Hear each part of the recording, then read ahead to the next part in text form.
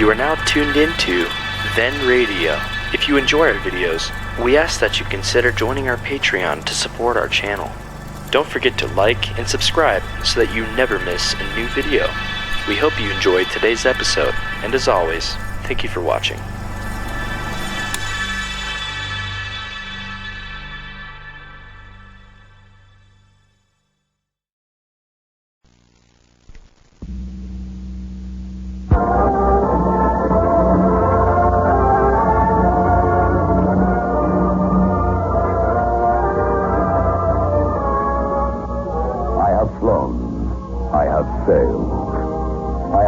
About this world of ours, and ever in search of the finest of its kind, we bring you the tops in spine chillers.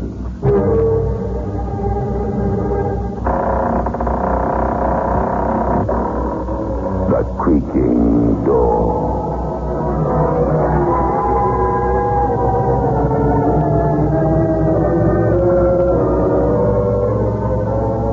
The manufacturers of State Express 3/5 Filter King cigarettes take pleasure in presenting The Creaking Door.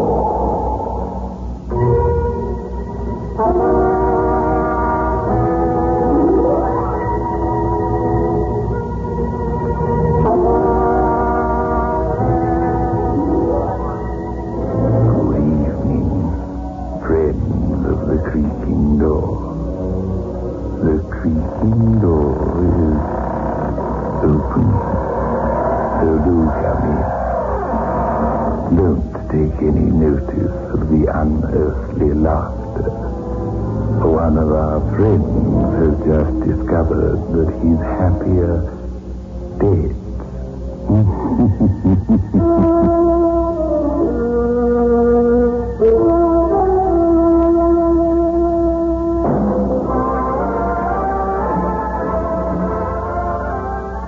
Move in world class.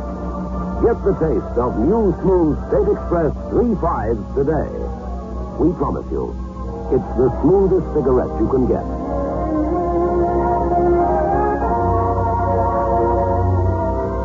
It's a blend that has been perfected after years of constant research by our master blenders. And the recent development of an entirely new process which gives you an even smoother 3/5 smoke. We promise you, it's the smoothest cigarette you can get. Move in world class. Get the taste of new, smooth State Express 3/5 today.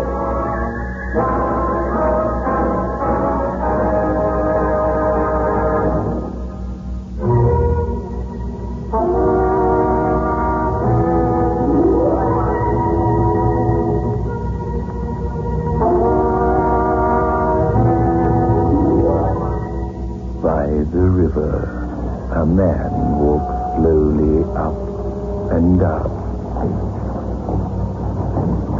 Fog drifts across his face, and he coughs. He wears a flower in his buttonhole and carries a copy of a certain magazine.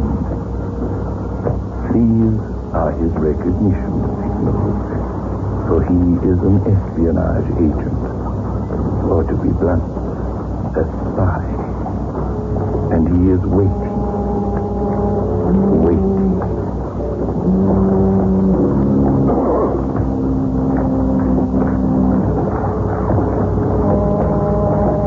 Hello.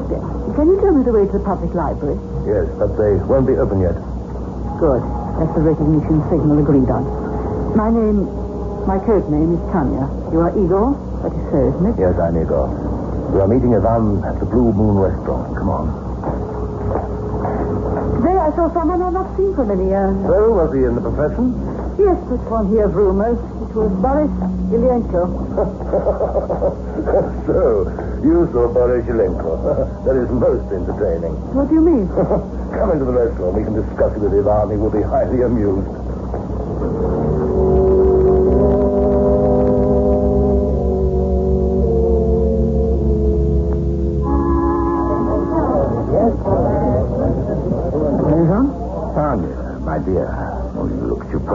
Ivan, Tanya's just seen an old friend of yours. Guess who? Now, don't be foolish. Tell me immediately. One must keep up with one's friends. Boris Yelenko. Oh, it's quite a while since I saw Boris. He was with me in East Berlin. There was nothing wrong with him apart from the fact that he was dead. Dead? Yes, my little one. It was at the time when Harry Kane defected. Our cover was blown. The group was exposed, and the East German police dealt with Boris Yelenko. It was expedient that he be eliminated as one of Kane's closest friends. Are you sure? I know Boris well. Did you speak to him? Well, of course not. He might have been on duty, but just not approach another agent with a gay laugh, my friend. But I'm sure it was Boris. I've not studied recognition, the way he walked, the stretch of the head on the shoulders, the way the cigarette droops from his lips. Besides, he recognized me. He gave me a tiny wink. You know, just a flicker of the eye. Any man will wink at a pretty girl. No, I saw him shot. You're mistaken. If I am, then I've seen a ghost. I wonder if there are such things. Let us rather discuss the business that brought us here. I should not like to meet the ghosts of some of the people I knew in the past. Remember, Boris, the huge hand, the way he handled a pistol, other things about him. He was an eliminator himself at one time. No, I should not like to meet his ghost. A ghost cannot strangle or stab or shoot. Ghost is not material. I've never seen one myself, but I do not entirely disbelieve in their existence. However, to business. We're concentrating on the mobilization plans for the Eastern Army, as you know. Igor, it is your task to undermine and subvert government servants of the lower grade. You know your business, and I wouldn't presume to discuss this with you. I'll give you orders. Very well, I shall attend to it. Tanya, I have an immediate job for you. You'll act only as courier. I want you to go from here to the Grand Concourse Hotel, room 76, and contact Alexei. You know him, of course. Yes, I've had the pleasure of working for Alexei before. He'll give you a packet of papers to bring here. You'll knock on the door with the usual recognition signal. He will admit you immediately. And when I have the papers? He will take them to the East Station and board a train that Alexei will name. Understood? Yes, perfectly. I shall see you both later.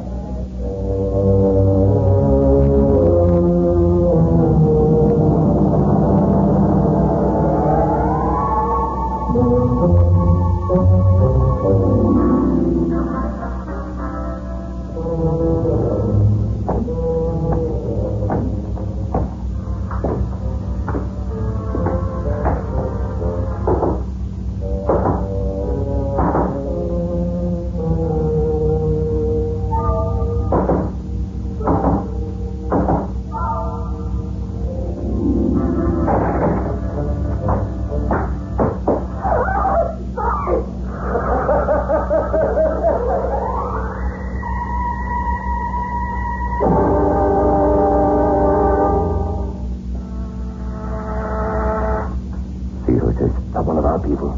They will not come to your apartment. All right. Throw your gun. Open the door.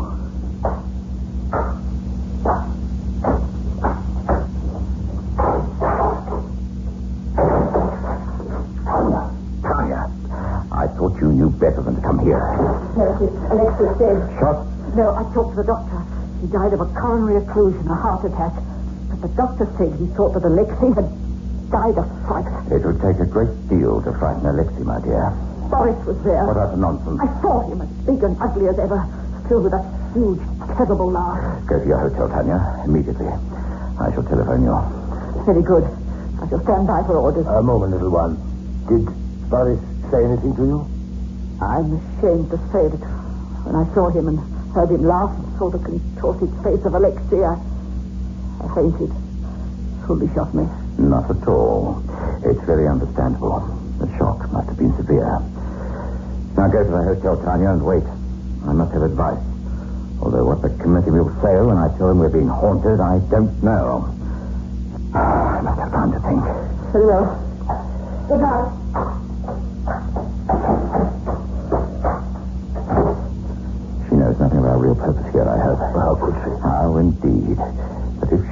married. Well, she's a loyal servant of the state, and she would inform us at once. And they would send an eliminator. You can know nothing, my good friend. How can I possibly contact headquarters and tell them we're being haunted by the ghost of a man I saw shot? They'd have me put in a lunatic asylum. Ivan, supposing it is Boris. Come back from the grave to claim his share. My dear fellow, what good would money be to a dead man? We can take it the good American dollars and simply vanish in our various ways. And now that Alexei is dead, poor Alexei, it's so much more. I hope it's still there. Of course it is. Under the slab where I hid it. And it might be as well not to waste more time. Let's radio in our report tonight as usual. And take the train out this evening. That sounds a good idea. If Boris is haunting the city, I would feel happier somewhere else. Like Alexei, I too am capable of being frightened to death. Get the tickets. See you aren't followed. You tell no one. Not even Tanya. Agreed? Agreed. Of course, we put our necks in a noose, but what of that? We've been doing it long enough for little enough. Now we take the risk for a life of luxury and ease. Think of it, Ivan. South America, here I come. No more spying, no more dirty work, just love and happiness and pretty girls. Ivan, what a wonderful prospect.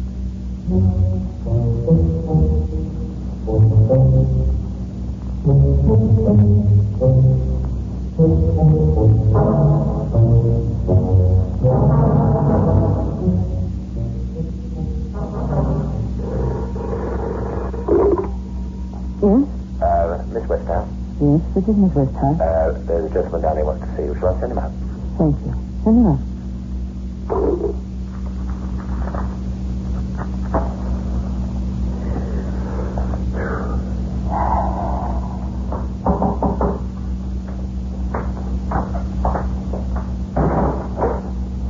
Hello, Tanya. I had to come. Standing orders. Please do. What it is now? A social visit. May I sit down? Since you're here, of course. Tanya, I'm in love with you. Love is a petty bourgeois emotion. Perhaps I'm at heart a petty bourgeois. Tanya, my dear, are you happy? I was only happy once, and that was in action in Hungary. You wear beautiful clothes and wear them well. Don't you enjoy that? Don't you love the perfumes and the furs and the feel of silken nylon next to your skin? Is it part of your duty to get me to betray myself? You're wasting your time. How could you think that of me? Listen, wouldn't you like to live in the sun, where it's always warm and one can swim and laze on the beaches? What a dream for a man in our intelligence service. I feel I've done my share. One has never done one's share, Theodore. Listen to me. I don't intend to defect. You must understand that. Just to vanish. Yes, I've done my share. My nerves aren't what they were. I'm not so hard or ruthless as one needs to be. And I love you, Tanya. My dear, it's a hopeless dream. Yes, I have dreamed it. Just to be one of the crowd. Not to carry a pistol in my handbag or play the two-faced game all the time. Not to be on the alert, to be able to live freely and... yeah. And to love freely. My dear, what a silly dream. For us and the machine we serve. Tanya, it isn't a dream. I can make it reality for both of us. Will you listen to me for a moment? Yes. Yes, I'll listen. But you may destroy us both.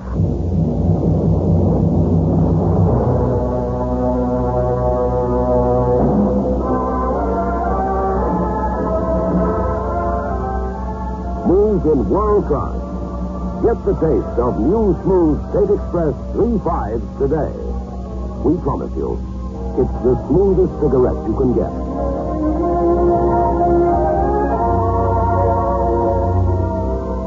It's a blend that has been perfected after years of constant research by our master blenders. And the recent development of an entirely new process which gives you an even smoother 3.5 smoke.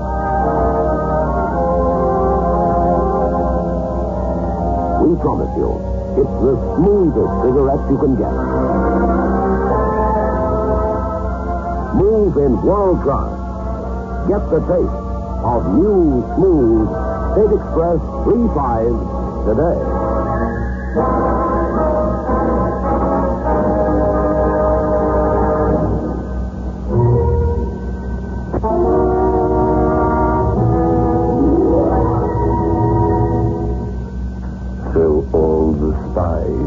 level crossing one another. Well, that seems ordinary enough. But I'm rather interested to meet Boris again. I'm sure we shall, you know.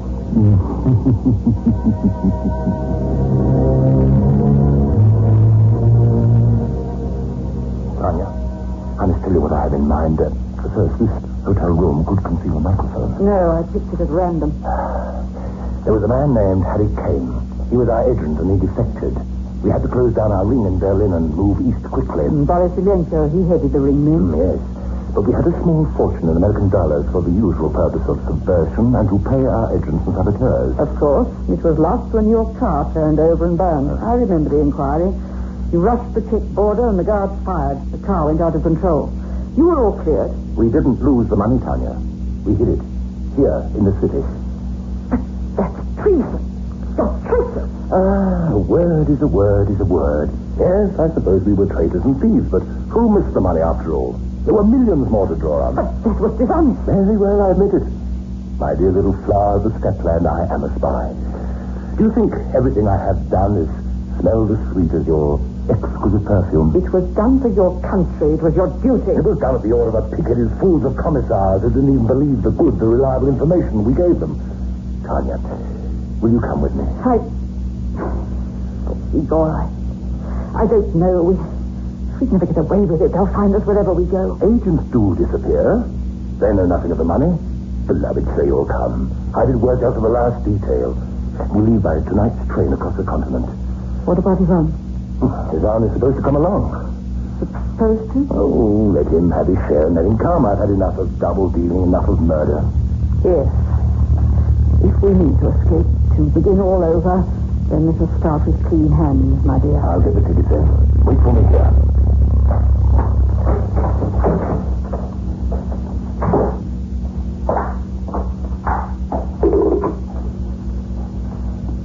Switchboard. Give me a line, please. Very good, miss.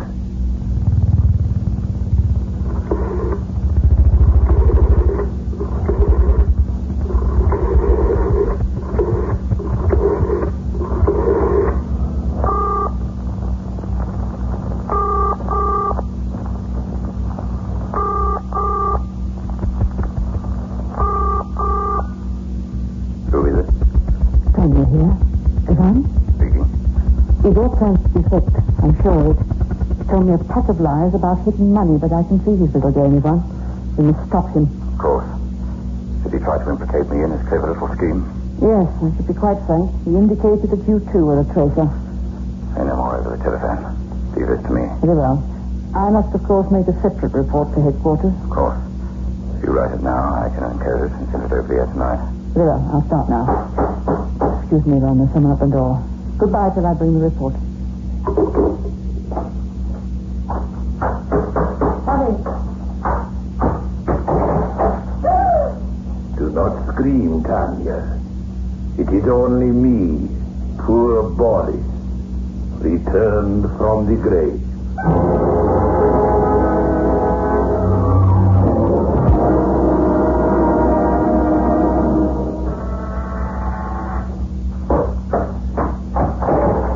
Oh, come in, you hopeless idiot. I have the ticket. Yes, a one-way ticket to death, that's what you have. You went straight from here to Tanya, didn't you? I love Tanya. She loves me. You can't stop it. Poor fool. Why should we not have a chance of happiness together? Blundering idiot. She's a conditioned and dedicated party member. She got through to me immediately to report your defection. I refuse to believe it. She demands that a report be sent through to headquarters tonight. Tonight! Oh, no. Not Tanya. When will you come to your senses? All right. I believe you. I am betrayed. I'm a self-deceiver, a fool, an idiot. You betrayed me, too. And what can we do? There must be some way out. She will come here with her report. She must never leave. Do you understand? Oh, but I couldn't. Ivan, sir, I'm a fool and worse, but I love this woman. I tell you, I love her. Then you must leave it to me, my friend. But first, we must get the money from where it's hidden. Must Tanya be eliminated? What do you think, my poor, demented friend? You've always had a weakness for pretty women, and I always warned you to be the death of you. If it must be, it must be. To take a woman like Tanya to South America is asking for trouble. Besides, can't you imagine the lovely senoritas that will be there? You have the tickets. Here, Ivan. Right. Give them to me. Right. That'll be safer. Anything you say, Ivan? Now for the money. It's in the cathedral. I ducked in as though I intended to pray. The stones were worn and old, and it was simple to pry one up. Nobody saw me, I'm sure of that. Right. 60 off.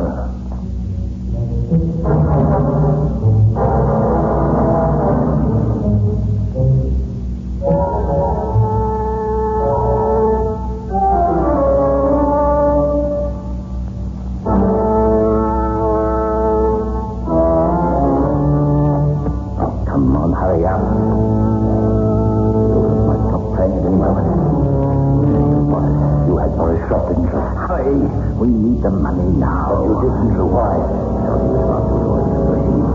He would never come through with it. Like Tanya, he was a devoted party man. So I had a word with the Lopez, and they opened fire with a machine gun at just the right moment. Now hurry, will you? Here's the plan. Give me that tie lever. We go from the car. Give me a hand.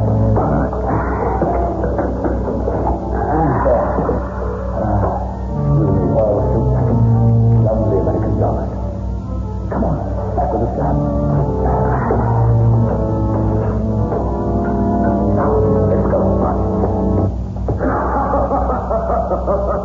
Quick, get out. I'm not that fast anyway. I can't shoot a lock. I can't shoot a ghost. Ah, my little one, my children. It is only poor body back from the grave.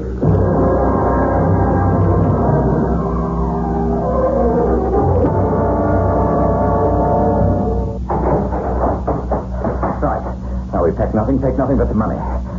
Put it in that suitcase there. $1,000 bills. Ivan, what's that? I don't care. Bottles are lighted. Dead doesn't frighten me anymore. Right, there you go. Stay here and keep the door locked. I shall attend to Tanya and return immediately. We can't wait any longer. Does it? Has to be. Well, of course, you fool. Right, now stay here. Keep out of trouble.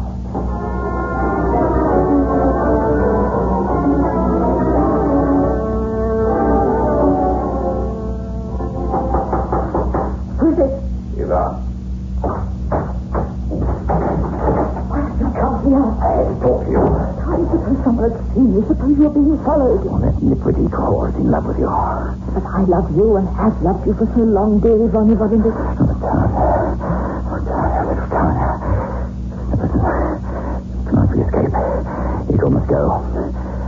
Go to the station and wait. I'll be there by train time.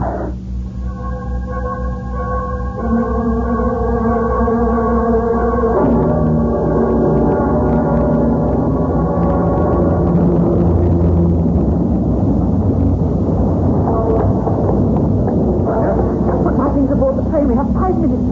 Right. Let's get aboard the train. We won't be safe until it leaves. Have the money? Suitcase here. That poor falling door? I don't like to think about that. Darling, but the only way. Yes. If I didn't kill him, I think he'd be strangled. Besides, it is safe. Boris is alive. Boris is dead, dead, dead. I saw him shot. The machine gun doesn't make mistakes, I tell you. Come, let's board the train. Come on, darling. We're safe.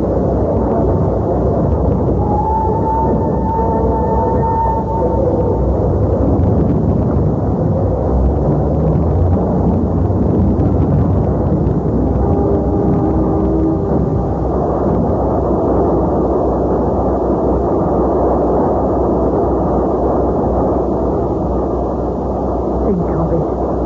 No more strain, no more worry. We're free, my darling, we're free. Yes, I can hardly believe it. Boris. Don't come near me. You're dead. Dead. No, comrade. I am very much alive. It was an elaborate comedy I staged for your benefit with the help of the East German police. You traitorous, murdering swine. I can explain the whole thing. I'm sure you... I'm afraid you will not be. When they come to call you, they will find there has been a tragedy. Two star-crossed lovers who have chosen to die rather than leave a task. I shall write a charming little note. Sorry. I have a gun trained on you from my pocket. I did not intend to murder you. In my case, it would have been a judicial execution. But I have something very interesting to tell you, little one. So don't shoot, Forrest. I too have a gun. I merely wish to give you a little information. All those lovely dollars you have stolen, it is all counterfeit money. Don't you know that? You're lying. Then wait until you try spending them, my friend. Don't lie to me. That is all I have to say. Did you really think I was a ghost, little Tanya? Now put the guns away. I have alerted the police and informed them that you are spies. They will take you off the train. Let them do our dirty work for us. A suitcase full of counterfeit dollars should get you 10 years in jail at least, huh? Ivan? You played the ghost too long, Boris, to change your role now. Here.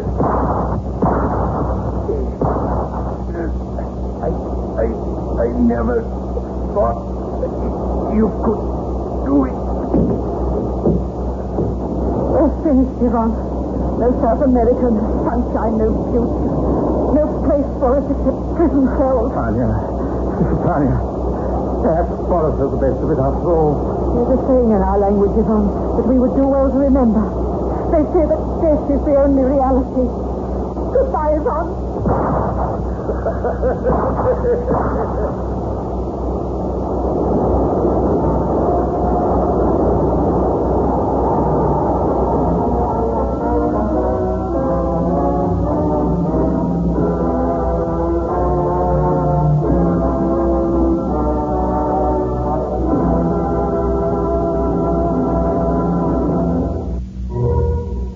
Boris should never have pretended to be a ghost.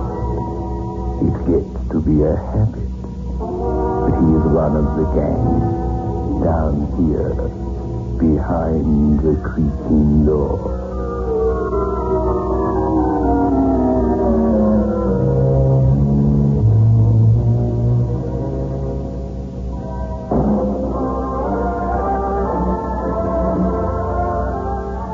Smooth in world class. Get the taste of new smooth State Express 3.5s today. We promise you, it's the smoothest cigarette you can get.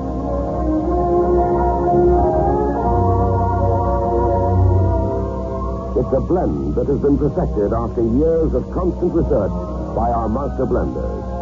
And the recent development of an entirely new process which gives you an even smoother 3.5 smoke. We promise you, it's the smoothest cigarette you can get. Smooth in world class. Get the taste of new, smooth State Express 3.5s today.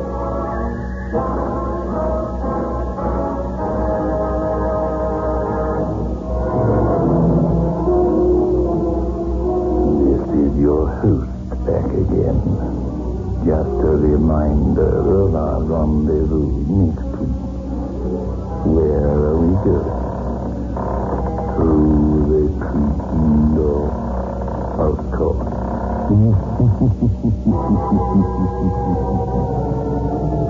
The manufacturers of State Express 3.5 Filter King cigarettes invite you to listen.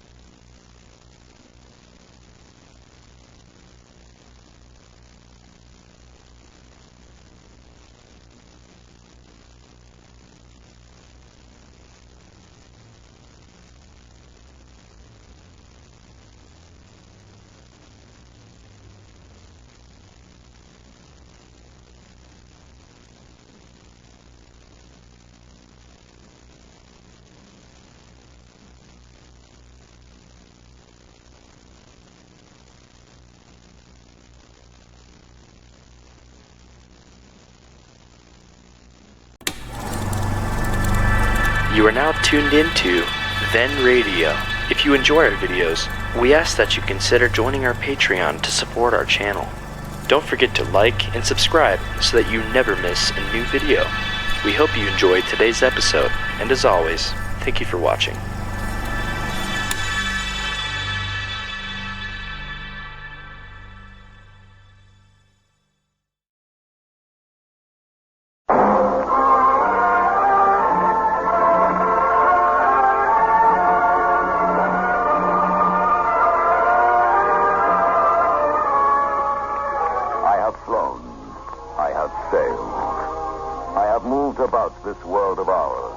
And ever in search of the finest of its kind, we bring you the top in spine chillers.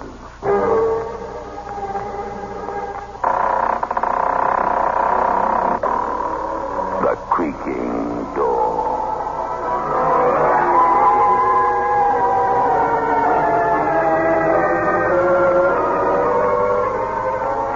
The manufacturers of State Express 3-5 Filter King cigarettes take pleasure in presenting The Creaking Door.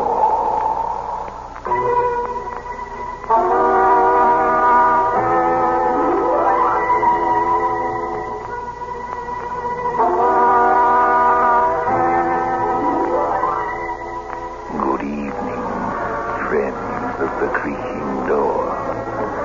The Creaking Door is open, so do come in. Look at that character over there. He hit his girlfriend over the head with a chopper, put her in his wardrobe. It wasn't long before he had a skeleton in his cupboard.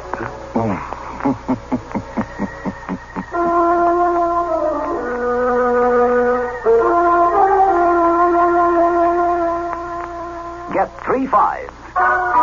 Get the taste. 3-5s by State Express. Get the taste of international success.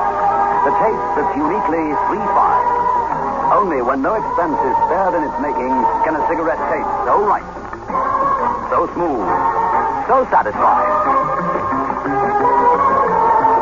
3-5s. Get the taste. The taste that State Express created for you. The taste that has made 3-5s the king-size cigarette of international success. Get 3-5s. Get the taste.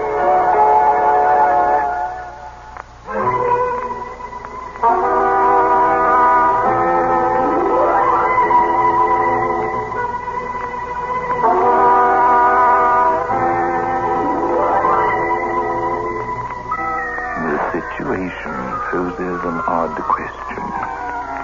Can a perfect alibi save a murderer from the gallows?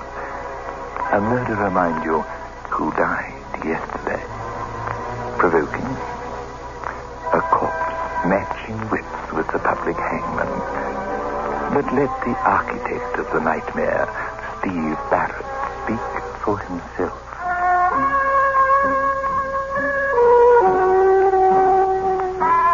My number's been up before. I'm still standing. I take a lot of killing. That other time I was ready to go, a pair of murderers got their wires crossed.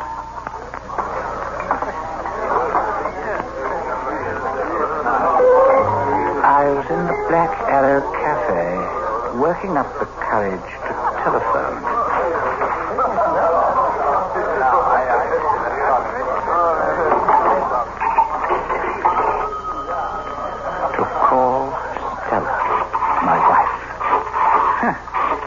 My wife. I never knew a word mean less.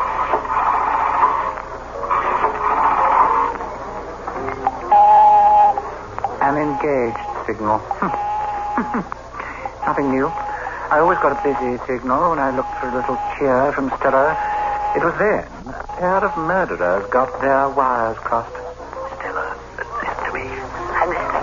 He's sick, a mental invalid, capable of any violence against you.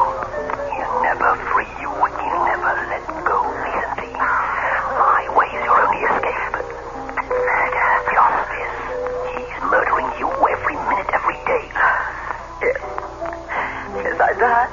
Every day I die. Then save yourself. I can't. You must, Stella. Stella, are you there? Yes. Meet me in the Getaway Creole in 1 hour. And we'll talk. You must. Crossed wires.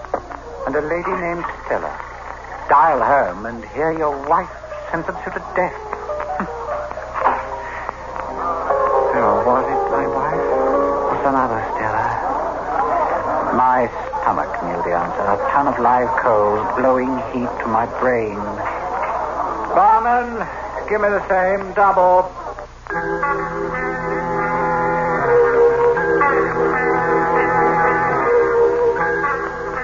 Later, at home, I waited for Stella.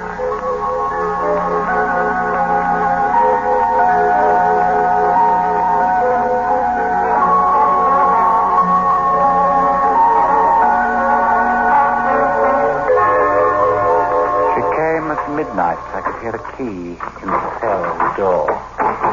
An executioner in an evening gown, a symphony in black, right to her soul.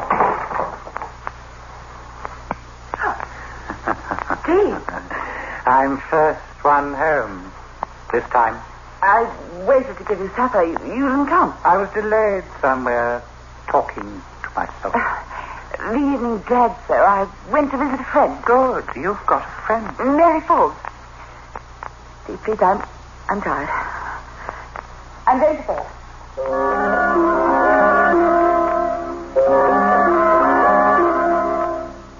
My sick mind.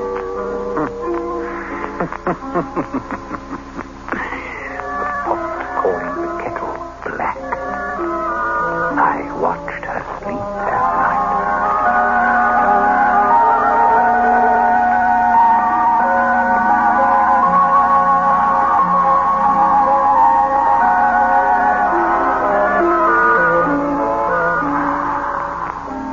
I watched the mask slip in her sleep. I watched the make-believe face she wore, especially for me, slip away. Now a dark dream was painting her cheeks and her mouth. Her death wish for me. Sleep, Stella, sleep, and dream of murder. Sleep, Stella, dream of my death.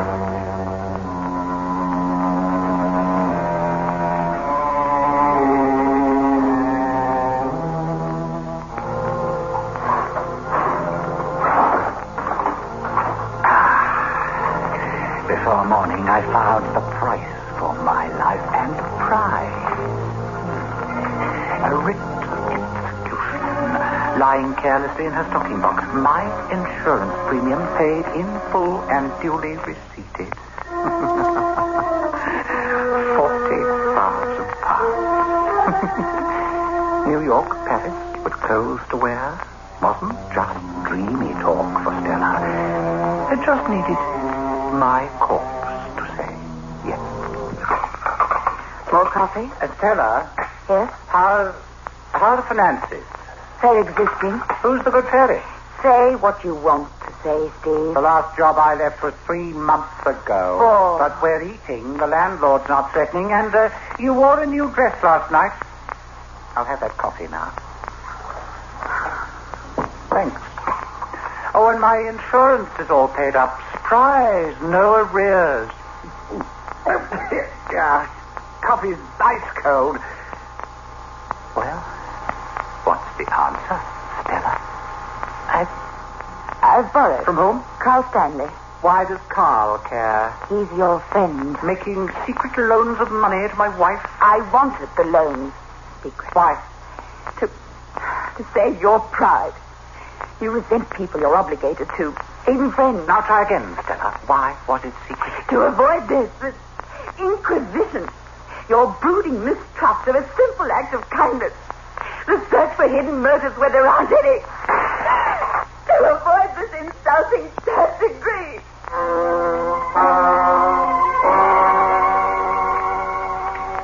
My friend Carl and Stella's lover.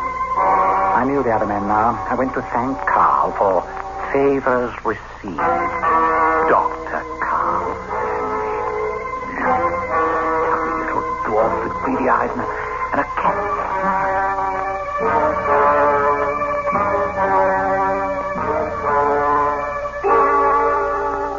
Nice surprise, Steve. You dropping in like this. I had a dream about you. A dream? That you were a cat and that you'd swallowed me. You're not laughing. No, I never laugh at symptoms. Oh, but you are laughing behind that cat smile. There's a laugh going. Steve, you're in a bad way. I didn't come here for a consultation, Doctor. You came to attack me? Why? Being careless about money. So you know about the loans? I found out about them. You've been keeping me alive for months. You're my friend. So, you own me and Stella. We're in pawn to you. You've always put things badly, Steve. And what's the analysis for that? Since you ask, insecurity. You can't accept kindnesses for what they are. Your anxieties interfere. Now, I also owe you a fee. I'm not your physician, Steve. Nor could I be. I'm your friend. My wife's friend. Your friend. We were together once and it was good. Steve, let's go back to those days. Where were we before, Carl? Mountain climbing. A log fire and a pipe full of talk before we turned in. Remember Devil's Peak? Oh, what a climb. Let's go back to it, Steve. You still own that mountain cabin? Just as we left it. And the season is officially open. Let's go back to it, Steve. All right. Let's go back to it, Carl.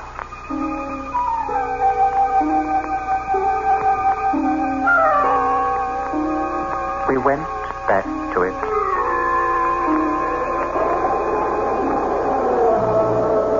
It was open season, officially, for hunting deer. And unofficially, for murder. An accidental fall with a push from behind to help, then 4,000 feet to smash against the boulder. Or an accidental rifle bullet intended for a deer. Hello, Steve! Hello! Steve! Where are you? Over here! Oh, Steve, did I shoot anything? My hat. Your hat? But I'm bareheaded. I didn't wear my hat. I hung it up over there on the branch of that tree, a bullseye, Carl. It would have torn my head off. How did you come to hang your hat on the branch? How did you come to shoot? There was a movement in the bush and then a shadow crossing the sun. A deer, I thought. Steve, what is this? Come out in the open. If I had, I'd be dead. Steve, you dare! Your hands won't do for a rifle, Carl. Steve, believe Murder me and palm it off as an accident at 500 yards in the bush. It could be a tragic mistake. The coroner wouldn't even look at you cross-eyed. I hung my hat on that branch to bait you, to catch you red-handed and as naked as sin. You actually believe I coaxed you up here to murder you? I know it. If you thought that, why did you come? To watch my murder, to enjoy it. To see you make the kill and lose it. To see that cat smile freeze on your mouth. The way it's freezing now. Steve, you're mad. Goodbye, Carl. Let's try it again some other time. Some other time, Carl.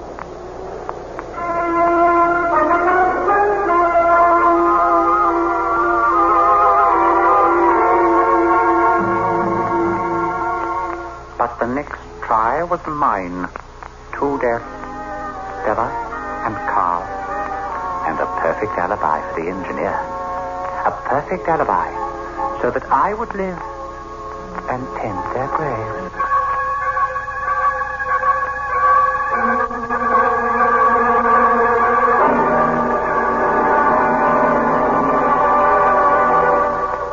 Get 3 5s. Get the taste. 3 5s by State Express. Get the taste of international success. The taste that's uniquely 3 5. Only and no expense is spared in its making, can a cigarette taste so right, so smooth, so satisfying. 3-5 gets the taste. The taste that State Express created for you. The taste that has made 3-5 the king-size cigarette of international success. Get 3-5. Get the taste.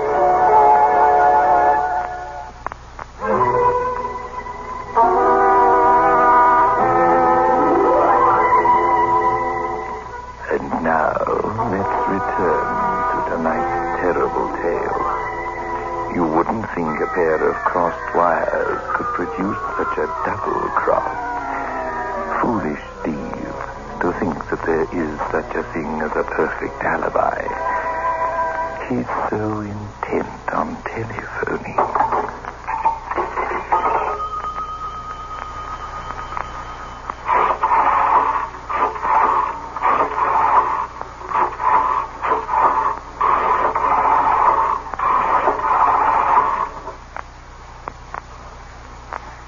Hello, United Airlines. I want to reserve a flight ticket to Glasgow. Tonight's plane.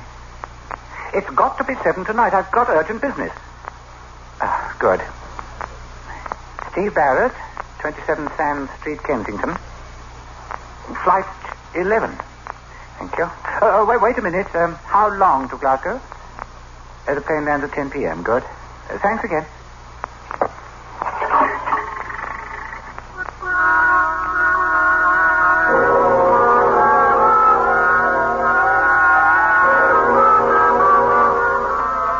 Stop number 2 is an airport ticket office. Another airport, a competing airline, the Bristow Airline.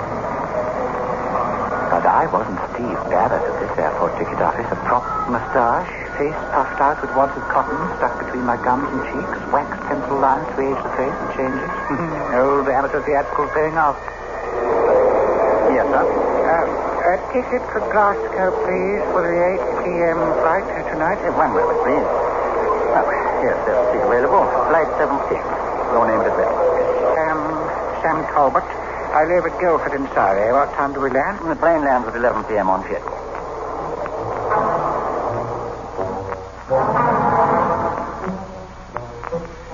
Stop number 3 was the Black Arrow Cafe to talk a man into hiring out for a job.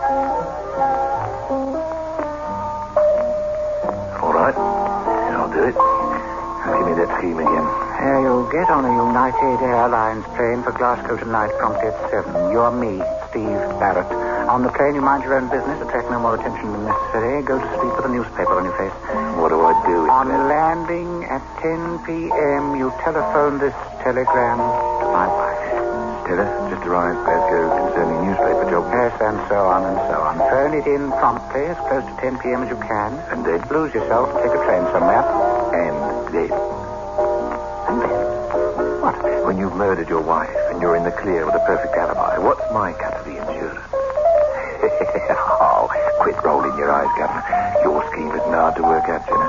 Oh, I'd forgotten that Stella, too, was in trouble. Oh, yeah, I'm sure you forgot. I'd forgotten that Stella, too. What's the matter? You in a daze? You know your instructions. Oh, yeah, I know something else, too.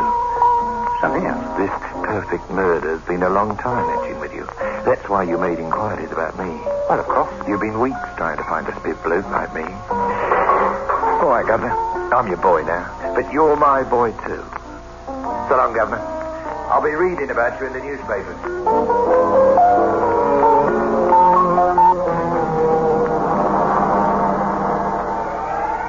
Had the perfect murder for Stella's insurance been a long time hatching with me? Had McCabe, a perfect stranger, reached deeper into my mind than I dared and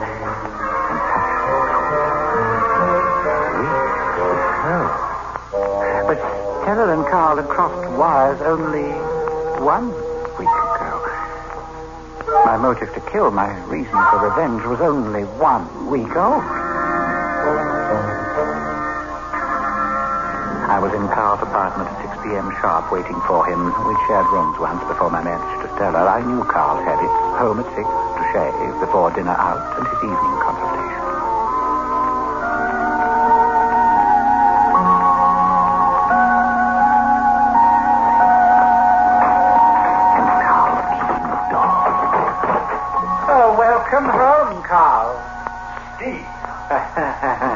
You'll notice that I'm not using a rifle.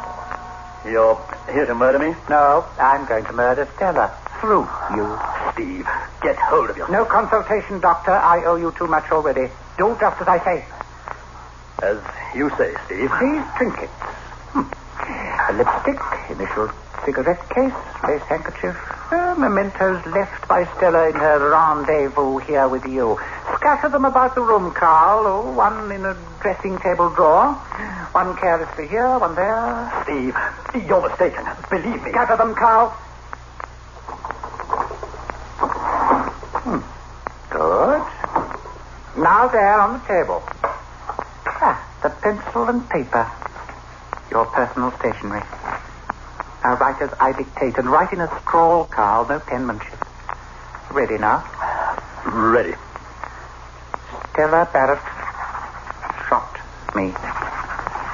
We quarreled. I wanted to end our affair. That's all, Carl. Drop your pencil.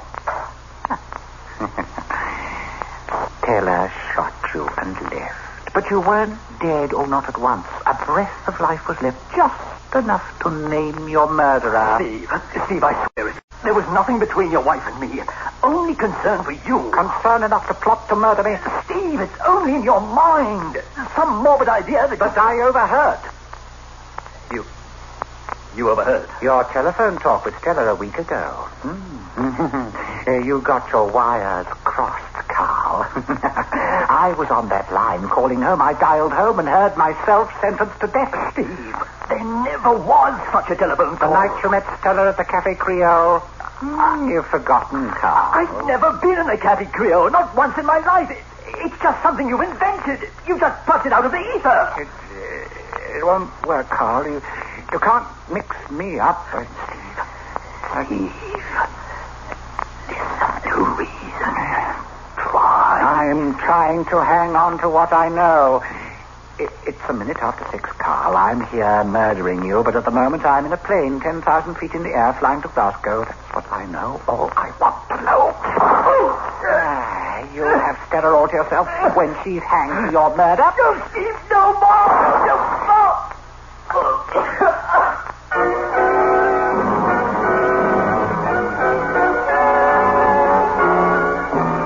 I struck Carl's arm against the floor where he'd fallen to break his wristwatch, fixed the time of his death at 2 minutes past 6. I was on a plane to Glasgow as alias Sam Talbot of Guildford, Surrey, at 8 p.m. sharp. Sam Talbot was a man with a moustache and a pudgy face, no resemblance to me. My crime had the finesse that makes murder an art, no bungling. 2 deaths, Carl and Stella, and a perfect alibi for the engineer. A perfect alibi so that I could live and tend their graves.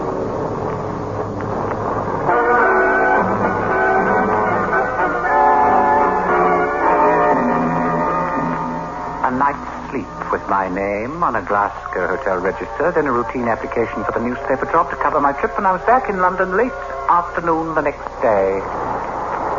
The city was full of the sensational arrest of Stella Barrett. Read all about it, Corner Miss Columbus murder, Doctor. Read all about it. Stella Barrett, murder. Read all about her.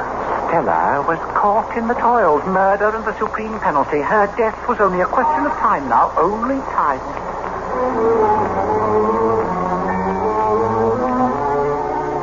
Later, I saw Stella, by permission of the authorities. We sat in a stone room. This time it was different. I was her executioner now. But her eyes on me were eyes of pity. You've been clever, Steve. They'll convict me and put me to death, I know. But I don't care. I want it to be like that. You want it to be like that, you said? I'll die and be dead to pain. But you live and lies to pain. I wouldn't have it any other way. You're getting what you deserve to get. You must think that because you're insane, Steve. Huh? I never realized how insane. I must think what I know to be so. You know only what your insanity invents. I'm sorry for you. Huh? You're sorry for me? You're sorry for me? Words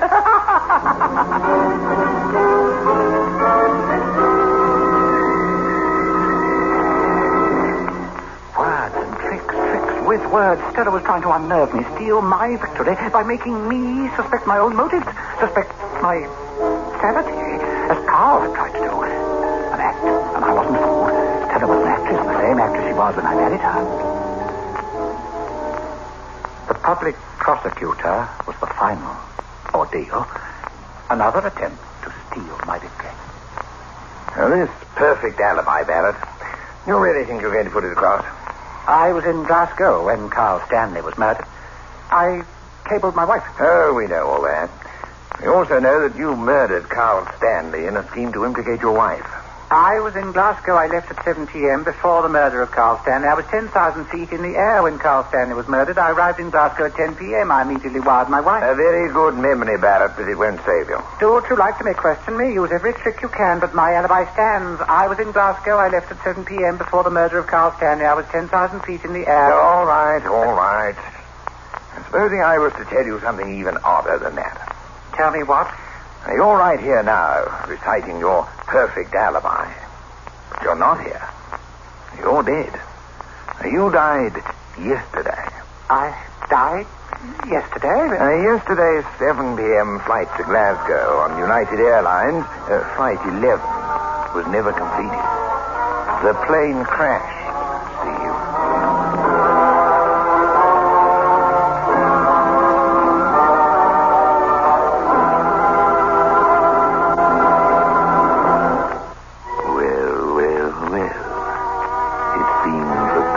Telephone lines were not merely crossed. They were double-crossed. Poor Steve. Well, there's only one perfect method for an alibi. When policemen ask you to account for every minute of your time, just read them the dates from your tombstone.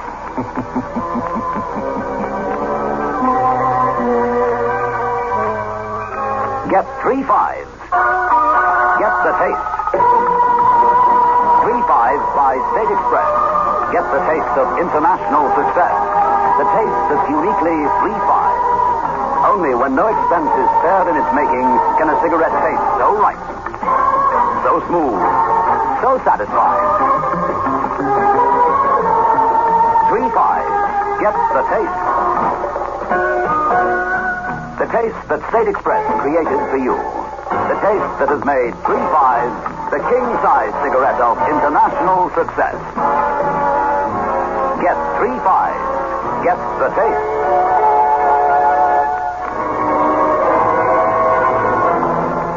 This is your host back again. Just a reminder of our rendezvous next week. Where are we going? The creaking door of gold.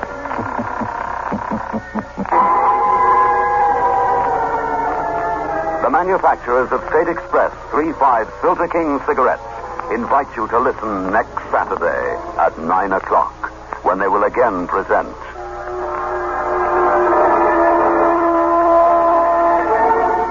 The Creaking Door.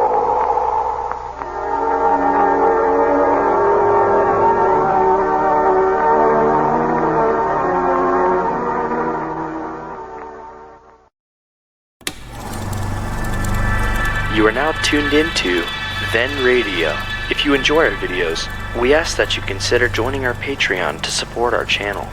Don't forget to like and subscribe so that you never miss a new video. We hope you enjoyed today's episode, and as always, thank you for watching.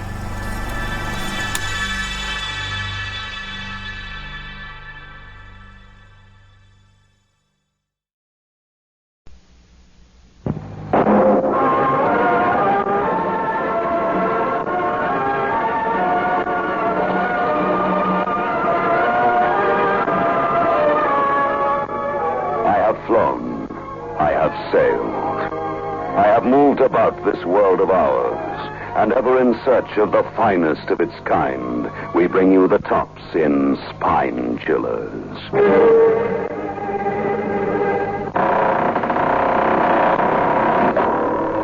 The Creaking Door.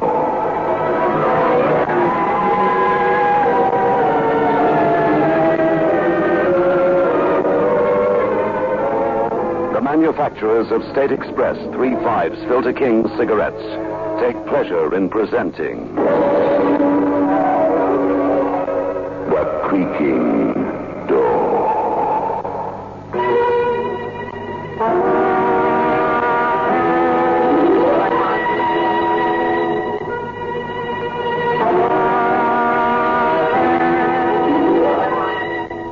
Good evening, friends of the Creaking Door. The Creaking Door is opening, so do come in. No. Then if your telephone rings in the dark, dim stillness of the night, don't answer it. It might be me.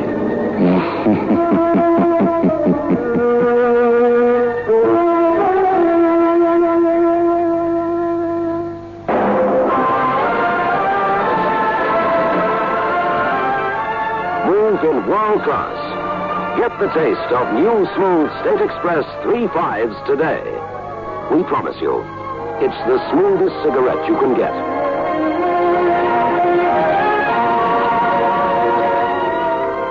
It's a blend that has been perfected after years of constant research by our master blenders.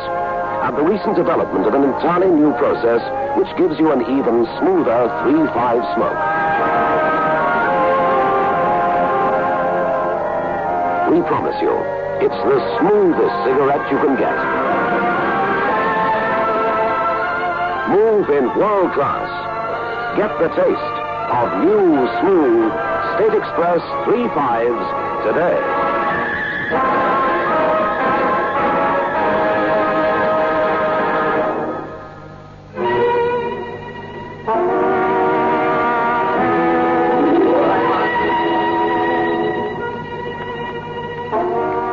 Ever watch as a man goes through the agonizing throes of a nightmare, of trying to hold on to some semblance of sanity? Such a man is Bill Sampson, as he lies in his dingy bedroom near the docks.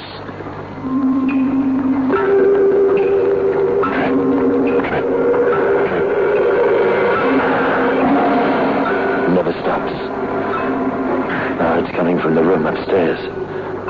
Coming down, as if the ceiling's a sieve. Let the water drip. Let it drive me mad. I can't stop it. I can't stop it. I can't. You can. It is from the room upstairs. You can stop the drip. Now I'm hearing voices. And this is how it starts when the mind begins to snap. You hear voices. You're hearing my voice. I've got to see. Something's happened to the lights. Why lights? We can only come close like this in the dark, Bill. Bill? We know each other? I know you. Go upstairs. See what's there. Go upstairs. Wait. Don't go away. No one's here. I'm going mad. But you're wrong, Bill. Listen to the door close behind me.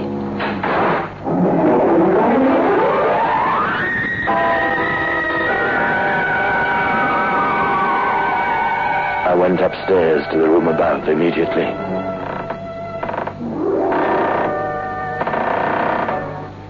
There was a man with a knife wound still fresh. He was dead.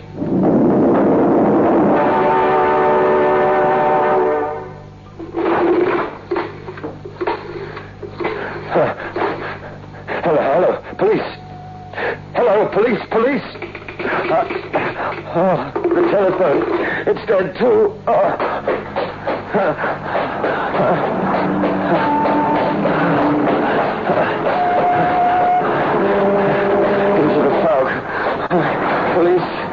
must find a policeman.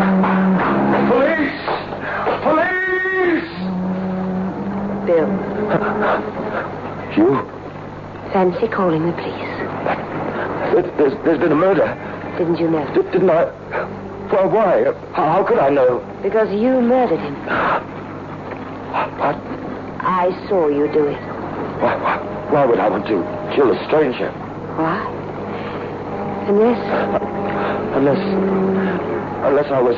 mad. Who are you? I can't see you.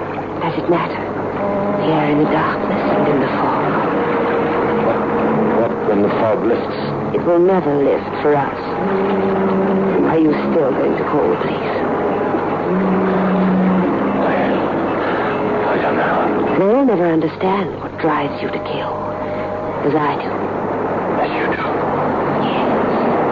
As I know you, Bill. Now go back to your room. My room. And then back to the room upstairs. Change to a suit of clothes and carry him down to the street. And then? I've a car. I'll help you hide him from the world. But I... Go on, Samson. Let me think for you. You prefer me to, don't you? I don't know. All I know is I'm afraid. Afraid to think for myself. Afraid.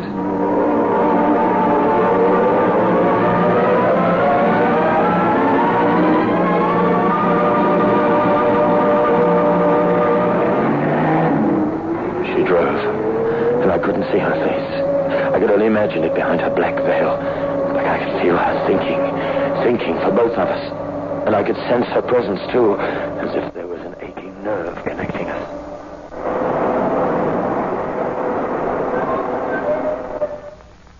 We're there, Bill. Where? Where the dead sleep. A cemetery? Yes. Carry him in your arms behind me as I show the way.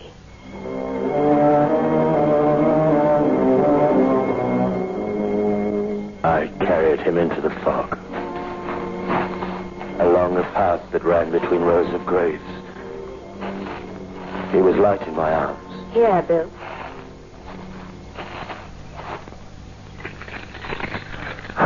It's a mausoleum. Yes.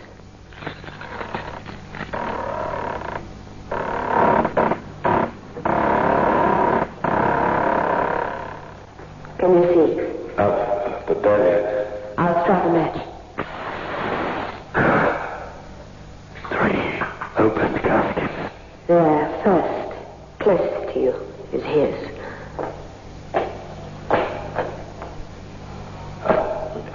There's a nameplate on it. Richard.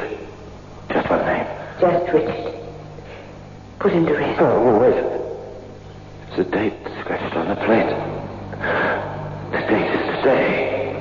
Tonight. Of course, Richard did die tonight. Yes, but how? Put him to rest. Drop the lid. He's hidden from the world. But not from me. I shall always see him. Always.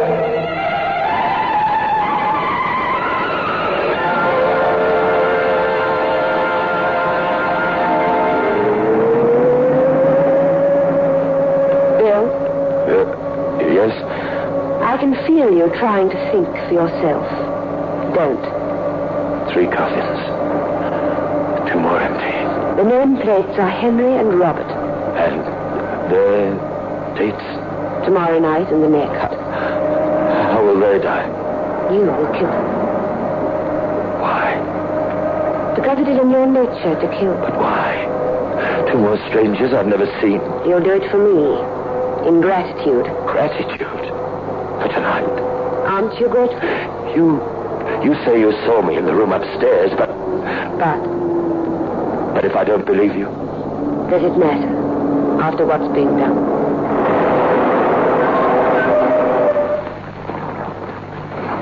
You're getting out here. Goodbye. Until tomorrow. Tomorrow?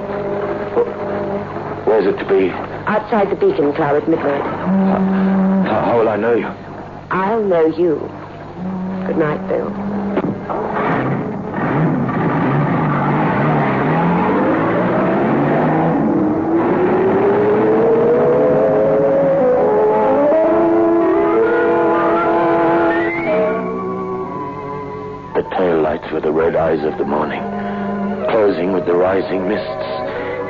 disappearing from sight. The red eyes of morning. I've been having a nightmare. None of it had happened. It was a game that the imagination plays when the mind begins to go. It was hours before I found my way home. Found my way back to the room upstairs. Closed. The door was closed with dust curling from the action of the doorknob, as if the room had been sealed up for years. You're at the wrong door, Mr. Joe. Downstairs, you live number 3. I know, but I... Yes? Who lives in this room? Nobody. You sure of that? Nobody lives in there. Empty a year already. Could I have a look inside? Sure. It's only an empty room, you'll see. Well, I heard some noises coming from it. I couldn't sleep. Oh, mice it was. Hang on. There's the room.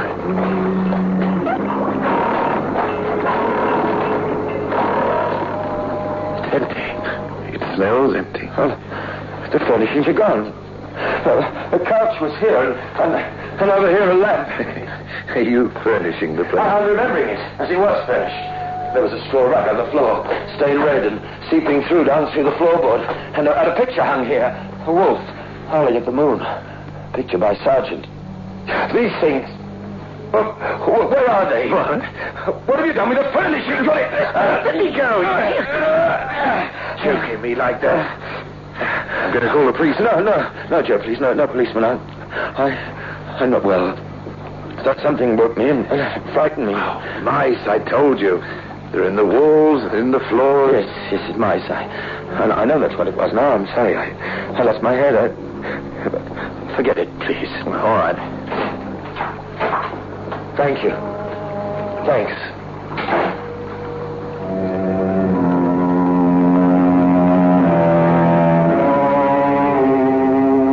Downstairs, in the room below, in my room, it all became vivid again. As vivid and real as the bloodstains on the bedclothes, the dried patches of red rust on my pajamas and dressing gown.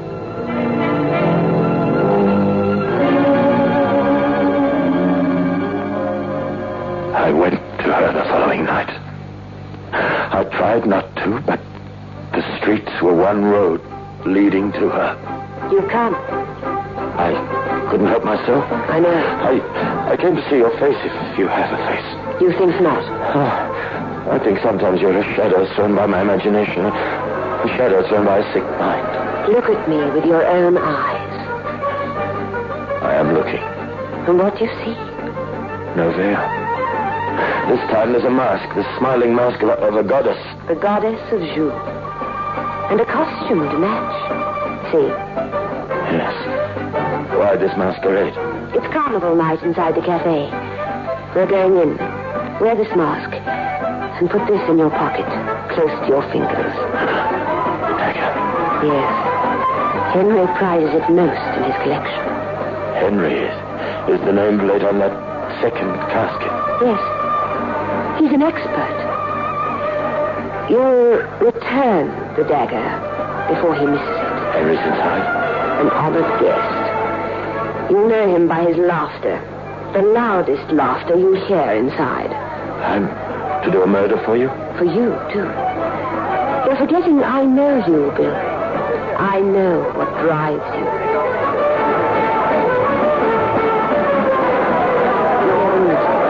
Yes, I hear it. Alone. Like murder. That's Henry laughing. Bill? What? When you return his prize, do it only when he's laughing. I did it like that. Exactly like that.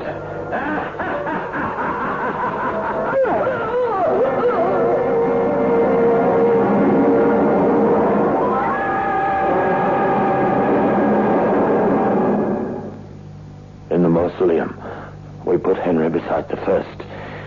We put him to rest with his cheeks and eyes still wrinkled in laughter. Close the lid. He looks happy, as if he's laughing at me. Laughter was a scheme with Henry. A scheme to warm you to him. A way to disarm you. Close the lid. And then what would he do? Make you the fool and the victim. As he made you? Perhaps. Are you making me? You're daring to think for yourself. No, but how did you know I could do what I did? I know you. Tell me about myself. You sleep through the day. Yes. I hide until night. You were born as a man, with no memory of boyhood. No memory. No. You're afraid of your hands. What you said, you've described me. It's as if it's me talking. It's me telling me about myself. It's as if the agony inside me found its own voice. I told you I understand you, Samson. I told you I understand what drives you. Come now. Back to the center of the fog. I'll leave you there again to find your way home. Well, when is it to be for the third coffin? Tomorrow. Robert. Where will we meet? I'll find you. Come. It's almost morning.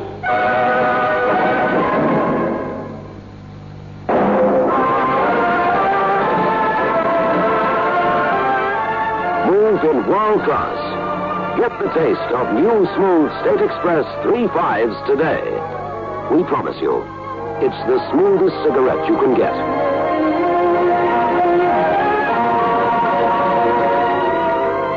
It's a blend that has been perfected after years of constant research by our master blenders. And the recent development of an entirely new process which gives you an even smoother 3.5 smoke. We promise you, it's the smoothest cigarette you can get. Move in world class. Get the taste of new, smooth State Express 3.5s today. Well.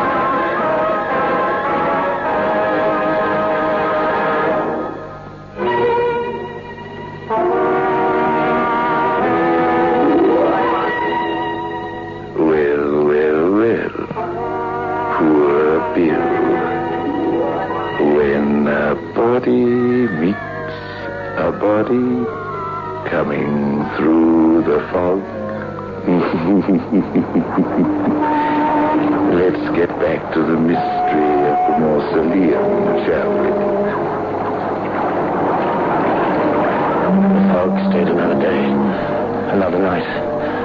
As heavy as it was and oppressive. The mind groped towards a light that wavered in the mists, a light that wouldn't hold still for even a moment's sanity. And questions that ran together as my mind fell to pieces.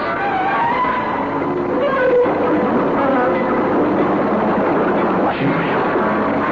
Oh, a thing assembled by the imagination. A thing fitted together from broken pieces of sanity.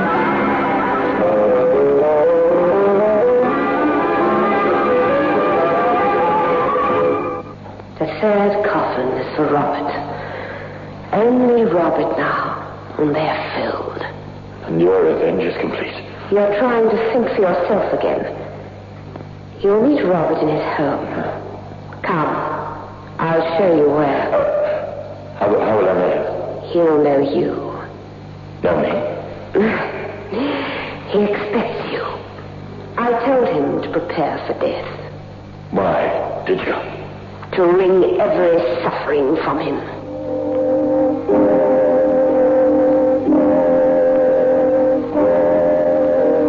Not far away, at a townhouse with a stucco face melting in the fog.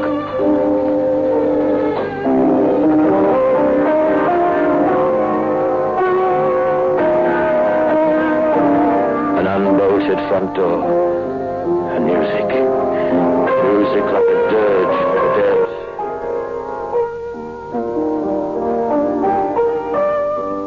And at the beginning, a short, stumpy little man with eyes watching my approach. Go away. Go home. I was told you'd expect me like this. Go home. I was told that you were prepared to die. No. Prepared to live. See. pistol. Your hands won't be quick enough. Go home. But I must. She's put a spell over you. That's Rita's way, and her madness. Rita, you've given her a name. Forget her. Forget the murders. Run away and hide. Can I hide? If you go far. But you'll find me as she does. No more, I promise you. No more. You're free to walk the streets unmolested. Free to board a train. Go away and forget. You want to escape and forget everything. Don't you? I don't know if I do. I don't know.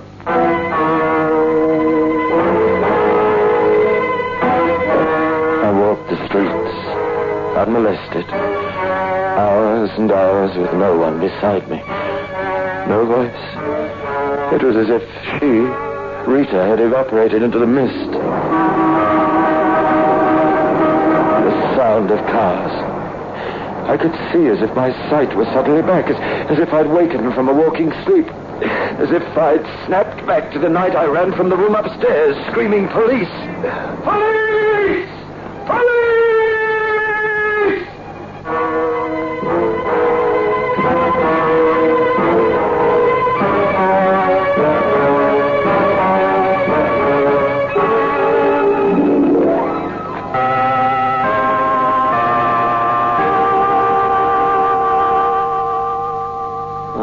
Police. Come on now, wake up, wake up. Wake? Hey, you talked yourself out and then you fell asleep. Sleep? Yeah. Sergeant Flanders brought you here. Oh, what time is it? Oh, it's early morning. I talked myself out, you said, and then... Yes. And you know about the last 3 nights. Oh, it's all here on paper. What a story. What an imagination. Imagination. Yeah, the goddess in the night in the room upstairs. The tomb with 3 coffins. Oh, we didn't fill the last coffin. She told him to prepare. Yeah, I know. He was ready with a pistol to shoo you away. Well, he ordered me to escape, to forget. Yeah, but you didn't listen to him. No, I had to talk about it. I had to tell the world to stop me from murder. Yes, you did. You talked about it. We've got it all written down here. Now, let's go into the main room. There's someone I want you to meet. The murderer! Stop him! Keep him away from me! All right, Doctor, we got him under control. All right, now. Take another look, Bill. See who it is? Well, it's... Oh, my head, it's... You told me to go away to escape. This is Dr. Harvey. He's the owner of this sanatorium. You're William Sampson. We haven't met before. I've been meaning to visit you, as I do all our patients. Patients? You mean I... Take it easy, Bill. You were charged with a homicidal attempt on your girlfriend. As a result of a psychiatrist's report, you were given a suspended sentence so long as you went into a sanatorium. It's for your own good, Bill. You've got an instinct to kill. Yes, that's what I've done. Heaven help me.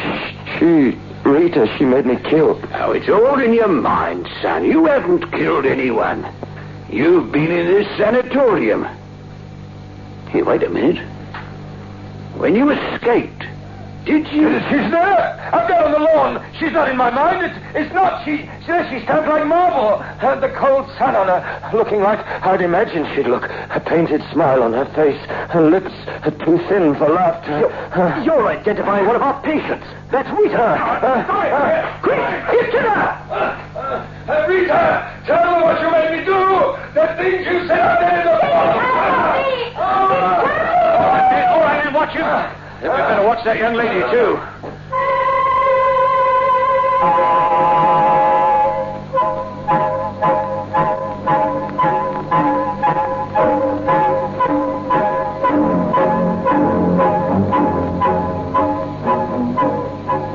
You know, Sergeant, Rita is my first cousin. We were all left a considerable amount of money by our Uncle Justin. The money to be divided equally in the case of one of us dying. Rita knew of Sampson's homicidal impulses. She played upon his imagination. Poor Bill. What will they do to him? I thought it was all in his mind. The man's committed 2 murders. They're both mad. They'll be put away for the rest of their lives. All they will have left is their imagination.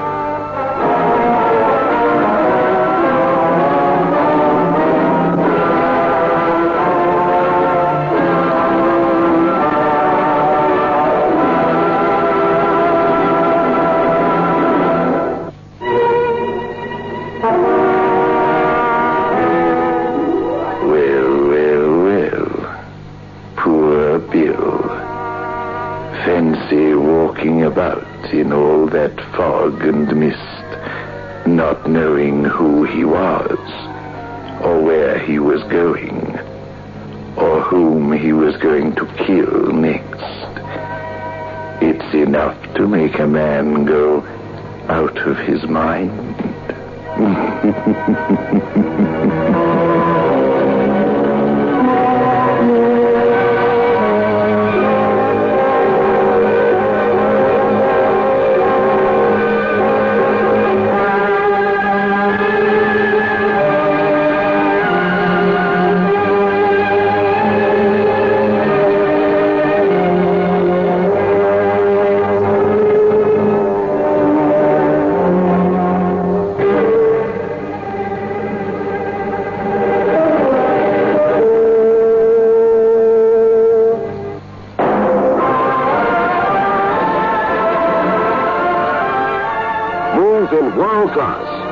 Get the taste of new smooth State Express 3/5s today. We promise you, it's the smoothest cigarette you can get.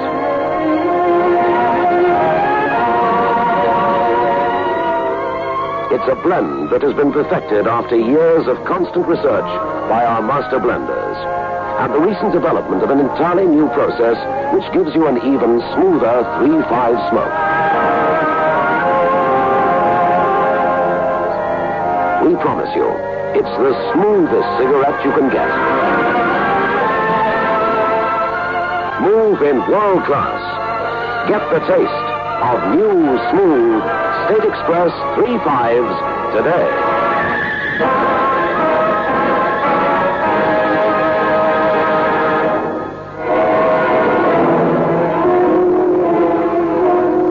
This is your host back again. Just a reminder of our rendezvous next week. Where are we going? Through the creaking door? Of course. The manufacturers of State Express 3/5s Filter King cigarettes invite you to listen next Saturday at 9 o'clock when they will again present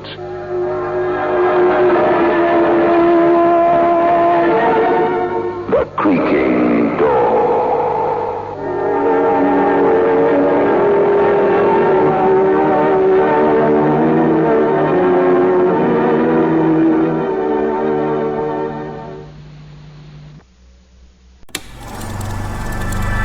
You are now tuned into Then Radio. If you enjoy our videos, we ask that you consider joining our Patreon to support our channel. Don't forget to like and subscribe so that you never miss a new video. We hope you enjoyed today's episode, and as always, thank you for watching.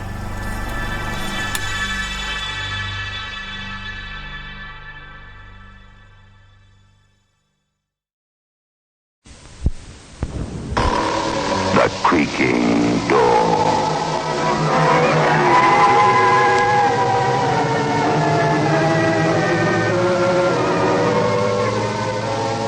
The manufacturers of State Express 3/5 Filter King cigarettes take pleasure in presenting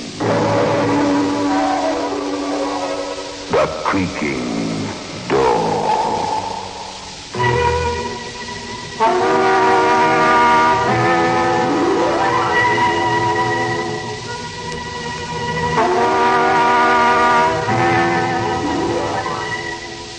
Good evening, friends of the Creaking Door.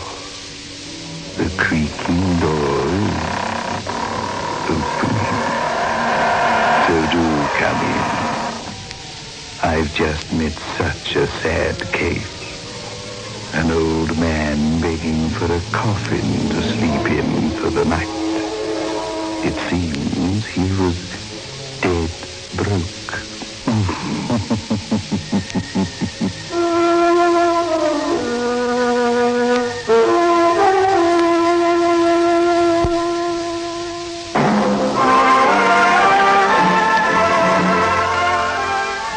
Move in world class. Get the taste of new smooth State Express 3.5s today. We promise you, it's the smoothest cigarette you can get.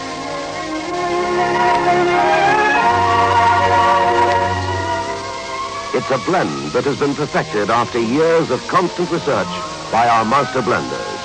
And the recent development of an entirely new process which gives you an even smoother 3.5 smoke. We promise you, it's the smoothest cigarette you can get. Move in world class. Get the taste of new, smooth State Express 3.5s today.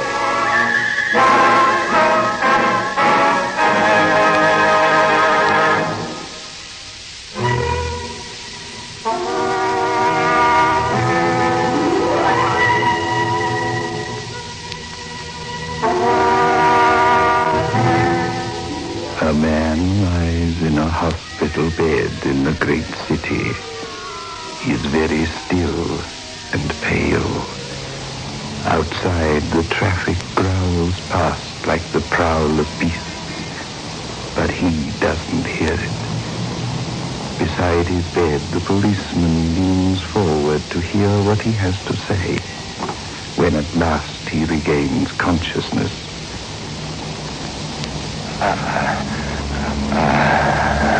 You trying to say something, Lou? That's me.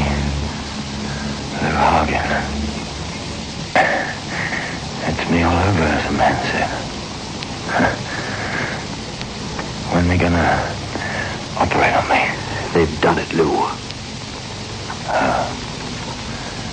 And no need to ask if I'm gonna be all right. I'm not. I'm done for. The girl got away, see. She swerved right in my road. Had to pull the truck over the bank. Who killed Haggerty? Who's Haggerty? Constable Haggerty of the city force. We've got you to rights, Lou. I'd just like a statement to clear our records, okay? I killed him. Fair enough. That isn't true. You were on that deal, but you didn't kill Haggerty. We want to know who did. It's the craziest thing. Nobody believes it.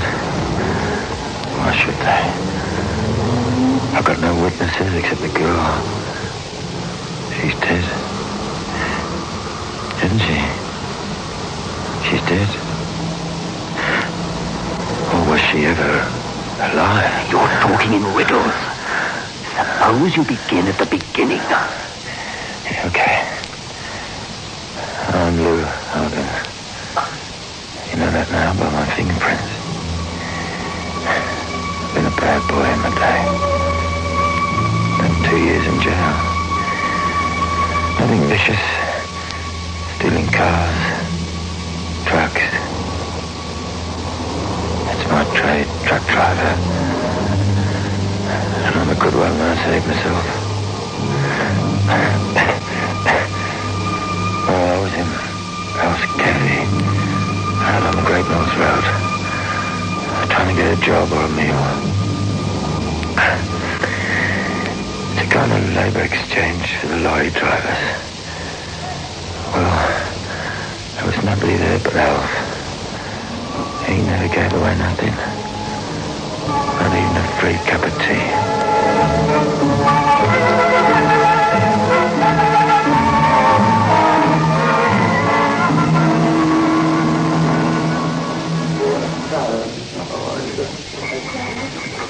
Hey, crikey, night out. Yeah. Any of my mates been in? No. Talkative, aren't you? Don't pay. Oh, I bought me tea. It's a change.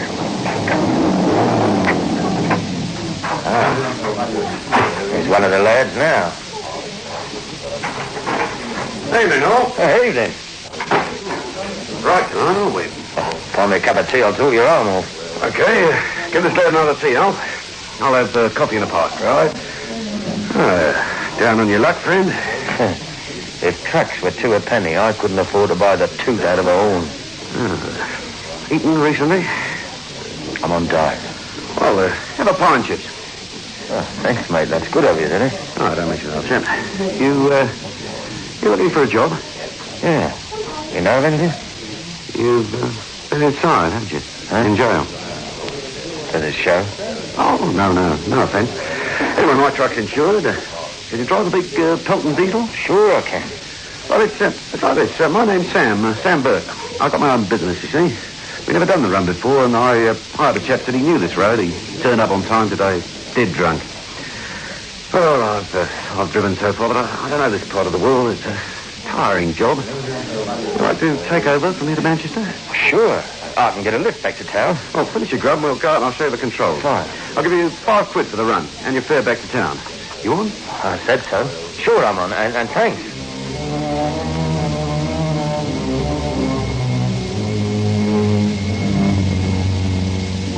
It was a dark night. No moon. Nothing. He put on the cab light and I started her up. I switched on the headlights. He gave me some cash and then he went back into the cafe. You know these big Peltons? Well, this was a 10-tonner and it was heavy. Handled like a fair brute. After a while, it started to rain. It was then that I saw the girl walking by the road. I thought twice about it and then I decided to give her a lift.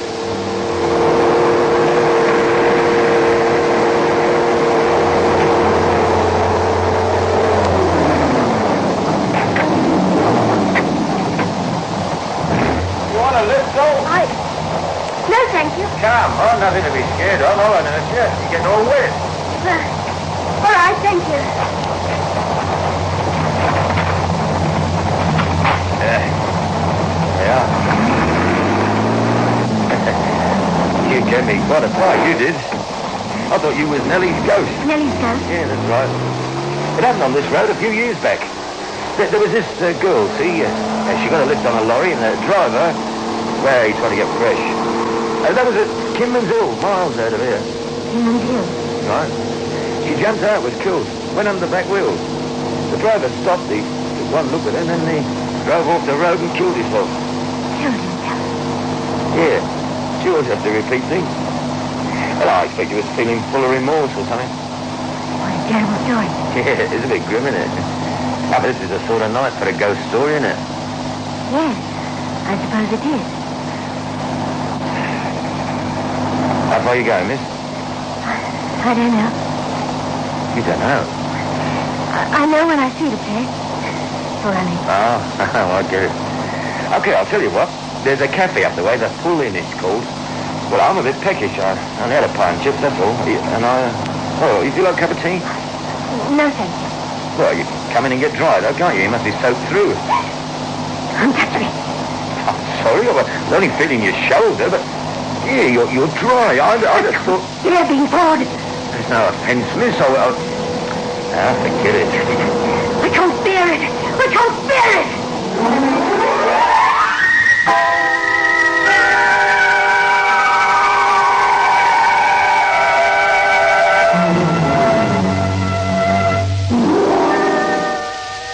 I thought it was funny at the time. Her walking in the rain and keeping dry. But by the time we reached the pull-in, I'd forgotten about it. The rain had stopped by then and there was a moon coming out. I pulled off the road and I parked.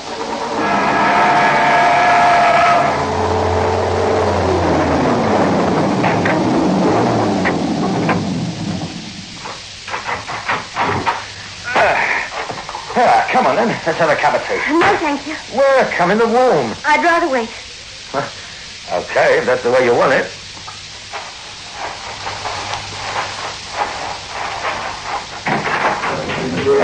Evening, mate.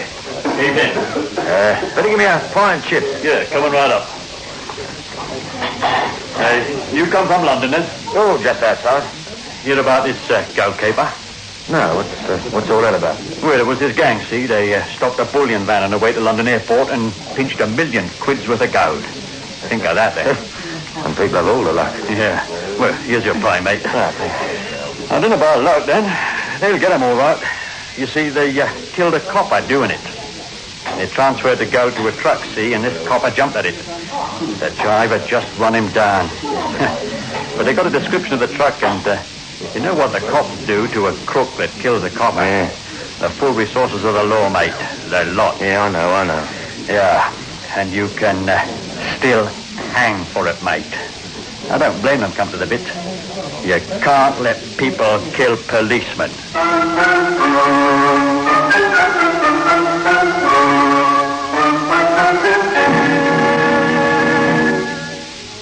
All of a sudden, I didn't feel hungry. My mouth was too dry to eat. I told myself not to be daft. It couldn't be the same truck, but I knew it was. I was certain of it. I forced the food down my throat and I went out. The moon was clear. The girl was still sitting there, not even moving.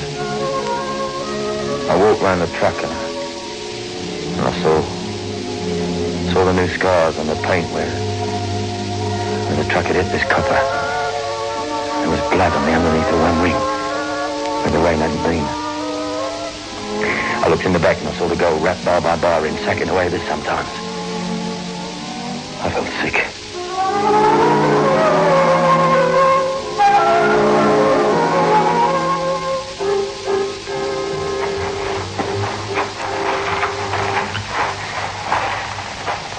Hello, Dal.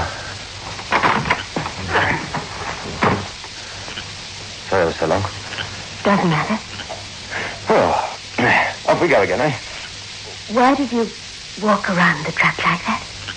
Oh, just checking the lights. You've had an accident, haven't you? Accident? She must be joking. A very serious accident. You've killed. I've never had a serious accident in my life and I haven't killed anybody, so lay off me. I could smell death as you drove towards me in the rain. Perhaps that's why I was there. You know I might. I don't know what you're talking about. You must go to the police. They'll help you. Help me? Help me to the death cell. That's what I'll do. Go to the police. Shut up, I tell ya! Poor man. I'm sorry for you.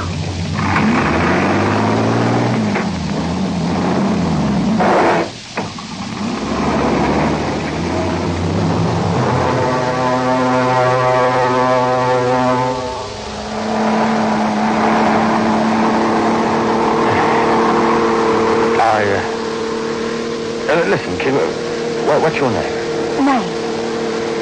As in springtime, eh? Yes, as in springtime. Yeah, well, you can call me Lou. Now, listen, May, I never killed anybody.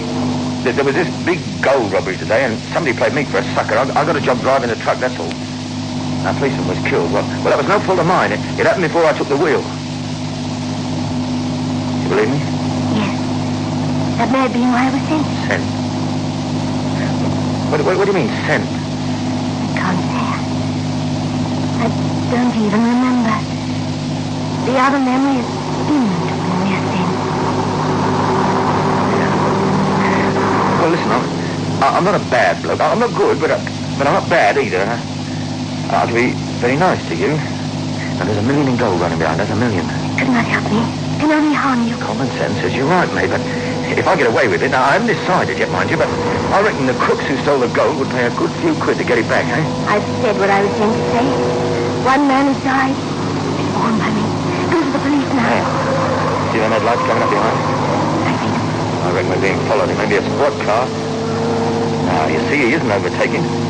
Must be them, chaps that pinched the gold. They're evil, men. Evil. Yeah, you can say that again. And while I got all this lovely lolly in the back, we're safe enough. Well, they put me in this spot now, then. Let's see if I can get out of it. Round the next corner. There's a roadblock. You got X-ray eyes, Doc? No, I don't know. You're psychic. Oh, you may be right, so I won't take the risk. We're turning off right before we reach the bend.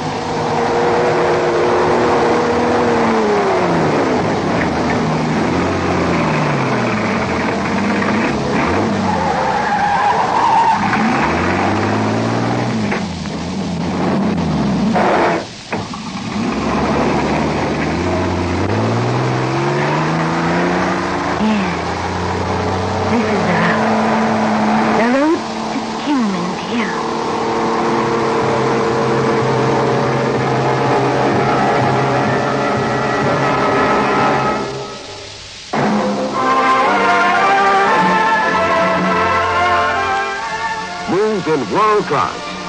Get the taste of new smooth State Express 3.5s today. We promise you, it's the smoothest cigarette you can get.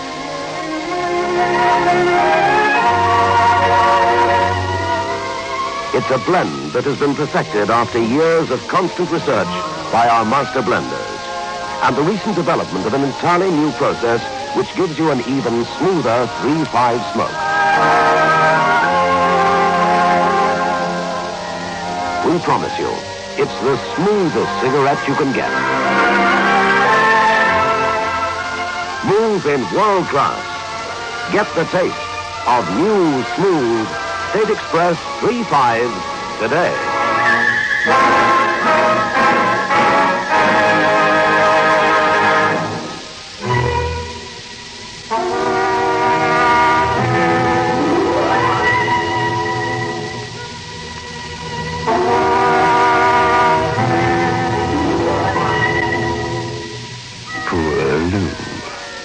All he has is £1 million, a nice girl, and the prospect of hanging for murder.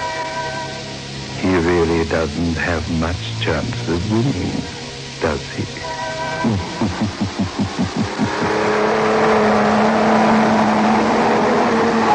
Still after us, whoever they are. He's blinking his lights. He wants me to stop. Well, why not?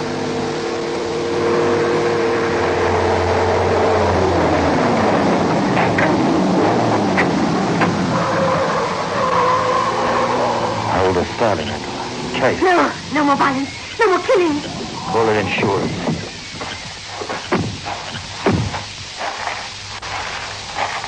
Hi, Lynn. How you so?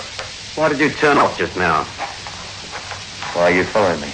Because I like to watch a new man, that's all. You see the damage to that offside mudguard? You know too much, Lou. I know what I'm carrying. Okay. So I played you for a sucker. You tried to frame me for killing that copper, didn't you? You might as well admit it. I'd rather you hang than I did, Lou. Who's your passenger? It was raining. She was getting wet, so I just gave her a lift, that's all. You idiot. With the cargo you've got aboard. Well, I didn't know then. Does she know? Yeah, she knows Mr. White. You had to open your big mouth and blab about it, eh? Lou, the big shot. I didn't say a word. She just sort of knows things. Now, look, you better cut me in on this deal, mister. That'll be the best way out for all of us. I'll cut you in, all right. Just so long as I can trust you, Lou. Now, tell me one thing. Why did you turn off onto this road? There was a roadblock around the bend just outside Clythorpe, that's why. Oh, how very clever. So now you can see round corners. It was May that told me. I told you, she's sort of psychic. Oh, sure, Lou, sure. Well, I don't believe you. So just come out of there with your hands up. No more bloodshed. That's all right, May. He won't shoot. Sure, Lou. I wouldn't shoot you. I know that. The girl has to go. She knows too much for our good. We're partners, you and me. I want to make sure of you, that's all. Now, come out of there, fast. Oh, I'm coming. You needn't point that gun at me. Here I come. Now!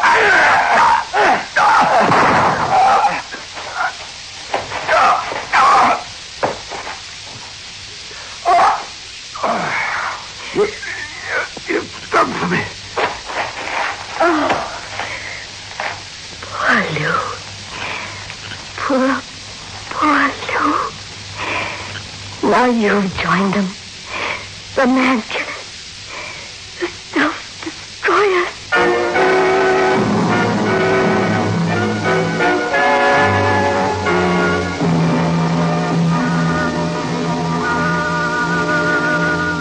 I bent over Sam. He was dead. I didn't care. I knew that he was going to kill me if I got out of that truck. Then he'd have shot the girl. I put his gun in my pocket and I dragged his body along the road. Then I put him in the back of his own car and I drove it onto a side road among some trees. I went back to the truck. May was sitting there, just looking sad. No, not crying or having hysterics the way some dolls would, just sitting there, looking sad.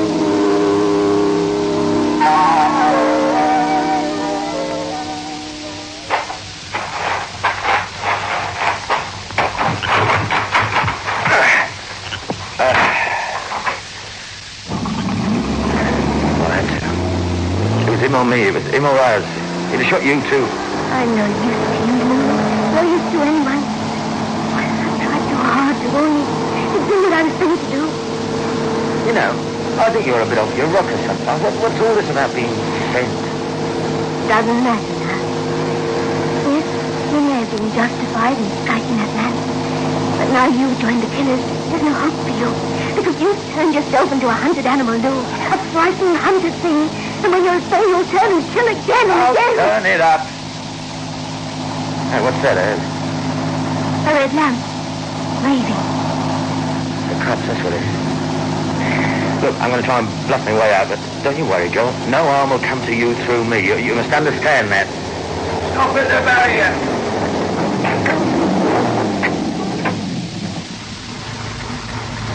Where are you bound, mister? Liverpool. On this road? Yeah. You're going a long way round, aren't you? Well, I'm dropping this young lady at her home, that's all. Don't you know it's illegal to carry passengers on a commercial vehicle? It's a serious offence. Have a heart, mate. My girlfriend, that's all. Makes no difference. The law's the law. Well, why don't you tell the law to go and chase them bank robbers or whatever they are? A bloke that pinched all that gold. Why won't your man give his girl a lift, eh? Well, I know it's an offence, so give me a ticket. You know better than to take that tone with the police officer. You mind your manners, don't forget you're a public servant, that's all. Can't let her walk, can I? Here. How do you know about the bank robbers? I heard it on the radio at the Pull-In Cafe on the main road. Did you? It's never been on the radio. Well, the bloke behind the counter said there's something about it to me then. Sergeant Hope, I think we better search this one. Search? Now listen, this is a gun, copper.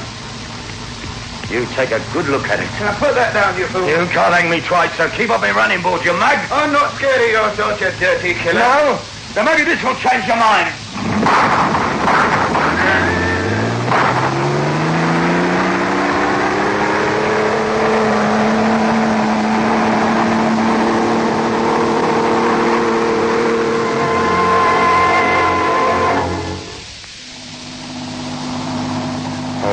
So you were sent to warn me and you tried your best. Now then, I'm going to put you down at the bottom of Kinman's Hill on the main road. You can get a lift there easy. Poor Lou. Perhaps there is a fate that we can't alter. Eh? As if a man were pursued by demons and driven on a certain course. Demons? The ancients have told us that the fates could run a man down and the furies eat his heart. But even we cannot see past the veil. I don't know what you're talking about. But fate and death and what lies beyond. Well, I'll have to take my chances, won't I? Yes. Yes, you must take your chances. My poor Lou. Oh, just shut up about poor Lou, will you? I promise you come to no harm through me, doll, and I keep my promises. You never were an evil man, I know that. Perhaps the men who read the stars might know why you're doomed. Well, we're almost at Kinman Hill. I'm sorry about the way it turned out, May. I'll say goodbye then. And even if I do hang in the end, I'll give them a good run for their money. Now, here's the old baby. I'll say goodbye and good luck. Goodbye and good luck. No, don't, chum. Not at this speed. You're going to the wheel.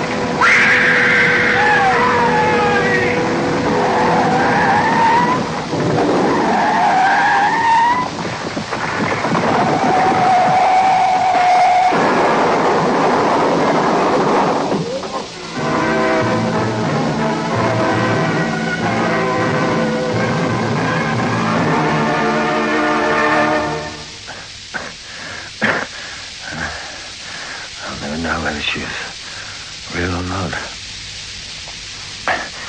I reckon she was right about fate. I just never had a chance.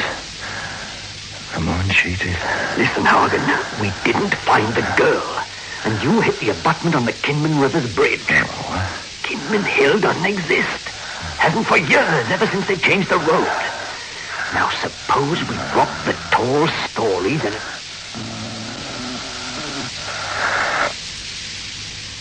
Horgan.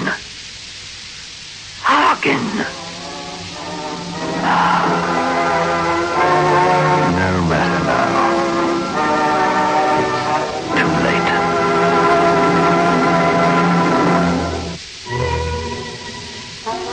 Well. I don't know May intimately, but I do know Lou. I often hear him calling for her. Here, behind the creaking door.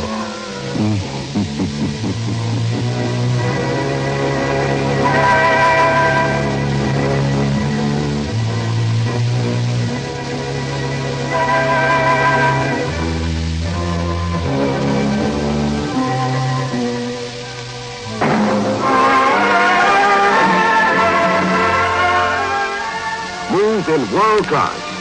Get the taste of new smooth State Express 3.5s today. We promise you, it's the smoothest cigarette you can get.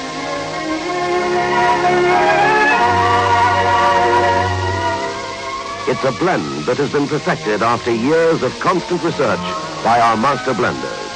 And the recent development of an entirely new process which gives you an even smoother 3.5 smoke. We promise you, it's the smoothest cigarette you can get. Smooth in world class. Get the taste of new smooth State Express 3.5s today.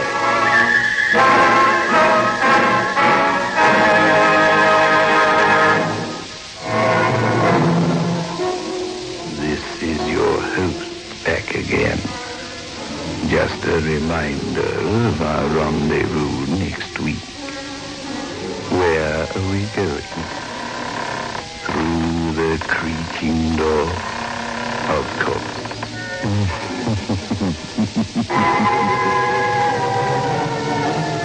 The manufacturers of State Express 3.5 Filter King cigarettes invite you to listen next Saturday at 9 o'clock when they will again present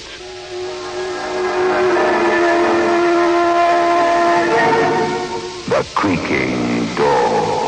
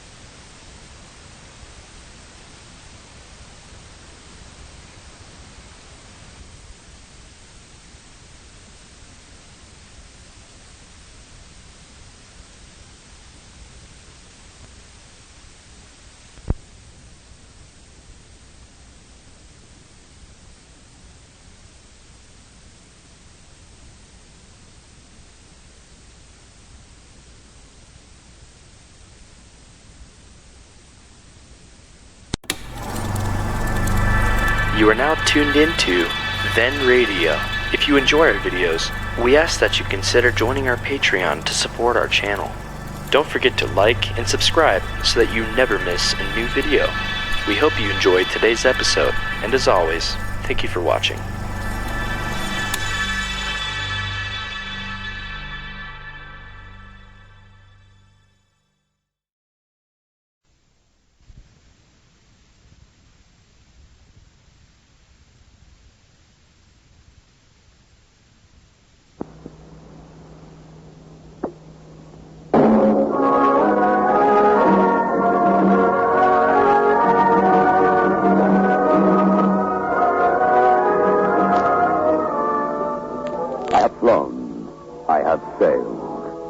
I have moved about this world of ours, and ever in search of the finest of its kind, we bring you the tops in spine chillers.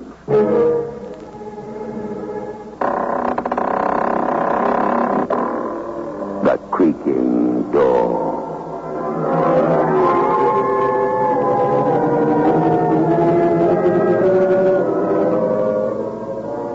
The manufacturers of State Express 3-5 Silter King cigarettes take pleasure in presenting The Creaking Door.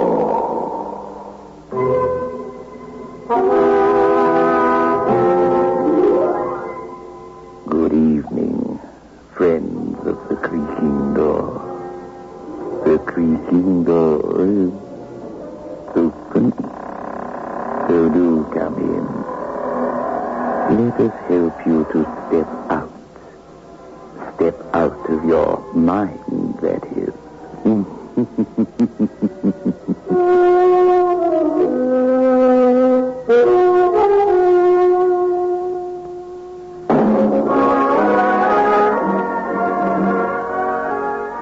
News in world class. Get the taste of new smooth State Express 3-5s today. We promise you, it's the smoothest cigarette you can get.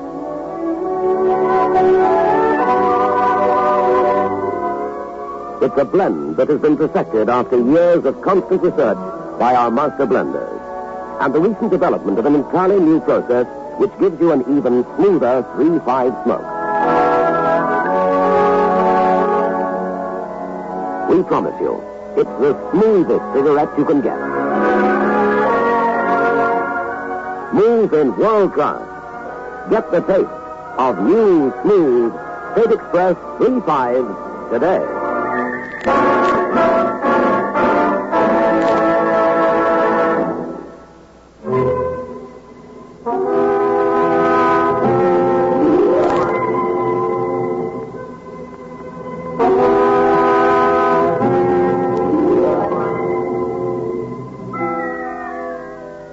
The man in the dirty trench coat, his hands dug deep down into his pockets, walks with measured tread towards the flashing, winking sign. The Go Gay Club, it said. No expression of happiness or gaiety was on the man's face. Instead, it had the look of death.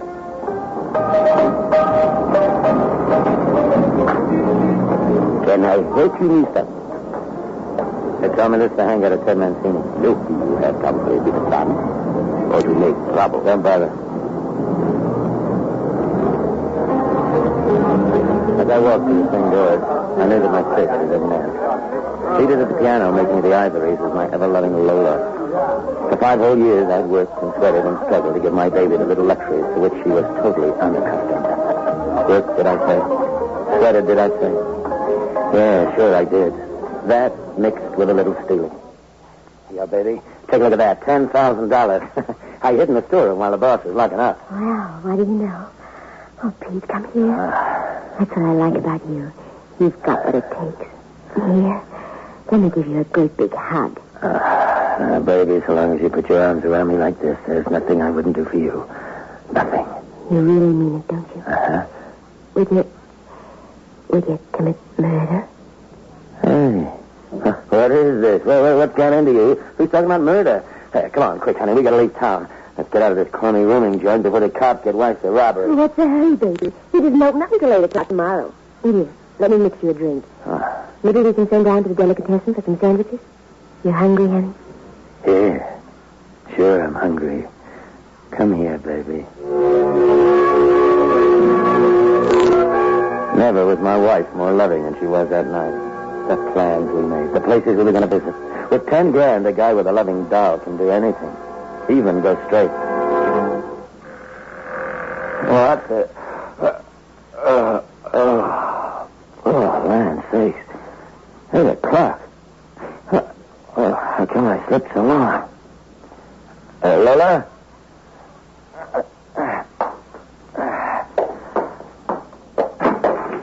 Lola? This can't be. She wouldn't.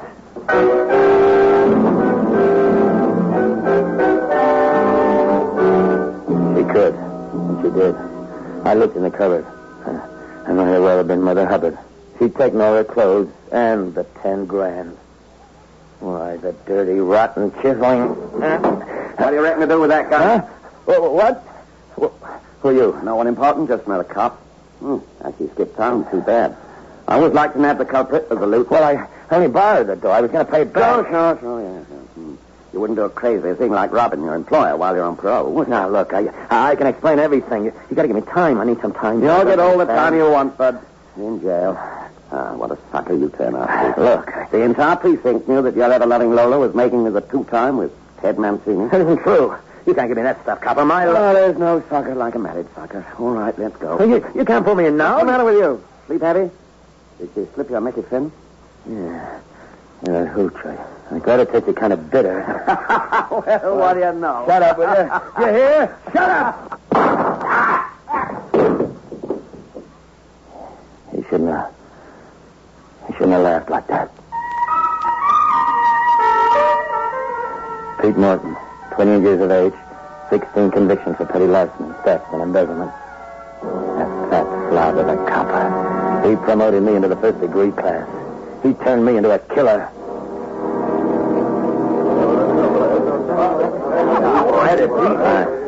You be earning an honest penny or something? I need some dough, Larry. I have to get out of town fast. What do you mean by dough? Oh, Here, $20. That's all I got. oh, thanks. And you're a pal. You've not seen me, you see? Hey, what gives? No time to talk, Larry. I got to scram. I got to stay out of jail. I got to stay out of jail until I collect. Collect what? A life. A woman's life. A woman named Lola. Petty hoodlum, the judge called me. No more. I can see my face staring at me from shop window, subway walls, tree trunks. Wanted for murder. I was like a rat, hiding in corners by day, seeking the protective blackness of the night as I searched for food and Lola. You want something, stranger? Looking for a gang? They tell me a guy named Ted Mancini's around this town, huh? Yeah, he's been around. Hey, you know this character? Yeah, he hits a little deep, all right. He had an eye full of dames. Hey, is he a buddy of yours? Anyway, where can I locate him? Or the dame? Oh, don't rightly know. Sat down to a crap game 2 nights ago. Fancy playing crap with slugs morin'. Oh, well, yeah, you live and learn, I guess. That cost your buddy 2 G's for his little lesson. And that baby of his. Do you know what that wildcat did the other night? No, what did she do? Challenge slugs to 1 cut of the card for $5 grand. $5 grand! 1 cut of the card. Hey, you know them way back east? What'd they do? Rob a bank or something? You haven't answered my question. Where do I find them? I come a long way. I got a message for them. Don't rightly know. They were staying out at Canyon Ranch. Seems like they were making for the coast. You mean they're not here? You mean they've left this dump? Hey, what's your list, mister? I'm a little deep man, born and bred. There's no fire. Go fry an egg.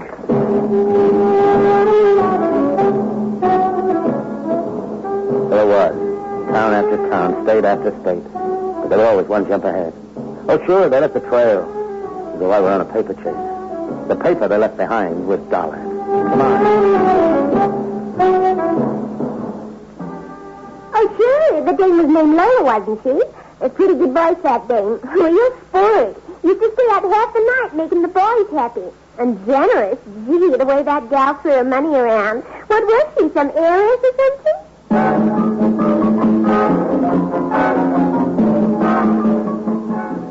And then at long last, I caught up with them.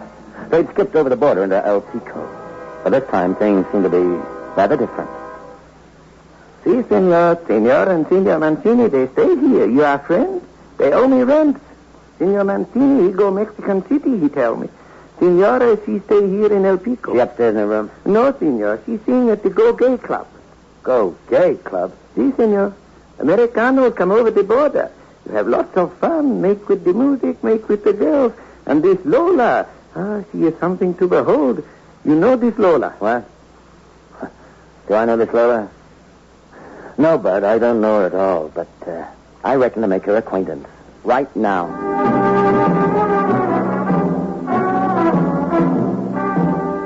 I left the 2-bit rooming house, walked down the street towards the Go Gay. Pity about Ted. But once I got my message to my dear wife, Ted would get his later.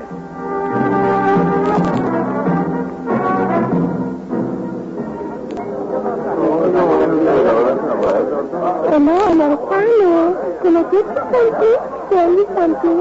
Depends what you're selling. Whatever you ask for, Americano. You alone? You like pretty girls to eat? Sure. That lady, the lady at the piano, she... How you saying this? And I feel no business, sir. It belongs to Manuela. Manuela very picante and people. It was then that Lola saw me. She came walking towards my table as though she hadn't a care in the world. And he was meeting me for a quiet little chat in some Fifth Avenue drugstore. She even spoke like it. If you can ask me to sit down.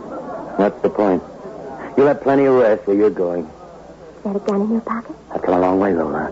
My finger's itching to press the trigger. My mind says no. No, this is something you're going to enjoy. You'd never get away with it. You shoot me and... It's no good, Lola. My ever-loving wife... Oh, come to my arms, baby.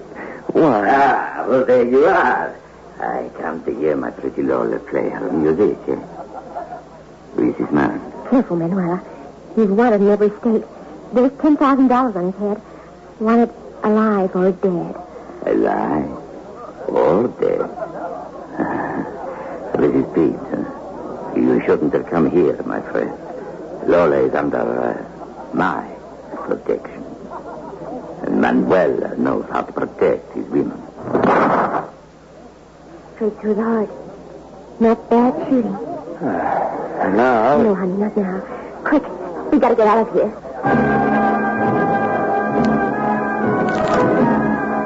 6 whole weeks. 6,000 miles. Stealing, starving, hitchhiking. And there I was, running through the streets of El Pico, holding the hand of Lola as though we were a couple of love-crazy kids on a spree. Oh, quick. Back here. Jumpy. This jalopy? Oh, they'll catch up with it in the shake of a cat's tail. What will it make for, baby? Want to get Ted Mancini then? So? He's in Mexico City. Hotel Truce, room 90.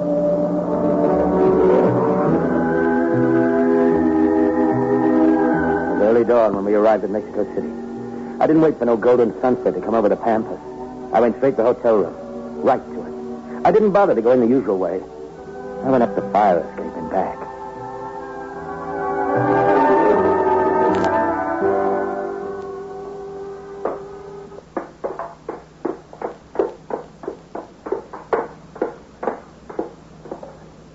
I found room 90. The window was closed. I had to kick it in. I saw him struggling for his gun, his face hot with fear in the sleep that hadn't left him. He struggled in vain.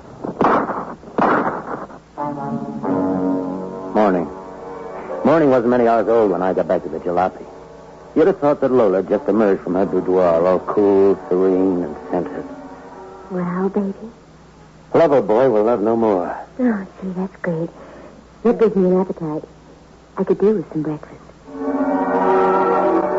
Over coffee and donuts, my ever-loving told me the story of her romantic elopement.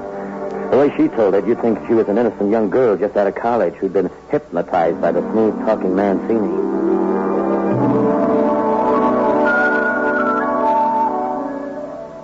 And that's it, Pete.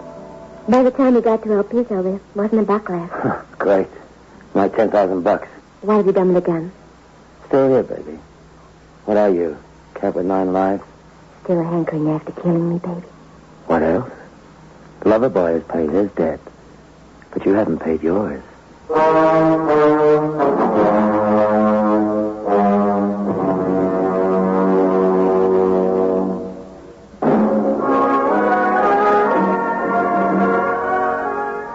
Smooth in world class.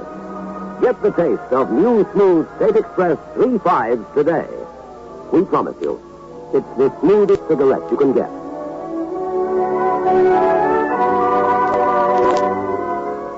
It's a blend that has been perfected after years of constant research by our master blenders.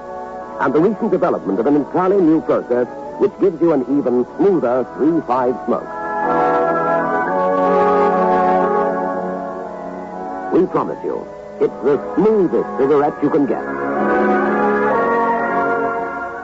Smooth in world class. Get the taste of new, smooth State Express 3.5 today.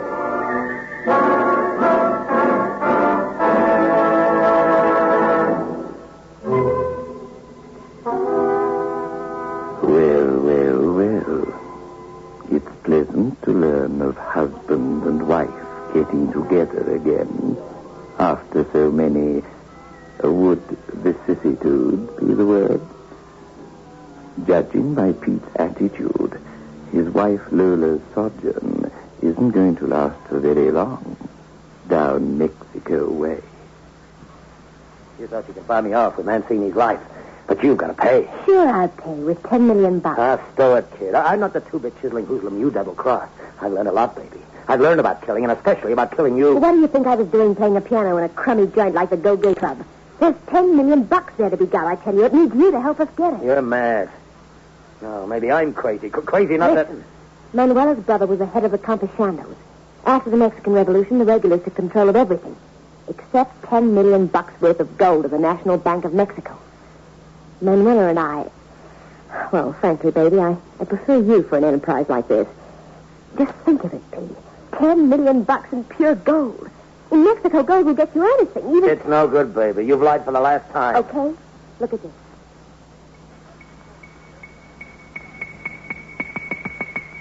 She took from her purse a piece of yellow parchment with a map. A map of what looked like a mountain. There was an arrow pointing to a name called Monte Muerto. The mountain of death. This is it, baby. Pedro, Manuela's brother, escaped with a posse of men 15 years ago. 3 of them have died. They're stuck up there, high up that mountain. They say that Pedro's gone mad. He says the world is evil, and the only pure thing he knows is his gold. Yeah, I seem to remember reading about that missing gold. Hey, is this another of your tricks? I swear it, baby. What have you got to lose? By now, that hotel clerk has seen Mancini's body. He'll want it for murder here in Mexico as well as in the States. But we could go up there, high up that mountain. Kill whoever we have to kill in order to get the gold. There she was, sitting in an old jalopy, mapping out our strategy.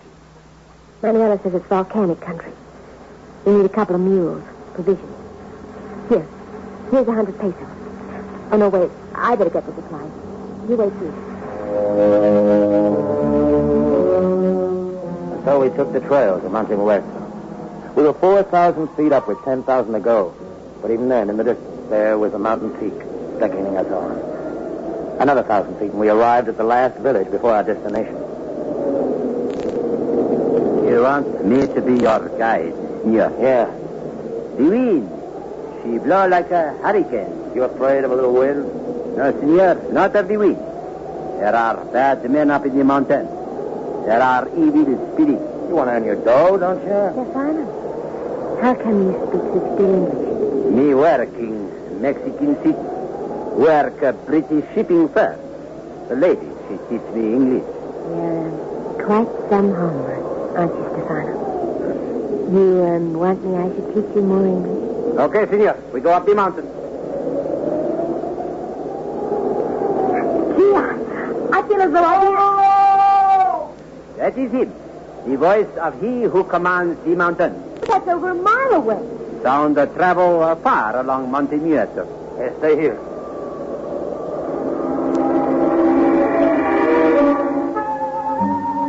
I hurried through the brush. Then I slowed down, stalking like a hunter stalks. There was no sound now except birds screeching. You are not very bright, my friend. Huh? We have been watching you for the last 2 miles. You fool. You have come here to be executed. No. I did not like him. I knew Manuela was planning to get the gold. No, wait. Now... Hold on a minute. Don't shoot. You and I are on the same side of the fence. We're both wanted men. Drop your gun and come forward. You see, my friend, I'm a very good guy. You saved my life, Stefano. But of course, we all share the gold. No? Yes, sir? You know about the gold, huh? All that stuff you were giving me about evil spirits. Is it a deal? Sure, it's a deal. Yeah, but Lola, what's Lola? I left her by the cat. Well, let's get back.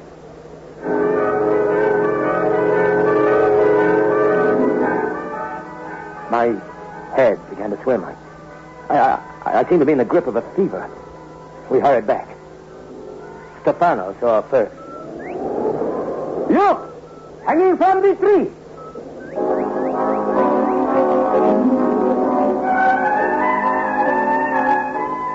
It was my ever-loving, strung by the neck, and grinning as though she knew that the joke was on her after all.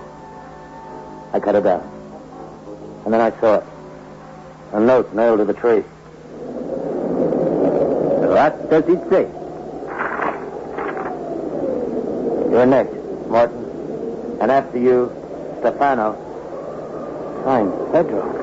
Pedro? That doesn't make any sense. No, nothing makes any sense. Except that gold. Come on, Stefano, we gotta push on. How many men are there, Stefano? Now I do not understand. Down!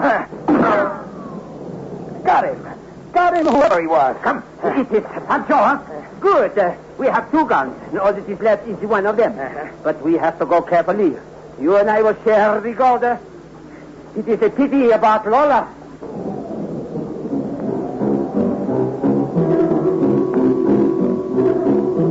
And then I knew. Stefano acted as executioner. He awaited our coming to the village, pretending to be a simple village guide. You did it, Stefano. It was you that hanged Lola. Did you not tell me of her double cross? Are you not wanted by the police for murder because of her? What would we do with the woman when we find the gold? It will need strong arms. Our arms.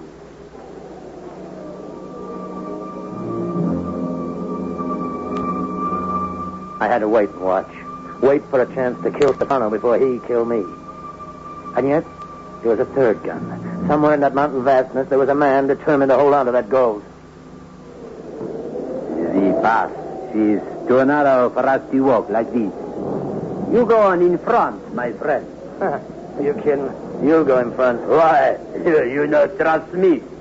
We need each other. There is a lot of gold. And there are lots of Stefano's relatives way back in that village, and I've got the map. Oh, sure. You know there's gold out there, but you don't know where, do you, Stefano? Do you?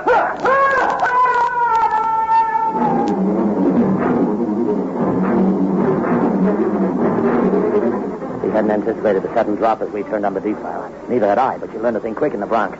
That scream of death was sweet music in my ears. There was only one man left between me and the gold.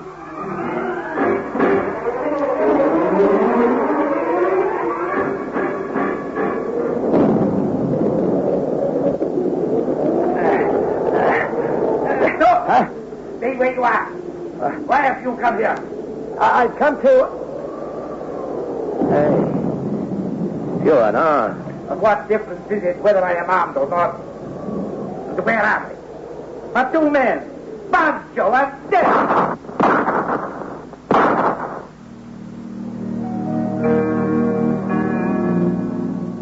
I looked down at the corpse of the man who was in charge of $10 million. His dead face gazed up at me with a look of surprise. Poor sucker, what did he expect? Why should he be surprised? What was his life against all that gold? This time there was no one between me and the treasure.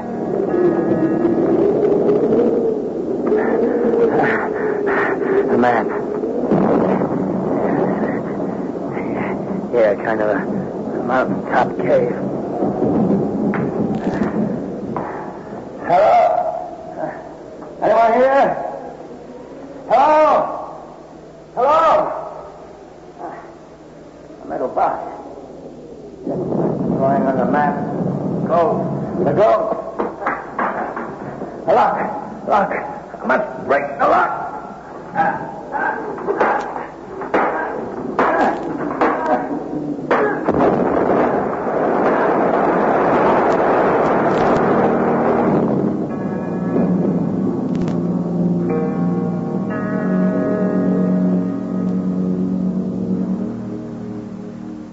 All right, Mr. Morton, take it easy. As we know the whole story, Pedro was determined that no one should ever lay a hand on that gold. He knew that his brother Manuelo was planning to lay his hands on it. And so, He placed some dynamite. A booby trap? Yes, that's it. A booby trap. You've been in this mission hospital for the last 6 days. Oh. How bad am I? You're a desperately injured man, Mr. Morton. But judging from what you've told us in your delirium, and what would be awaiting you outside, it doesn't matter very much, does it?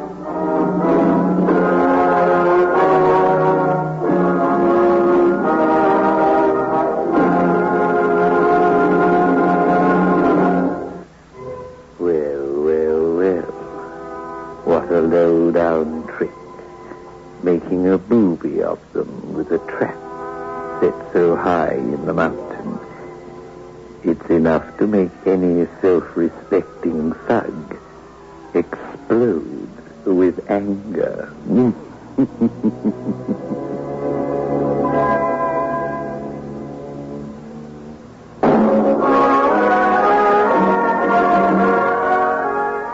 Move in world class. Get the taste of new smooth State Express 3.5s today. We promise you, it's the smoothest cigarette you can get.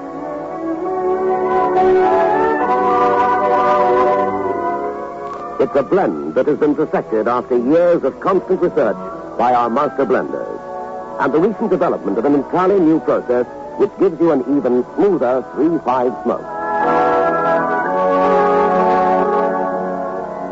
We promise you, it's the smoothest cigarette you can get. Smooth in world class. Get the taste of new, smooth State Express 3.5s today.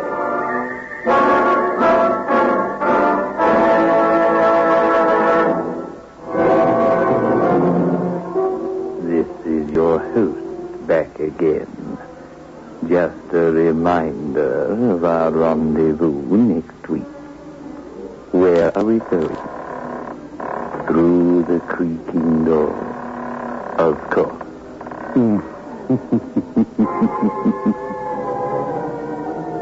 The manufacturers of State Express 3.5 Silver King cigarettes invite you to listen next Saturday at 9 o'clock, when they will again present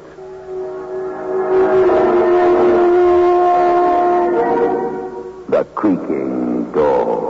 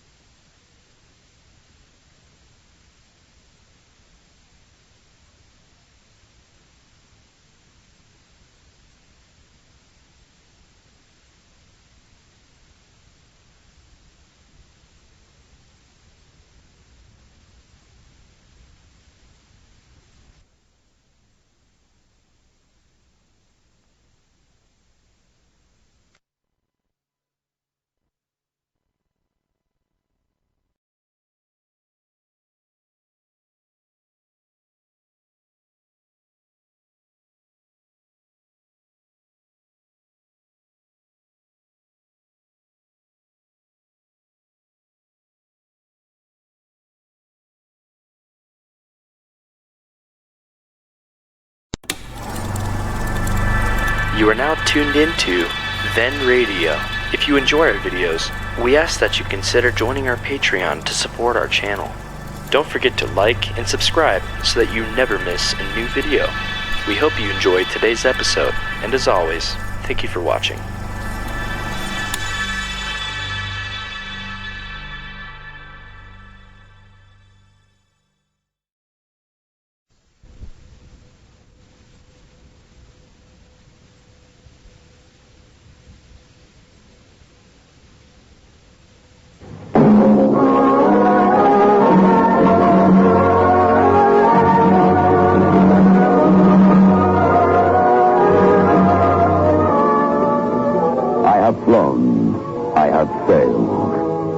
Moved about this world of ours, and ever in search of the finest of its kind, we bring you the tops in spine chillers.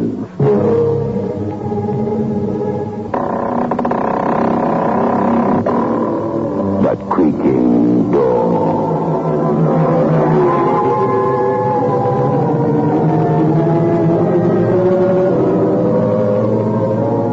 The manufacturers of State Express 3-5 Silver King cigarettes take pleasure in presenting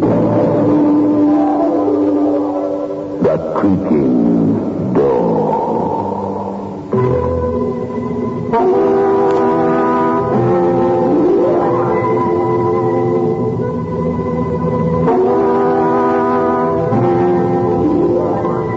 Good evening, friends of The Creaking Door.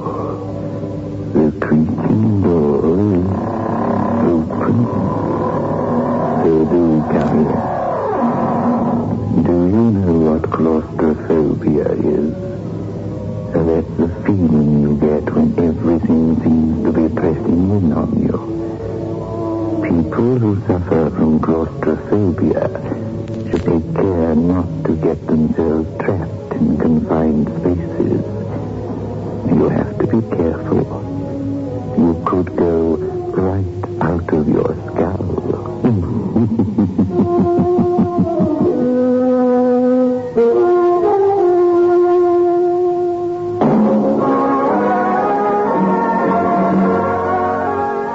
Move in world class. Get the taste of new smooth State Express 3-5s today. We promise you, it's the smoothest cigarette you can get.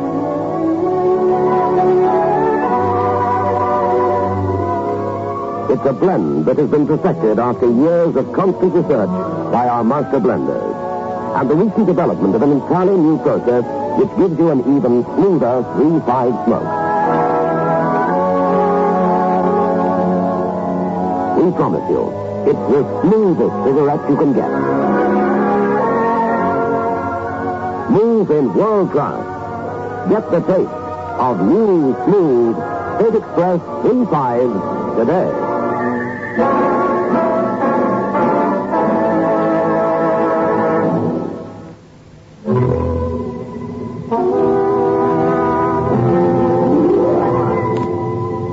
Rupert Hawkins suffered from claustrophobia. So much so that he wouldn't even take the lift to and from his office on the 8th floor. Couldn't stand lifts, Rupert. Never used them. Until that night when he worked late and realized that if he didn't hurry, he was going to be very overdue at his appointment with his beautiful young wife. She was young and beautiful, and Rupert was 52 and possessed of a very vivid imagination. Did I have a little time? That's 6. I'm going to tell him lower. Perhaps you haven't home yet.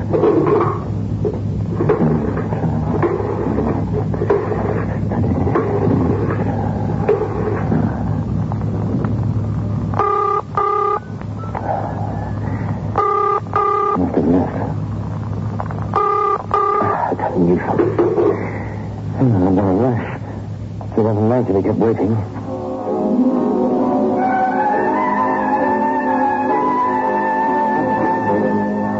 As I came out of my office door, the lift opened.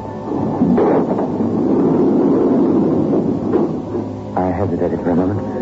I never use lifts. I can't stand that feeling of being trapped, cut off. I can't stand it. I was late. I glanced briefly at the stairs. It would take me a good 10 minutes to walk down, and I was late already. If it had been any other woman, but Laura, well, we hadn't been married very long. I was late as it was. I got into the lift.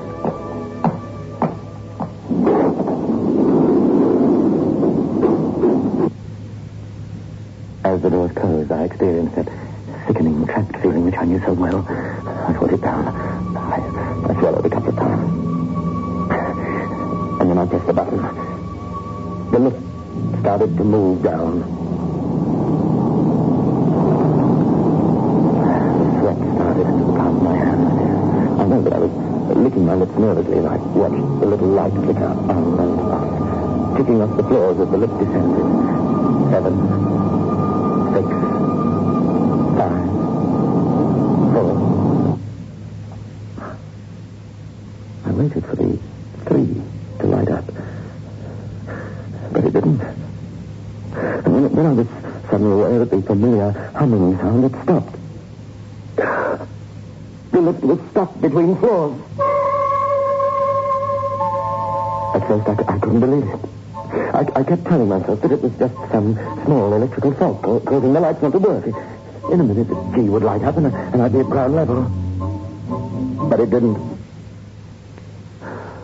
There wasn't a sound all around me. There was a silence like a tomb. A tomb. My tomb. I knew then something terrible was going to happen to me. I knew I wouldn't step out of that lift alive.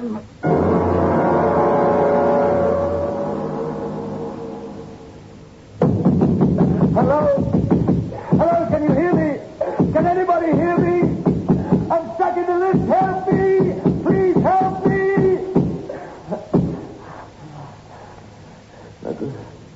I'm all alone. I'm alone here. There won't be anybody here till morning. 12 hours, I can't stay here for 12 hours. I'll go mad. Help me! Help me, for heaven's sake, somebody! Help me! Please help me!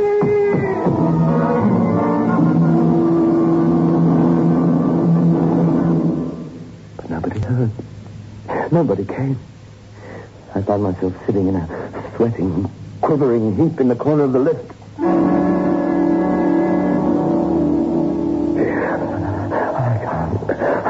I'll die. I'll die. The button. The alarm button. Yes, there's a button. These things have a button to press. Rings a bell in the caretaker's flat. That's right. All I have to do is to press the button. Now, here we are.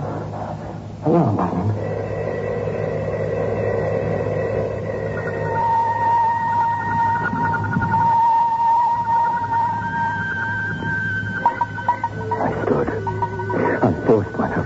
Shaking like a jelly and waiting for somebody to answer.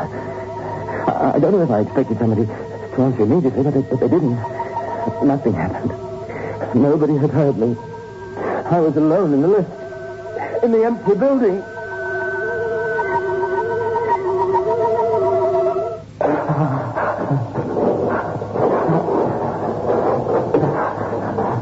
A trapdoor. There must be a trapdoor somewhere. There must be a way to get out of this thing. Must be the roof. I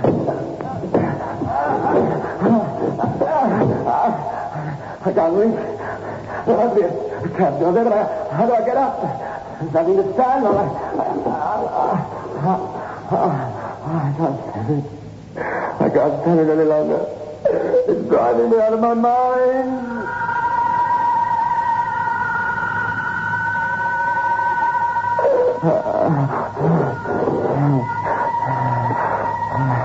I turned back over the floor of the lift again.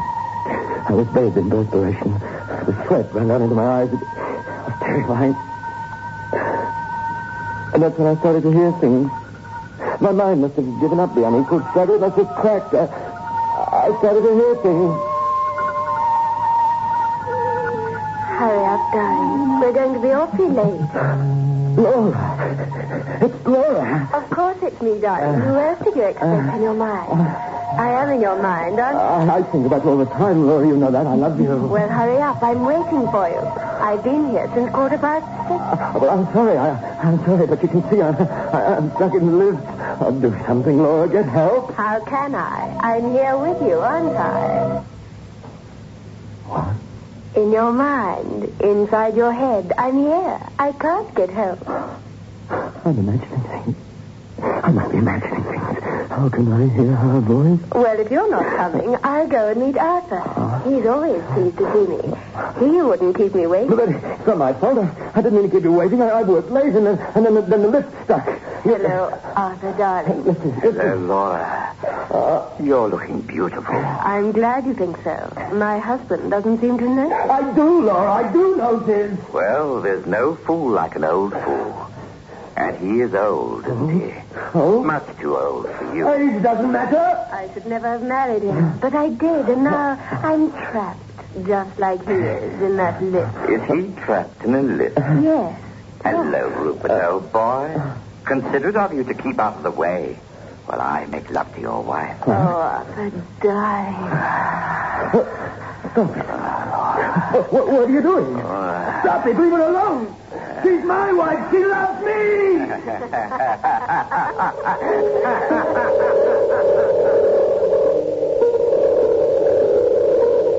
My mind was going. I could feel it falling apart piece by piece.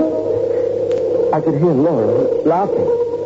Sometimes they spoke to me, but most of the time they ignored me. They were making love. They were kissing. But it was all happening inside my head. Inside the lift.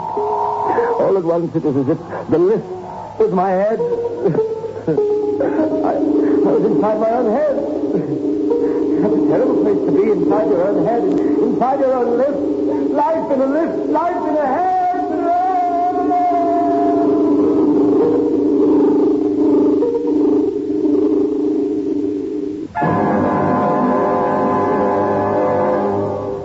So you see, Arthur, if we keep him in the lift long enough, he'll die.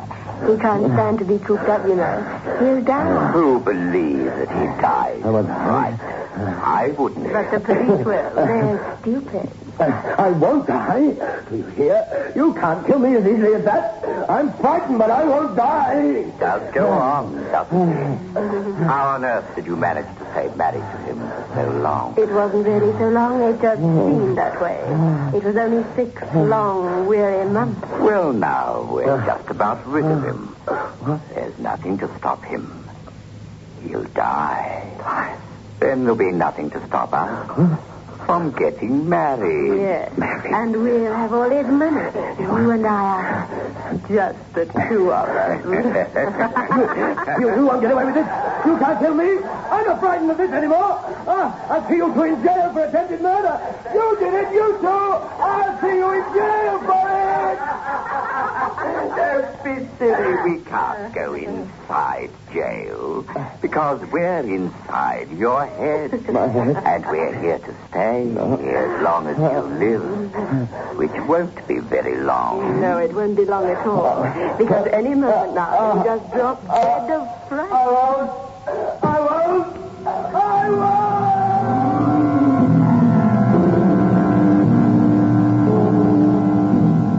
And I didn't drop dead of fright.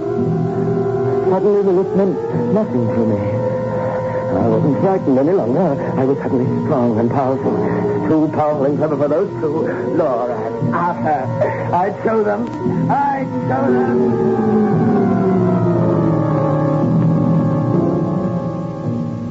won't be the one to drop dead of fright. It'll be you who drop dead, Laura. I'll kill you. I'm not here. Look around you. Huh? I'm not here. I'm in your silly head. If I don't make sense, that means that you're going mad because you're putting the words into my mouth. You're imagining me. That won't work, Laura. I know now. I've always been frightened in lifts. I knew that I was frightened, but I never knew why. But now I know. I knew subconsciously. I knew that something strange was going to happen to me one day in the lift. And it has.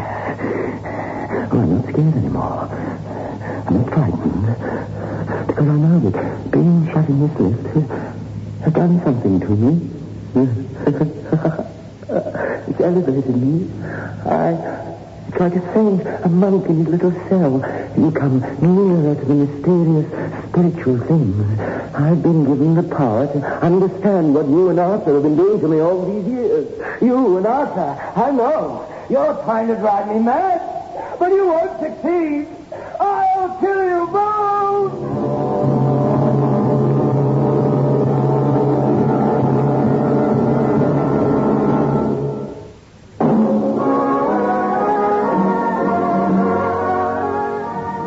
In world class. Get the taste of new smooth State Express 3.5s today. We promise you, it's the smoothest cigarette you can get.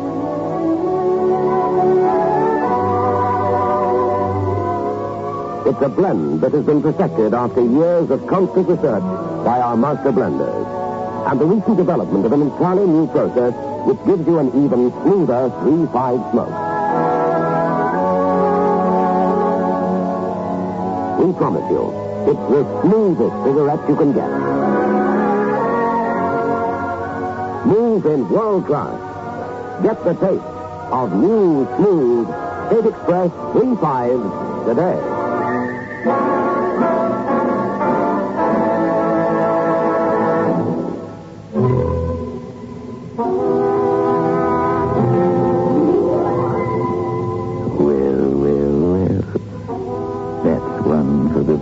Isn't it? Poor Rupert, trapped in a lift with no one there. And he's going to kill them both. Both the nobodies who are only in his mind, I mean. Fascinating, isn't it? I can't wait to find out who is going to kill who. I'm going to kill you! Do you hear? Do you hear? Hey, John. I scared them away. They're cowards, both of them. They can't turn up to a determined man. Laura, Arthur, they've gone, they've gone.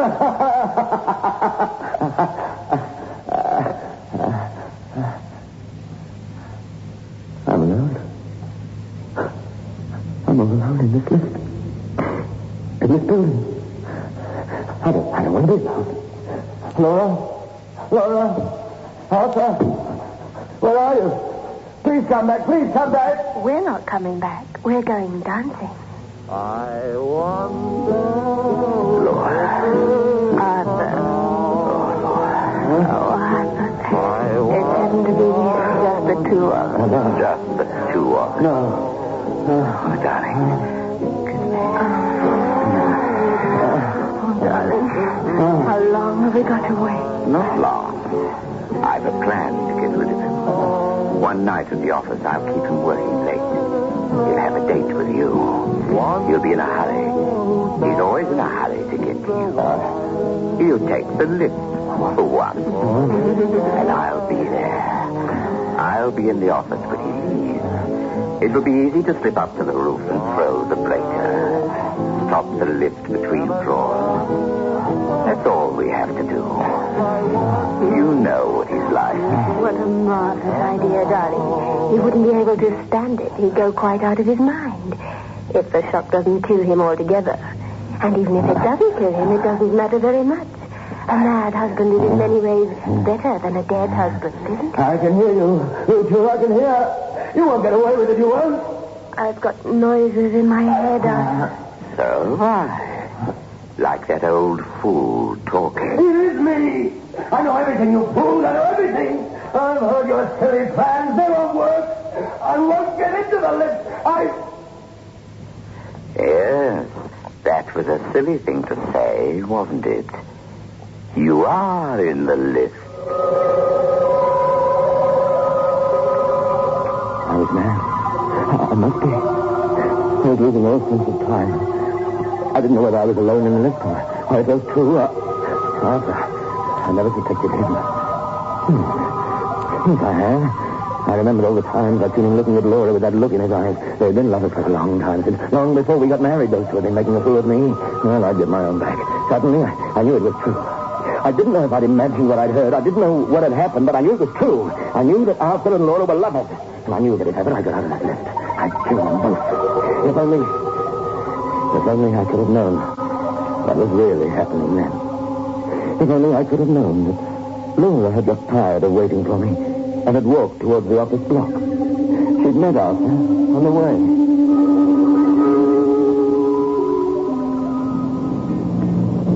Arthur! Oh, hello, Laura. Have you seen Rupert? He was supposed to meet me half an hour ago. Well, he was still there when I left the office. I thought he was going to work late. Well, he must have forgotten that he was supposed to meet me. He's not at the office, so I phoned. There was no answer. Funny. What could have happened to him? The lift. Perhaps he got stuck in the lift. But he never takes the lift, does he? If you're right, if that has happened, he'll go out of his mind. Oh, quick, Arthur, let's hurry. I couldn't stand it if anything happened to us.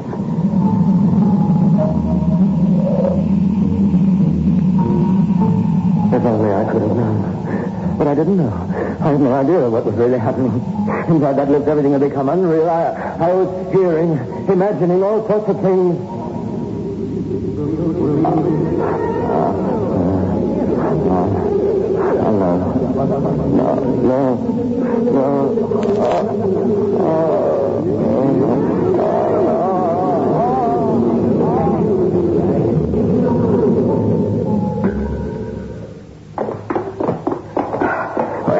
Yes, it must be stuck between the third and fourth floors. It's not here, you see. What could it be? I don't know, but if you like, I'll go up to the roof and have a look. Perhaps it's just a fuse or something. All right. You do that. I'll wait here on the ground floor. In case the lift does start again, I'll wait for it. Oh, how terrible. Poor Rupert. You're very fond of him, aren't you? I love him, Arthur. I don't think I want to go on living if anything happened to him.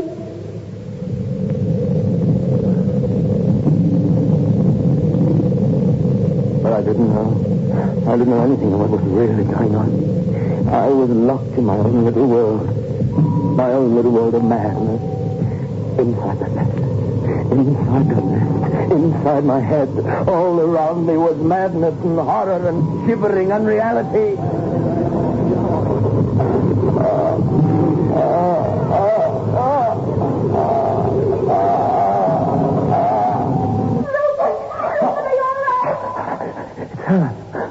She's back. But she's outside this time. She's outside. And she and that fancy man of hers have come to laugh. But I'll beat them yet. I left Laura on the ground floor and went racing up to the caretaker's flat. He was in. Stuck in the lift? Well, what are you talking about? Oh, don't just stand there, man. I tell you, the lift is stuck between the third and fourth floors. You've got to get it started again. If you don't, that man will go mad. Mad? Why? He's a sufferer from claustrophobia, that's why. Is it what? He can't bear to be shut up. It makes him feel ill, very ill. You must do something at once. It's funny. I never heard the alarm bell. I'll have a look right away.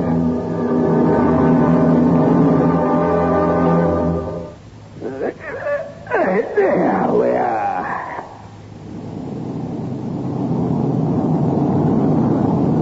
Say the bloke gets ill. Well, will he be all right when the lift gets to the ground floor?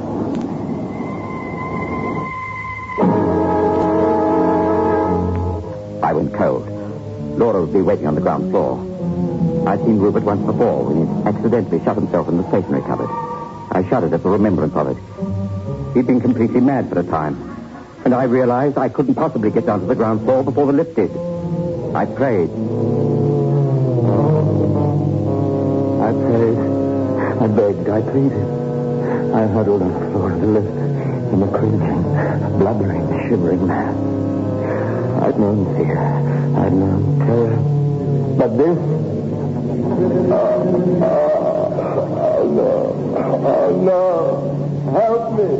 Please help me. For the love of pity, help me.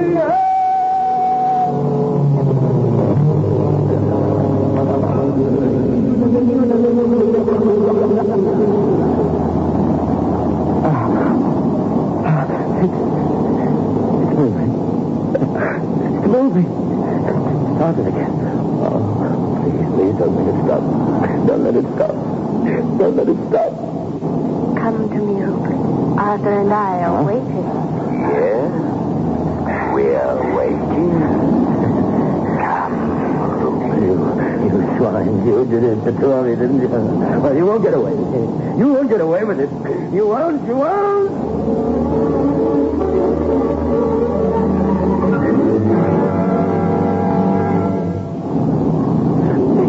Here he comes. Poor Rupert. You did it, you and I. Darling, my poor darling. You murderous swine. You and that boyfriend. But you won't live to enjoy it. I'll kill you.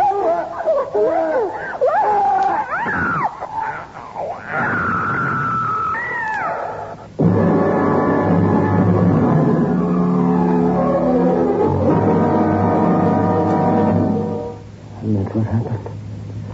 I don't remember anymore. But I killed her. And I'm glad. She and they were making fools of me. I know they were. My friends told me. My friends in that empty lift.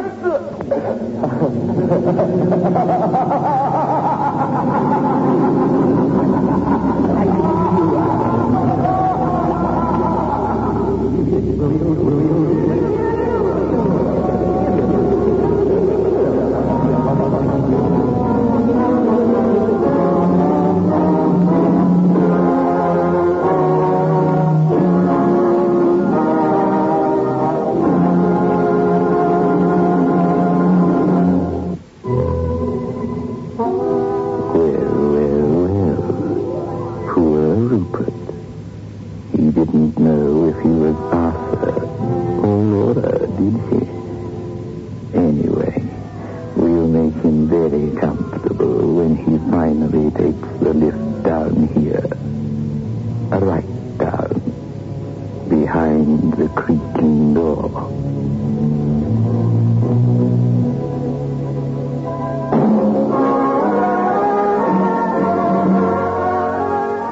News in world class.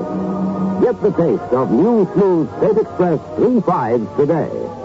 We promise you, it's the smoothest cigarette you can get.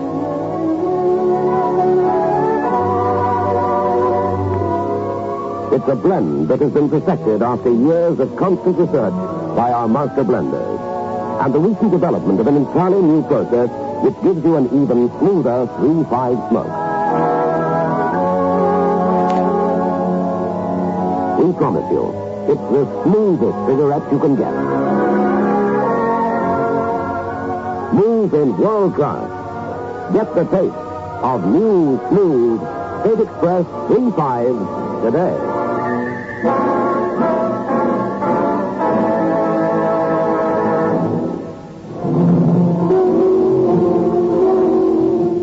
This is your host back again. Just a reminder of our rendezvous next week. Where are we going? Through the creaking door, of course.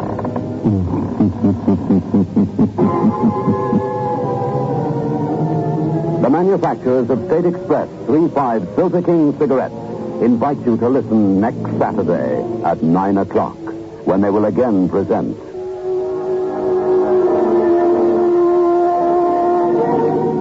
The Creaking Door.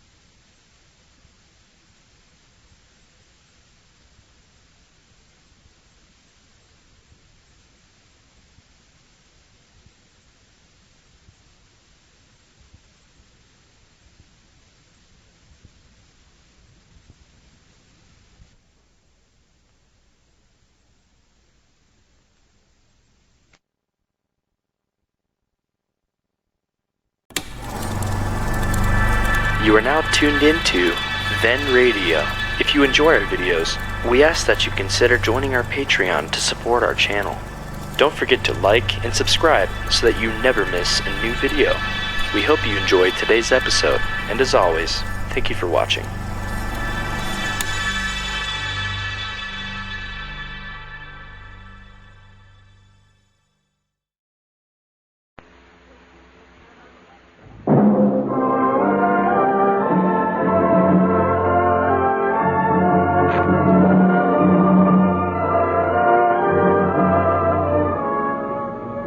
I have flown.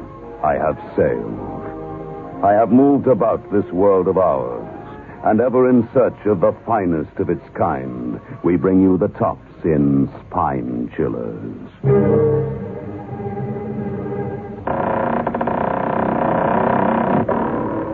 The Creaking Door.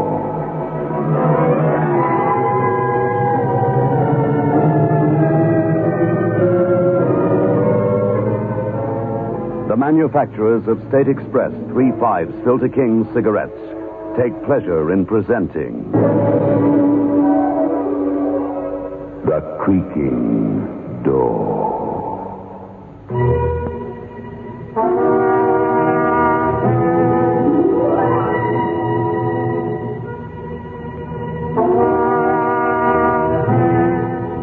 Good evening, friends of The Creaking Door. The creaking door is open, so do come in. Why the pause? Listening to the strange noises coming from above. Oh, don't let it worry you. It's merely the articulation of a worried corpse. He finds that he cannot enter into the spirit of the thing.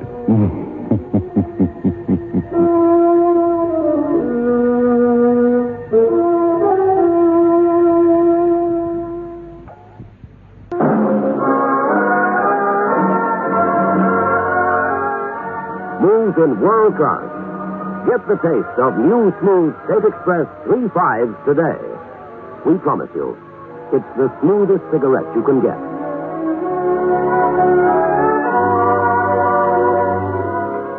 It's a blend that has been perfected after years of constant research by our master blenders, and the recent development of an entirely new process which gives you an even smoother 3.5 smoke. We promise you, it's the smoothest cigarette you can get. Smooth in world class. Get the taste of new, smooth State Express 3.5s today.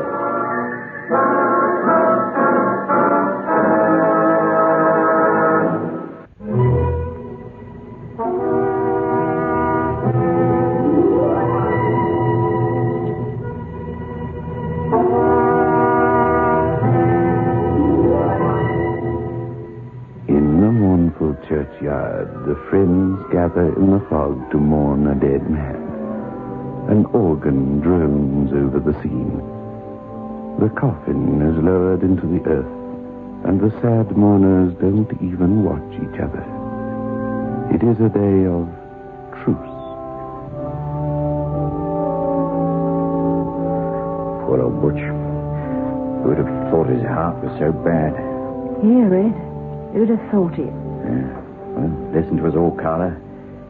Could be any one of us. Now, if you'd died of violence, I could have understood it. That cop, Inspector Sharp, he's watching you. Huh? Oh, the rat. Don't be showing you respect on a day like this. He's coming over.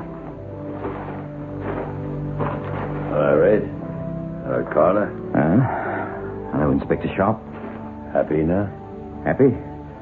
Butch was a good friend of mine. Carl Offit is your biggest enemy, and you know it. Oh, what a thing to say. If you'd killed him, I wouldn't be a bit surprised. It's a lie. I never done it.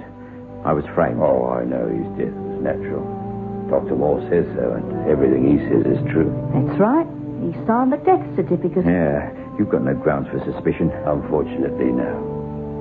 See you around, Red. And you, Carla. I'm off now. The off-sea cruise is over. Obsequies? Yes, the funeral rites. Don't be so suspicious, Red. Bye now.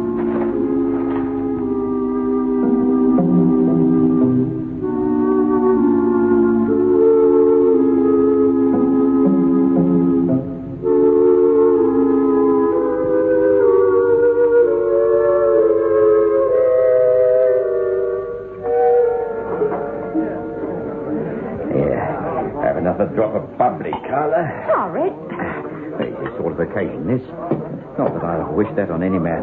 I can't say that Butch Hennessy will be missed. No, Red, nobody could say that. Besides, think of the things he controlled, eh? All the best rackets, gambling machines, the racetrack bookies, protection and clubs. Yeah, they do say a little spot of drug running. He got too big for his boots, he did. Yeah, and all the mobsters in the city will be running around like dogs looking for a master. Hey, Carla. Imagine if I was their master. That'd be the most, Red, but you ain't. That's right. But I could be. I'd be governor of the whole scene. Carla, you used to know Butch well, didn't you?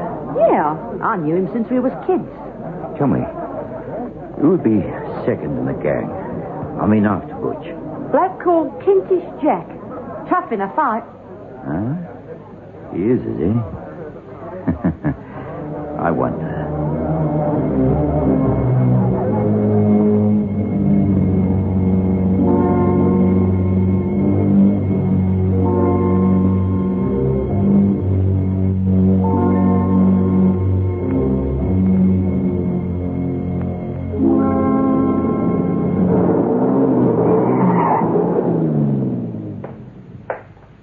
Hey, Jack? Hey, you? Yeah? Who wants me? Just a friend.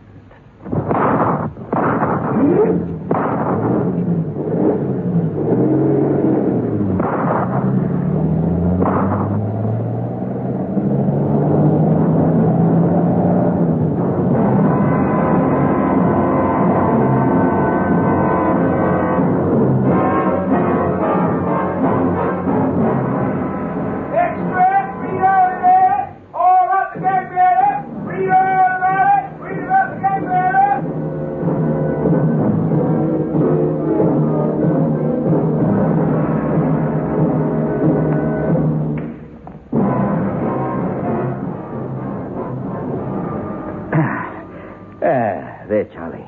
How about that, eh? You got me properly snookered, Red. Yeah, Charlie, and you ain't the only one either. You mean the old Butch Hennessy mob? Could be, boy. Now, look, Butch died from natural causes. Kintish Jack was shot by an unknown assailant. Who runs that mob now, eh? I'd rather play this game, Red.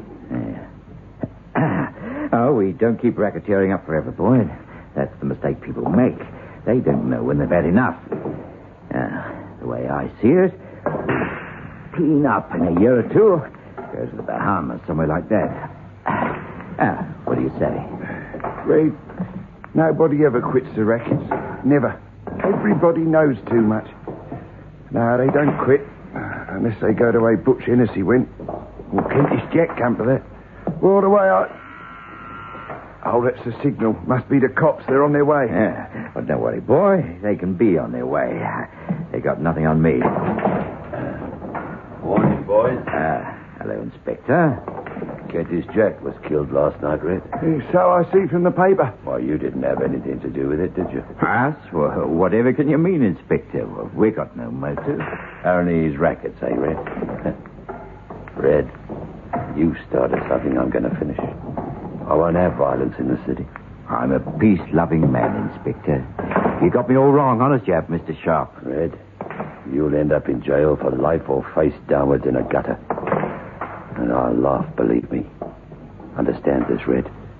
Break the peace of this city and you'll be destroyed. That's a threat, Inspector. I don't have to threaten a rat like you. Your own kind will destroy you. Red, did you know that Butch Hennessy left a lot of money? No. Besides, I wouldn't touch that kind of money. Maybe you wouldn't. Or couldn't. But somebody has. There wasn't a penny in his safe deposit box. Been cleaned out. I'd nothing to do with it. Over 50,000 quid. Gone with the wind. 50,000 quid. Oh, fancy see that, eh? That's right, and the old underworld will be looking for it. Hard cash, Red.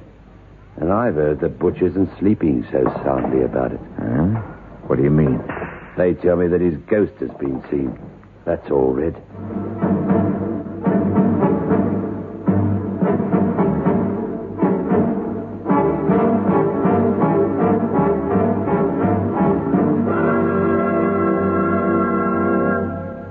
Carla, I tell you, I don't feel safe. Even in my own flat. It's all nonsense, Red. There's no such things as ghosts. Everybody knows that. I don't know it. Have another drink, Red. Right, yes, I will. Look, when I was in Carmore jail, there was a ghostly cell. The door used to swing open when there was nobody there. You couldn't lock it or nothing. Yeah, I believe in ghosts, all right. Yeah, but not ghosts of blokes like Butch Hennessy. I do, I tell you. If there's ghosts of old geezers with their heads cut off, why not of a smart boy like Butch? Well, what would you be looking for, Red? Revenge, that's what. Revenge for the death of Kentish Jack, Carla. Now, look, they say all his money's gone. Where? That's what I want to know. Who's got it? Is it a lot, Red? Well, that copper sharp says it's 50,000 quid. Any mob would go after that kind of money. But where would that much money vanish to? That's what I want to find out. Starting with our late friend Kentish Jack. Look, I'm a fair cracksman.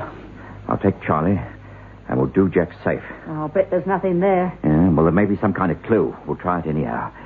Jack's place is up at the top of a high building. I bet nobody's took it over yet. I'll tell you what we're going to do. We climb the fire escape, and then...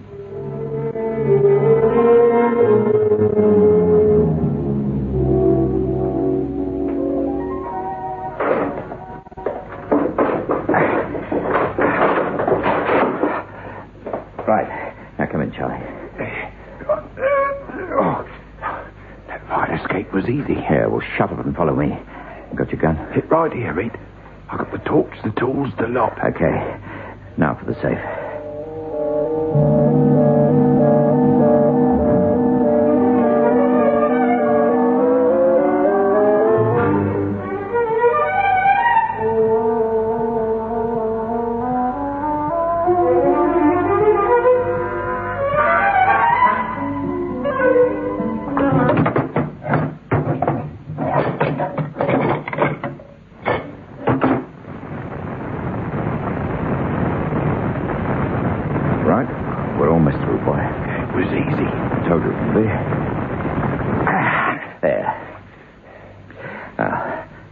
Inside, eh?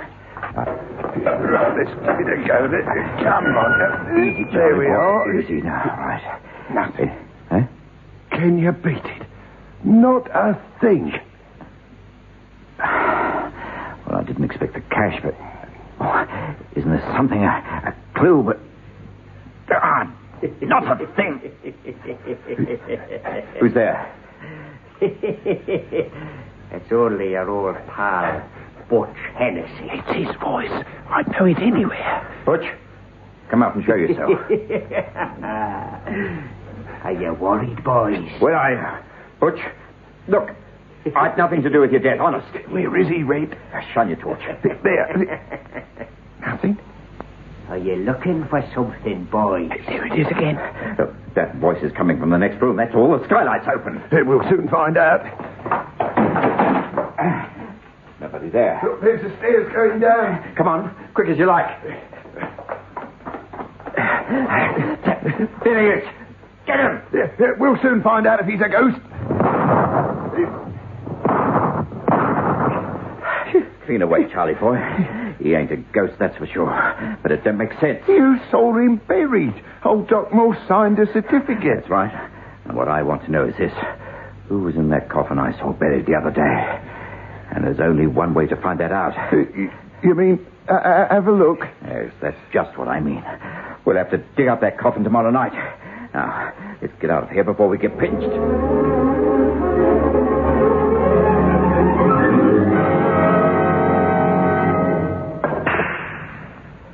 I don't like it, Red. That was a lovely shot, Charlie boy. No, I don't mean that. I mean, well, digging up that corpse. It's a bad thing to do, disturbing corpses. Any better suggestions? No, I suppose not. Then play your shot like a good little boy and leave the thinking to me, will you? I don't feel like playing, Red. Go on. Do you think I like waiting the whole day? I'm scared, I tell you. Well, I'm scared too. I don't like ghosts and never did. I want to get hold of the rackets, and nothing's going to stop me, human or inhuman. Oh, well, you're the boss. Because I think that's why. Butch is alive, get it? He's no ghost. Then why pretend he's dead? Look, you said a true word the other day, Charlie. You said villains like us never leave the rackets because nobody will let them. And suppose Butch Hennessy wants to be the first man to walk out. You've got head on you, Red. Say Butch pretended he was dead. That way, he'd be in the clear. Yeah, well, then who was in the coffin you saw buried? The money, Charlie. The lovely money we want to get our hands on.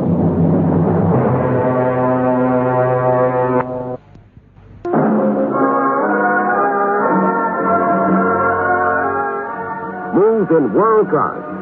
Get the taste of new smooth State Express 3.5s today. We promise you, it's the smoothest cigarette you can get.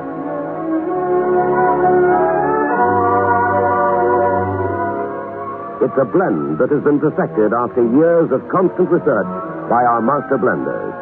And the recent development of an entirely new process which gives you an even smoother 3.5 smoke. We promise you, it's the smoothest cigarette you can get. Smooth in world class. Get the taste of new, smooth State Express 3.5s today.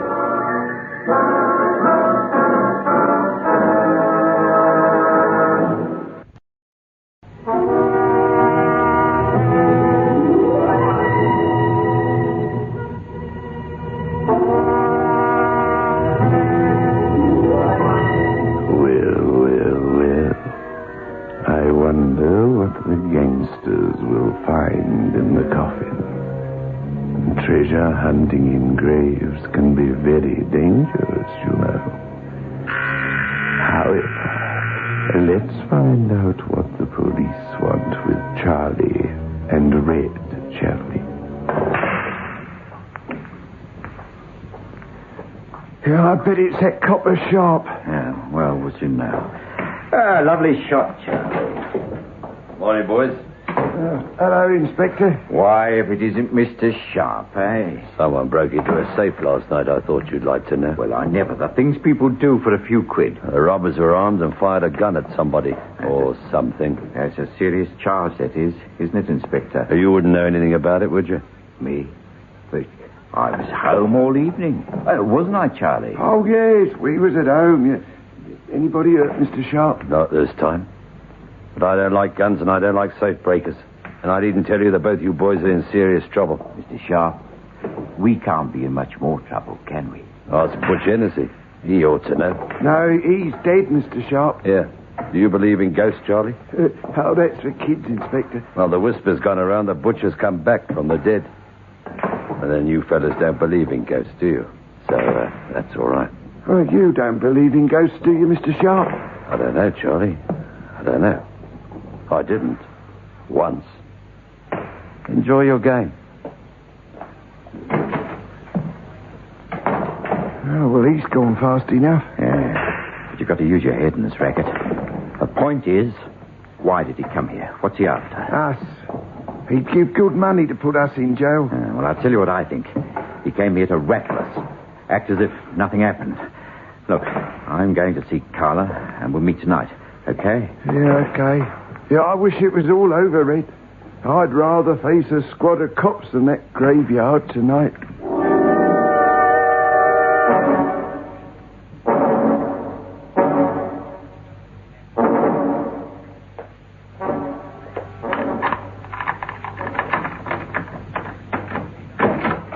Hi, Carla. How's the girl? All right, Red.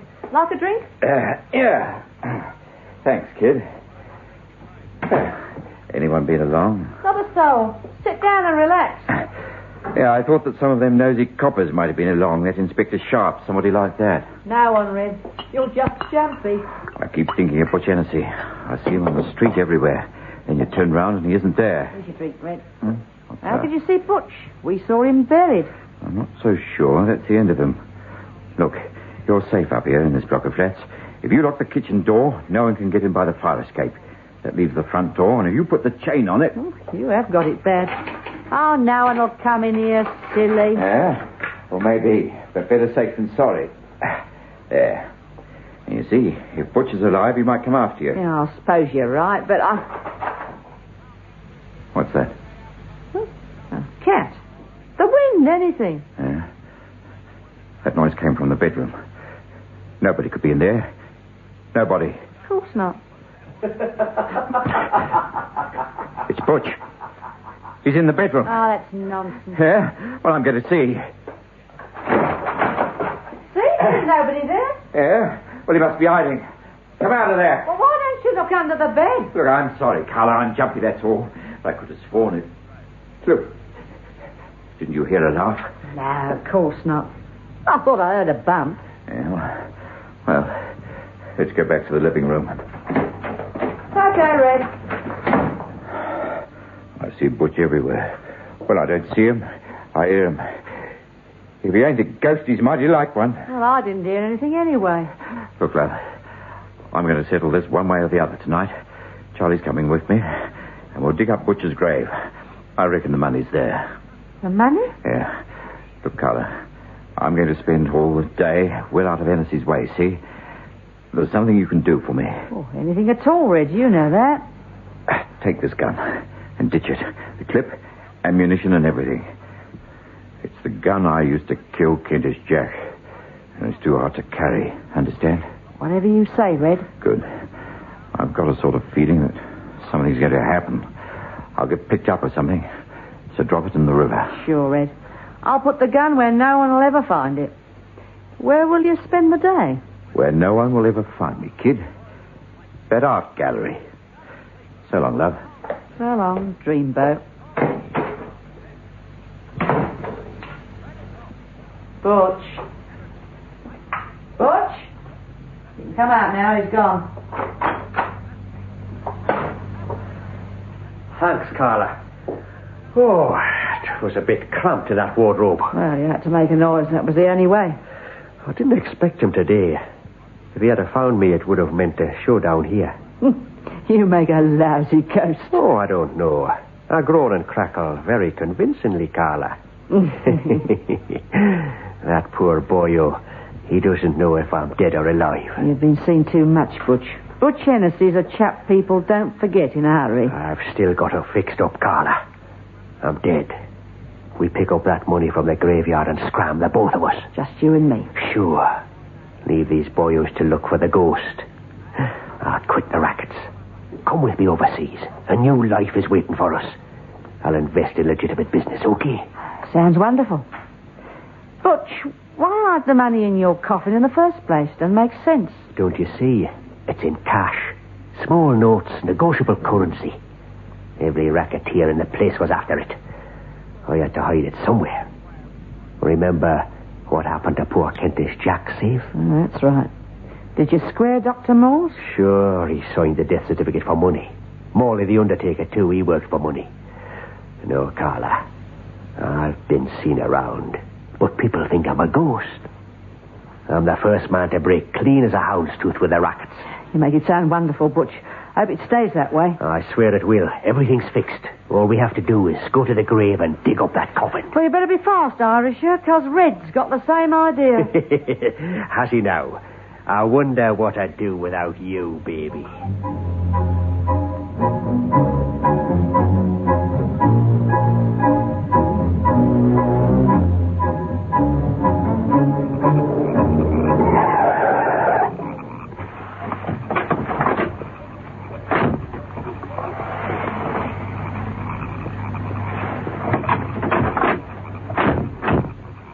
This is the place, Red. Sure. Understand what we do? We get in that graveyard and start digging. Yeah, I'm with you, Red. The dough's there for certain. Right. That's it. Are you sure, Red? Yeah, certain. I saw him buried there, didn't I? Or at least I saw something buried there in this grave. Besides, look at the earth. It's just been turned over. Yeah, that's right. It's all loose. Let's start digging.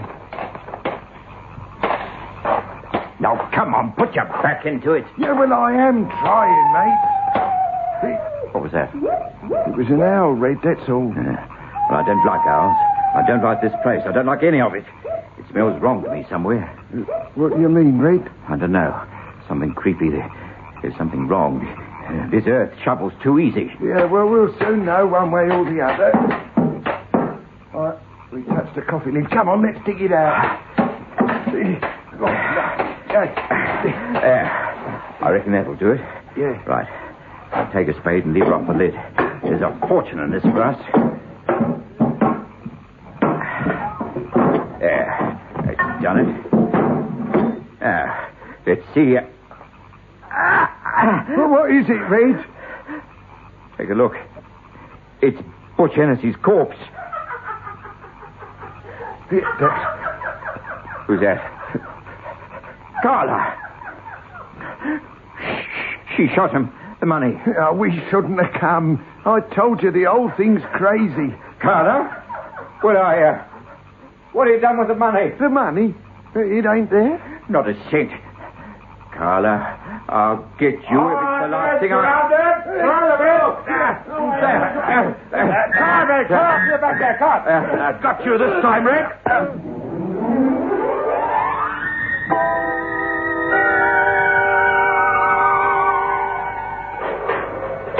Well, we got you into the cells at last, Red. Yeah, what for? We was found robbing a grave, so You've what? got a lot of explaining to do. The grave of a criminal who was supposed to have died 4 days ago. Our police surgeon says Hennessy's been dead for less than 6 hours. I never shot him. It was Carla. You heard her. She was at the graveside. Don't give me that. We've got the automatic found by the graveside with the fingerprints on it. It was Carla. Save your breath and tell it to the judge. Look, you know she was by the grave. You must have been following her for days. Otherwise, how would you have been by the graveside? I told her everything.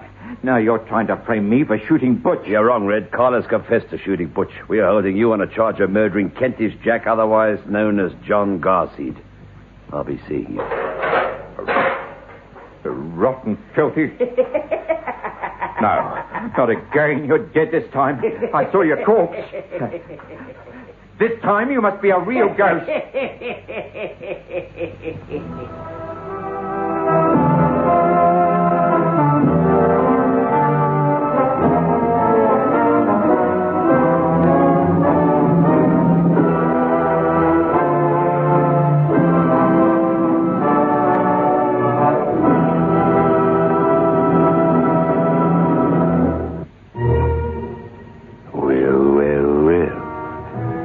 Confusing for poor Red and his friend Charlie. However, the confusion will soon be resolved after they pay the penalty. Once they've made the big drop, the 4 of them, Kentish Jack, Carla, Red, and Charlie, will all be meeting here, behind the creaking door.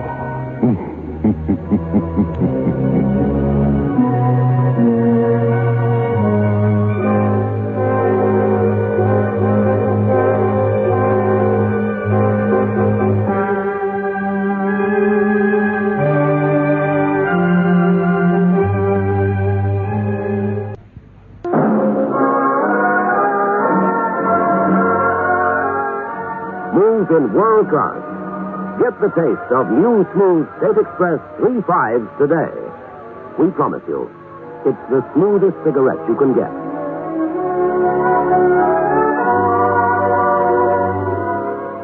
It's a blend that has been perfected after years of constant research by our master blenders. And the recent development of an entirely new process which gives you an even smoother 3/5 smoke. We promise you, it's the smoothest cigarette you can get. Smooth in world class. Get the taste of new, smooth State Express 3/5s today.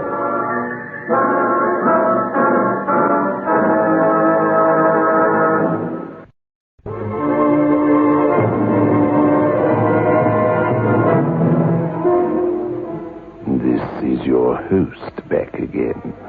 Just just a reminder of our rendezvous next week. Where are we going? Through the creaking door, of course.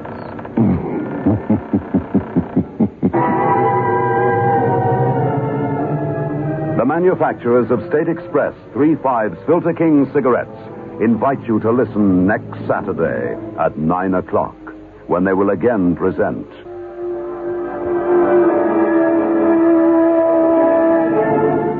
The Creaking Door.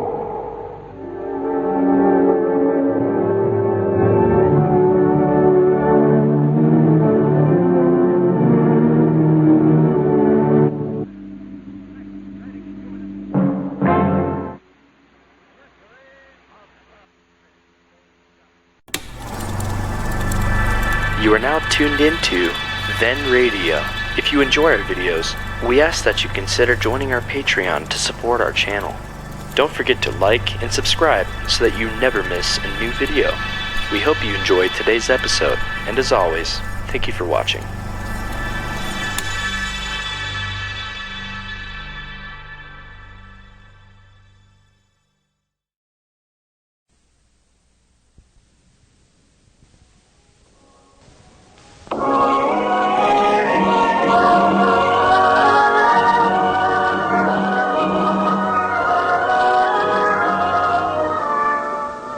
I have flown.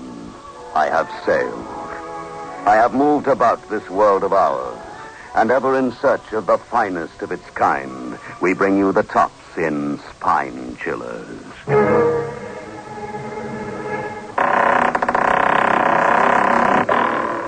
The Creaking Door.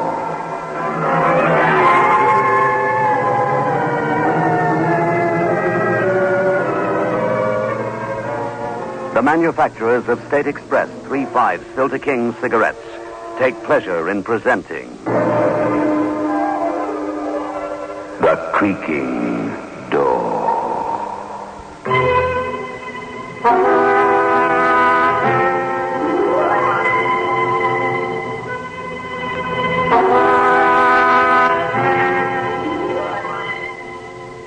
Good evening, friends of the Creaking Door. The Creaking Door is opening, so do come in.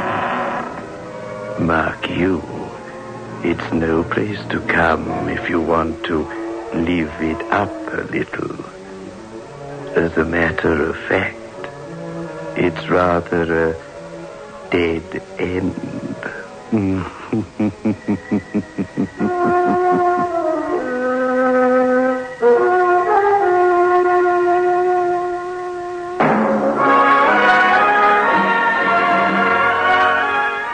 Move in world class.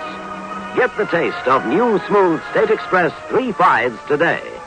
We promise you, it's the smoothest cigarette you can get.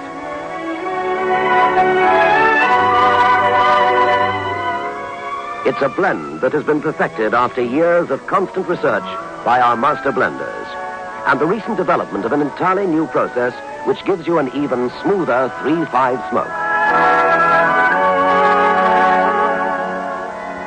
We promise you, it's the smoothest cigarette you can get. Move in world class. Get the taste of new smooth State Express 3/5s today.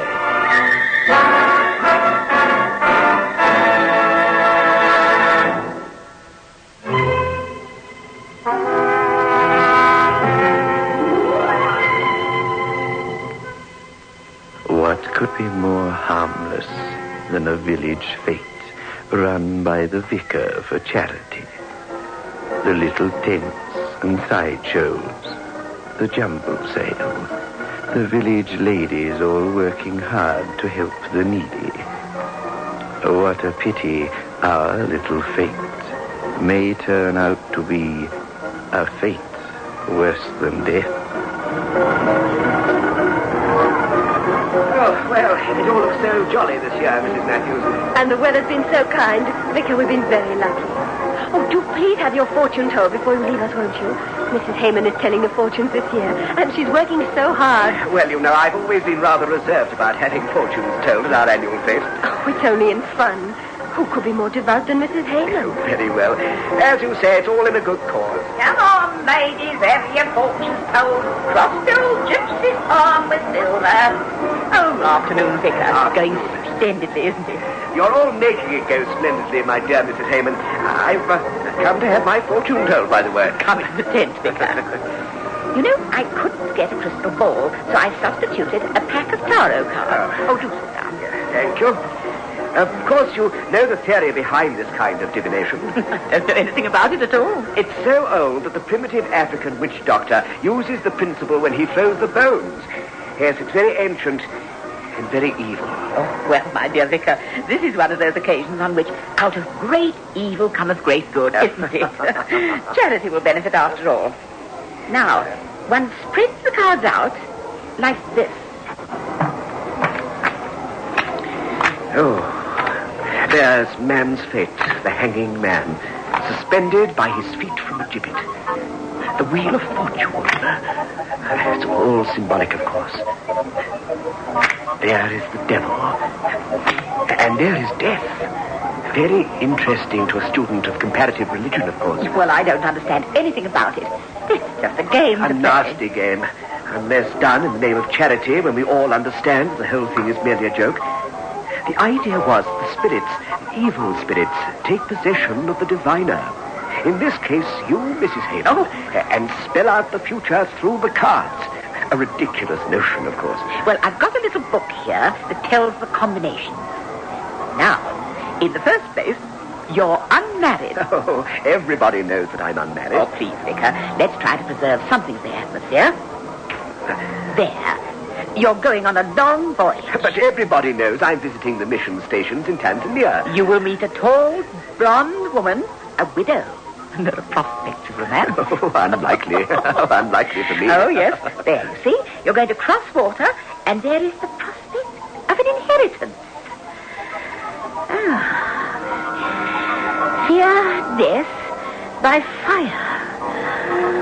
Fear that which flies in the air, but is not a bird. Fear the things of night, the bat, the wolf, the leopard. Speak only truth, or evil will strike you. Oh, please, wake up, Mrs. Hangman. Wake up. Oh, mercy me. She seems to have fallen into some kind of trance. The shuttle flies back and forth, and the thread is spun into the lives and deaths of men. Fear the flash of fire. Fear the high face of the sun at noon. Fear the agents of the dark. Fear the man with a scowled face. My dear Mrs. Hangman, please. Oh, dear, I must get help. Help! Help!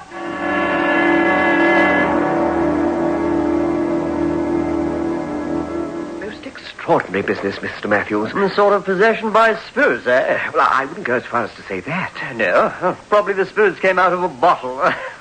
So far as I know, the lady has never let a drop of spirituous liquor pass her lips. Only joking, Vicar.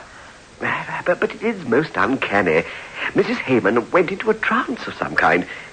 Excuse me, I'd better go to inquire if she's fully recovered. Are you feeling better now, Mrs. Hangman? Oh, it was only the heat. I am sorry. It must have been a most unpleasant experience. Tell me, can you remember exactly what occurred? Well, I was telling your fortune, and I've simply passed out, that's all. You seemed to go into some kind of trance. Do you remember what you said? Oh, it was some nonsense I was making up. You said, fear death by fire. Fear that which flies in the air, but is not a bird. No. Fear the things of night, the bat, the wolf, and the leopard. Speak only truth, or evil will strike you. Oh, I'm sure I did. Well, I can assure you that you did, Mrs. Hangman. I feel that something caused you to give me a warning. Something connected with those evil tarot cards. But what could the warning mean? It all sounds most outlandish to me. Fear death by fire. Well, that's plain enough. Fear that which flies in the air but is not a bird. Oh, why, that would be an aeroplane. Of course. Your trip to Tanzania. You must cancel it at once. Oh, my dear Mrs. Hangman, I can hardly see myself explaining to the bishop that I must take the warning of a pack of cards rather than the evidence of my senses. No, I shall travel as scheduled, and I'd be greatly obliged if you'd refrain from mentioning this matter to anyone, at least until I've arrived safely at my destination. Oh, Vicar, do take care. Of course. And I hope to see you at the mission meeting on Thursday. Then I shall outline the purposes of my visit. But of course I shall be there. The whole village will. Yes, I know. You're all very loyal to me.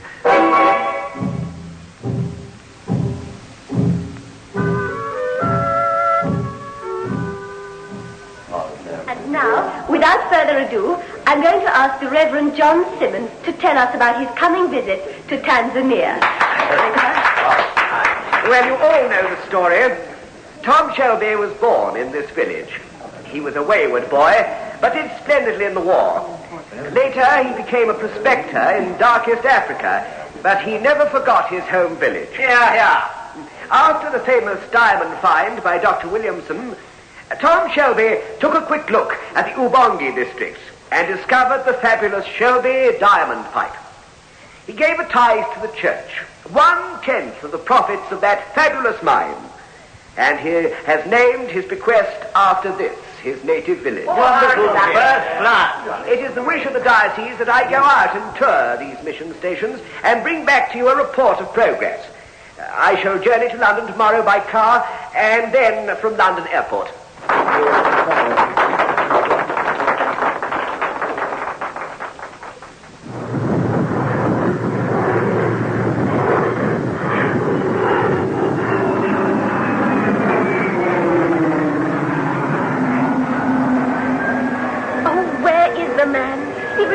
Exasperating sometimes. Don't worry yourself, he'll show up. But that's the plane for Tanzania standing on the tarmac now. He's only got a few minutes. Oh, let's ask him to wait for him. I'm afraid they won't do that, May. He's got scarcely 5 minutes before she takes off.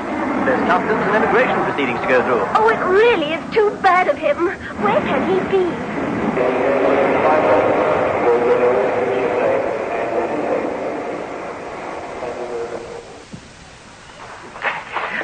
I say, please, a moment. Where can I hire a car or something? Car? Hire a car? Well, why, no, sir. I don't know. My dear man, where is the next village? Behind you, sir. I mean, in front of me. Oh, that I can't say. I be a stranger, you see, from Wemsbury Parlour. That's 5 mile away. Oh, it isn't any use, is it? I'm too late anyway.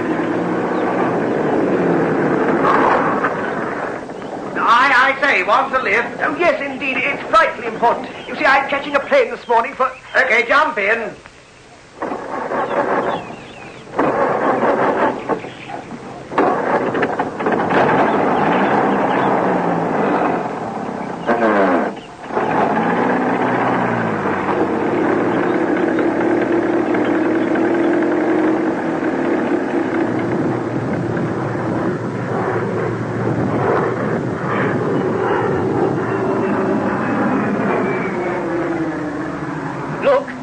Now. Where? In that ridiculous old car. Oh, his own must have broken down. Well, whatever's happened is too late. And the plane's about to take off, I'm afraid. Too cruel, it really is. Oh, the poor vicar. Have I missed my aircraft? Oh, you have, but never mind. There's another leaving tomorrow. Look! Look at the plane! There's something wrong! She's crashing!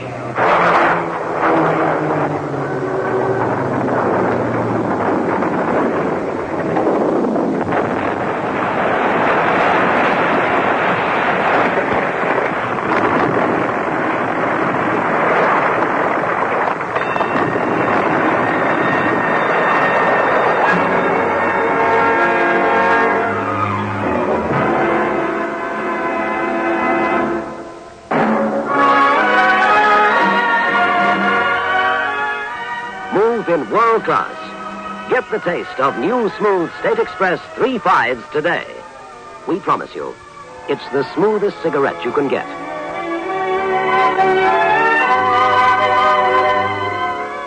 It's a blend that has been perfected after years of constant research by our master blenders, and the recent development of an entirely new process which gives you an even smoother 3/5 smoke.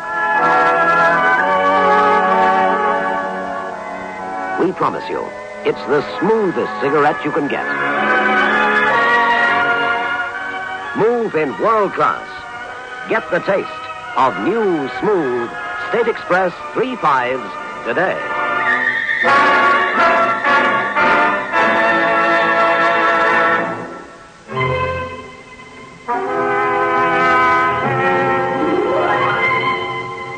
Is the vicar merely very lucky, or does he have powerful friends?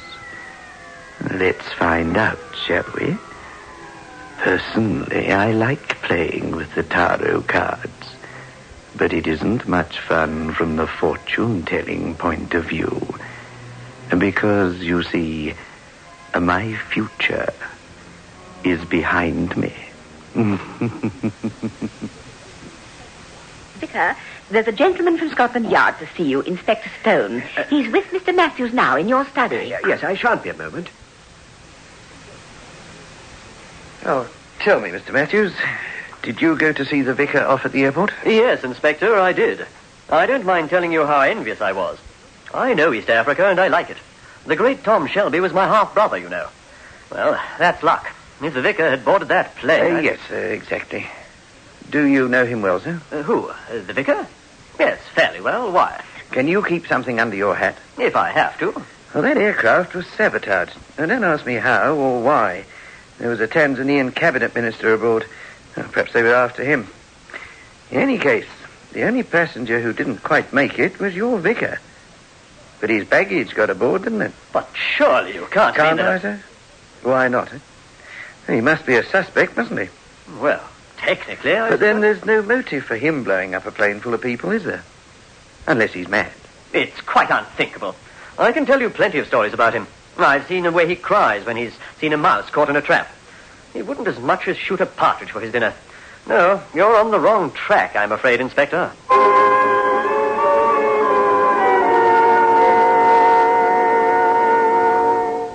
May, I'm going to lay out the tarot cards again. Oh, you're mad.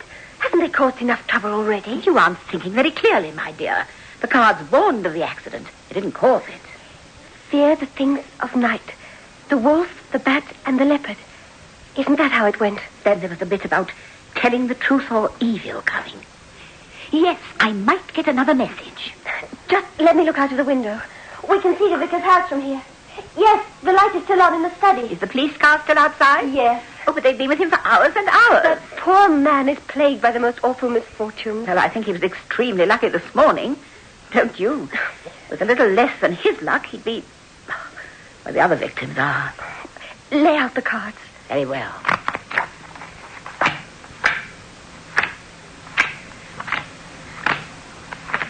One touches them. I don't know why, but I've seen gypsies do it. If you want to know, it's a sort of spell, a heathen ritual. They're horrible, aren't they? I find them fascinating. I can see that you're in accord with them somehow. You know, May, I do feel that I am. I felt it from the first time I held them in my hand. Harriet, where did you get them? I bought them from an old gypsy woman. She told me they were true cards. Of course, I didn't believe her. Not then. She showed me how to use them. I wouldn't have had the nerve to go down there alone. Shh. Just a moment. Something's coming through. Read me. Something like, read me plain. The mud stinks and bubbles blue under the stream-hot sun. He who would win this has already lost. He who has lost has won. Harriet.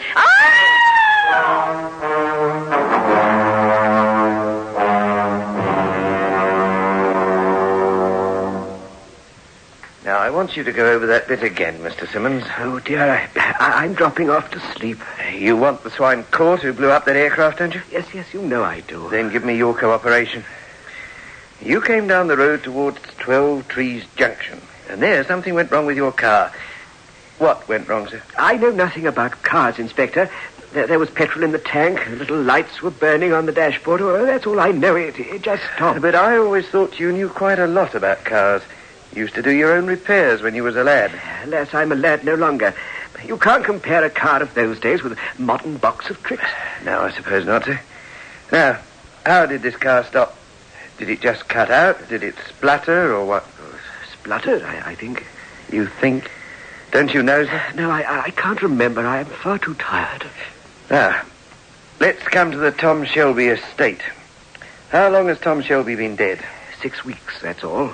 Do you know how much he left? Oh, it must be a colossal amount. And with the mine's earning potential, 1,000 million wouldn't cover it. What a lot of good one could do with that money. Can you imagine a man who wanted to do good to the world so much that he'd sacrifice 100-odd people for it? The greatest good of the greatest number, as it were? I can't imagine a man so monstrous. But I'm perfectly prepared to believe that he could exist. Yeah. Do you know who is the beneficiary under the will? Oh, I've no idea. And I refuse to answer any more of these silly questions. I don't care who benefits. Although I'm sure Tom will have left a tithe for the church. So you don't know who's the beneficiary? Why, you are, Mr. Simmons. You are.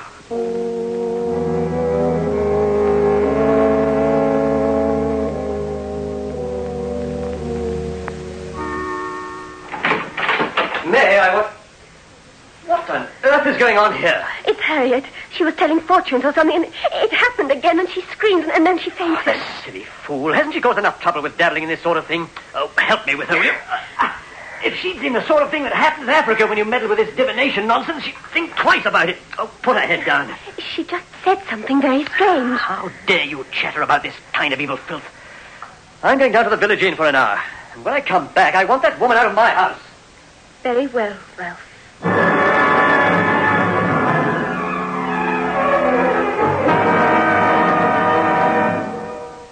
Well, Vicar, good night to you. I can let myself out. No, I shall see you to your car. I feel like a breath of fresh air in any case. Oh, as you wish, sir. You'll understand that it's my business to get to the bottom of this matter. What a terrible business it is, too. My sympathies are with you, Inspector. Have no fear. That's a fine night, sir. Yes. On a night like this, I can hardly believe there's such a thing as evil in the world. If only... Get down, man! There he goes. He's running off. It's as though a door had opened and released evil upon the world. Oh, there's big money involved.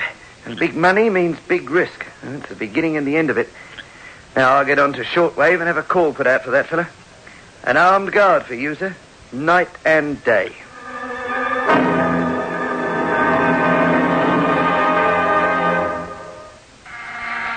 I'm coming.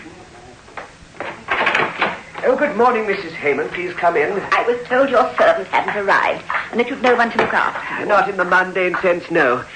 It seems there's someone looking after me, though, for I've escaped death twice in 24 hours. I read the cards again last night. Oh, I think that was rather foolish of you. However, I must admit they did warn us truly on the first occasion. Yes, that which flies but is not a bird. I rather think that refers to a bullet, not an aircraft. We still have the things of the night and the penalty for telling lies.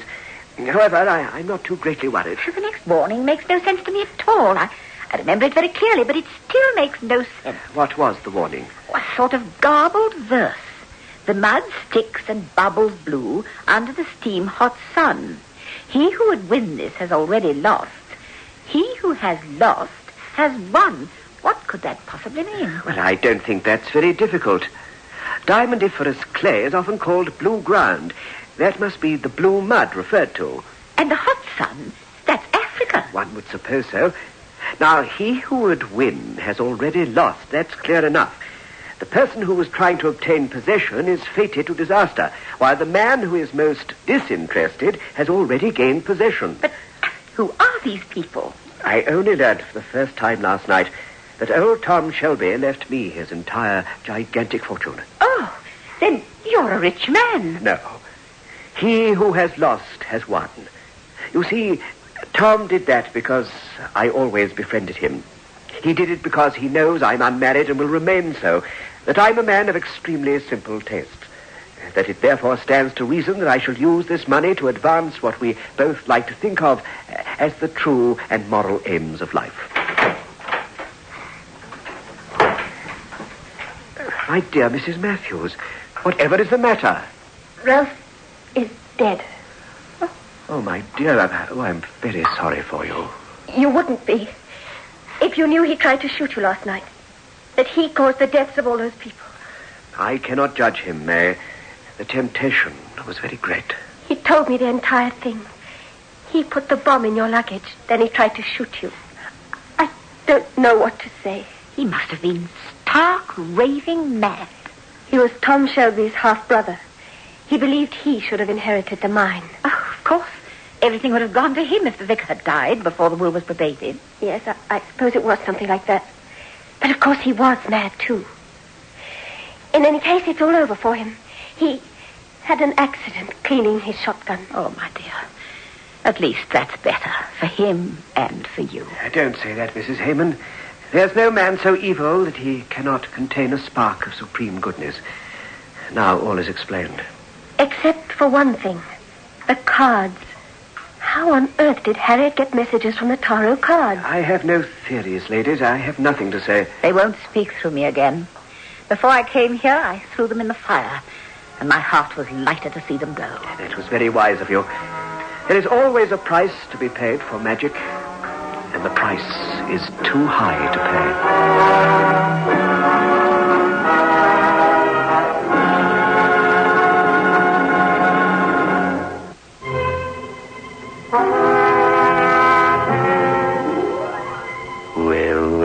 Well. Poor Ralph Matthews' scheme collapsed like a pack of tarot cards. Would you like a pack? You can get them here, behind the creaking door.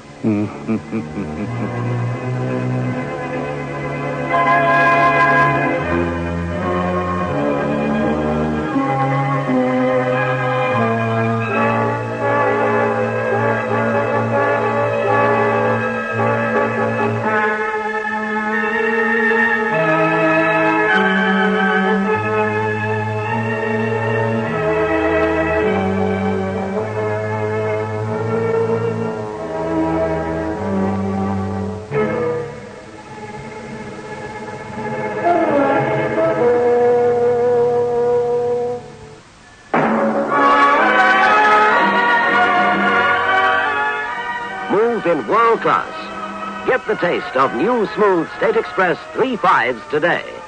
We promise you, it's the smoothest cigarette you can get.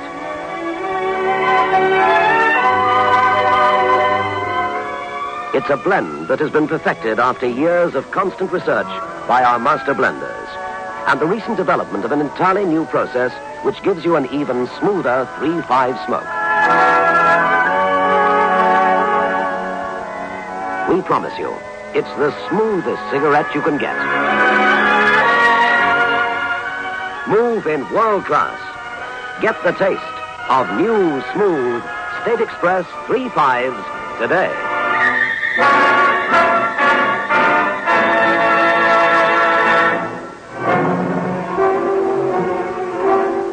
This is your host back again.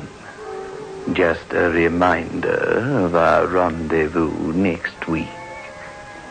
Where are we going? Through the creaking door?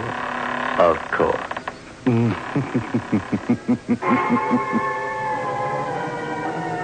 The manufacturers of State Express 3.5 Filter King cigarettes invite you to listen next Saturday at 9 o'clock, when they will again present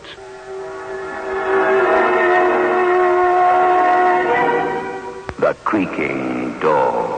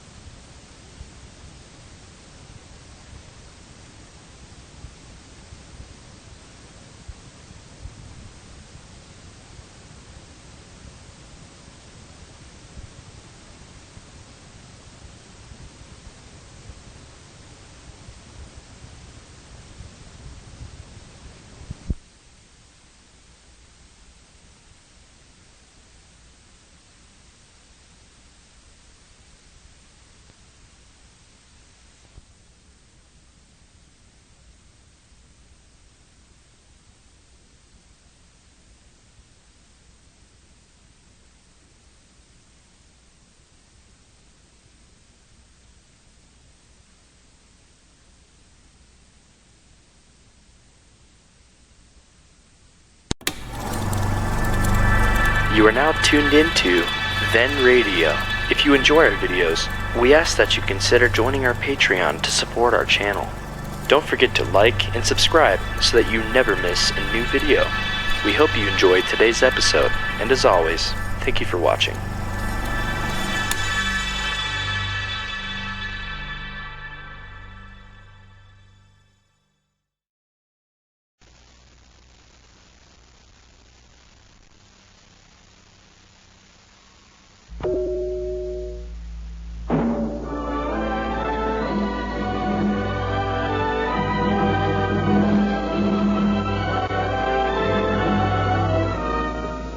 I have flown, I have sailed, I have moved about this world of ours, and ever in search of the finest of its kind, we bring you the tops in spine chillers.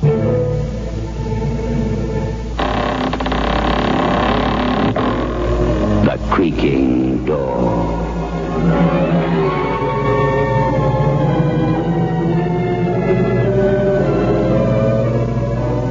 The manufacturers of State Express 3.5's Filter King cigarettes take pleasure in presenting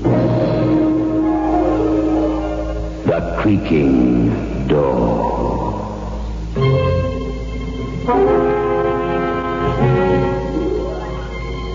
Good evening, friends of the Creaking Door. The Creaking Door is open, so do come in. Have you ever wished for anything? I'm sure you must have done. But supposing your wish were to come true, would you really like it? Or would there be certain little strings attached? Ask Bella. She knows. She thought she had 3 wishes. But now she wishes that she hadn't wished.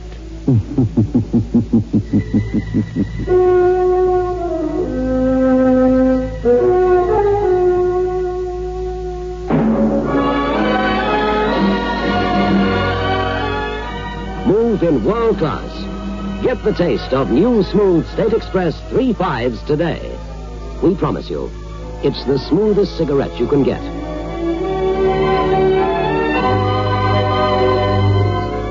It's a blend that has been perfected after years of constant research by our master blenders, and the recent development of an entirely new process which gives you an even smoother 3.5 smoke. We promise you, it's the smoothest cigarette you can get. Move in world class. Get the taste of new, smooth State Express 3.5s today.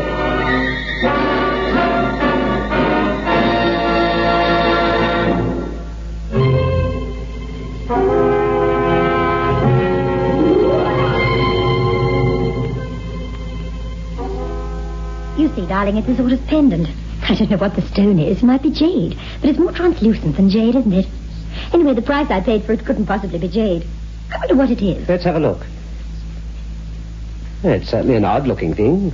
This must be some sort of inscription, I suppose. I suppose so. The man I bought it from didn't know anything about it. Where did you buy it? Off one of those barrows down by the docks. You know, in Michaelhouse Street. Just took my fancy, and it was so cheap. I'm pretty sure this is Greek, you know. Looks like Greek characters. I'll ask Ferguson to translate it. Is he a Greek scholar? Of sorts. Archaeology is his hobby, so maybe he'll know what it says.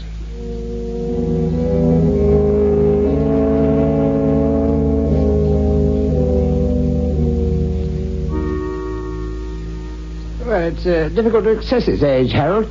Might be almost anything. I suppose they could do it with radioactive tests or something, but I'm not equipped for that sort of thing. No. It's pretty worn in places. Can you make out what the inscription says? Oh, yes, I can, but I can't make any sense out of it. Well, for better or worse, this is what it says. Pandora's box is opened and evil blows abroad, but I am good and evil. Beware, I will grant thee 3 wishes, but the price must be paid, and I am the one who chooses the coinage. Now, what on earth is that supposed to mean? I told you, I don't know. More than likely, it's some sort of ancient talisman, you know. Good luck symbol. Although it does say that it'll grant you 3 wishes.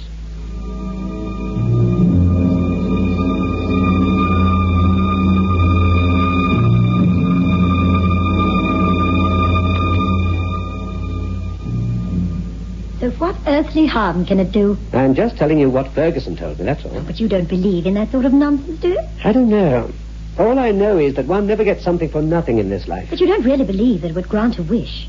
Oh, come now, Harold. You're going back to your nursery days. Aladdin and his lamp and all that nonsense. In bygone times, magic was more of an everyday thing than it is today, you know. Do you really believe that? Well, I don't disbelieve it.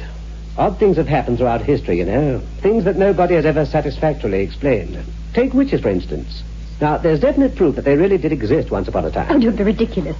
There are more things in heaven and earth, Horatio, than are dreamed of in your philosophy. Remember that, Bella. Well, wear it by all means if you want to, but don't start wishing for anything, because you might be sorry if your wish is granted.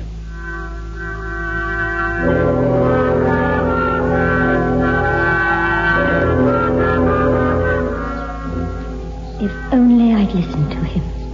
Harold would be alive today if I'd listened to him. But I didn't, you see. That's why I had to kill him again. Even after he was dead. I had to kill him. You see, one day, Harold and I were talking. Things hadn't been going so well for us for a couple of months or so. We were starting to get into debt. I wasn't fully aware of it at the time, but I know now that that thing had brought its own personal aura of evil with it. It was all around us, like a spiritual swamp. There was just bad luck and disaster, vaguely in the air.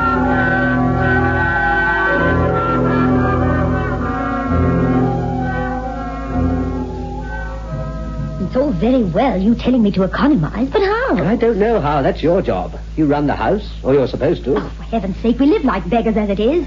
I just can't cut down any more. Well, you've got to, and that's all there is to it. I'm going to have a drink. Do you want one? No, thanks. We can't afford them. Oh, stop being childish with me now. Well, what do you expect me to do? Wave my little magic wand and all of a sudden there's plenty for everyone? Look, I'm worried about things. Can't you understand that? All of a sudden, somehow, we just haven't got enough money. I wish I had £1,000. I wish you could wave your magic wand. Let's try the pendant. The what? The pendant. This thing round my neck. Remember? It grants wishes, but beware of the consequences. Who cares about the consequences? Either I don't believe in it at all, in which case wishing would be a waste of time, or else I believe in it completely, and I believe that we wouldn't get our wish without some sort of tragic follow-up. We don't know enough about these sort of things. All right, you're the boss. You'll have to get your £1,000 from somewhere else.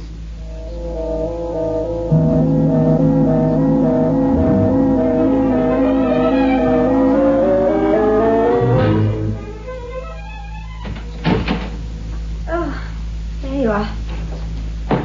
I couldn't sleep. Why don't you come to bed? I couldn't sleep either. I'm not tired. Oh, what on earth are you sitting up like this for? It's so cold down here. Fire's nearly dead. Yes, it is cold. Come on, darling, cheer up. Things can't be that bad. They are that bad, Bella. I've embezzled money from work, Bella. Done what? Not a great deal. £730 to be precise. I've taken it in small amounts over the last 2 months. That's how we've managed to keep out of trouble. Oh, no.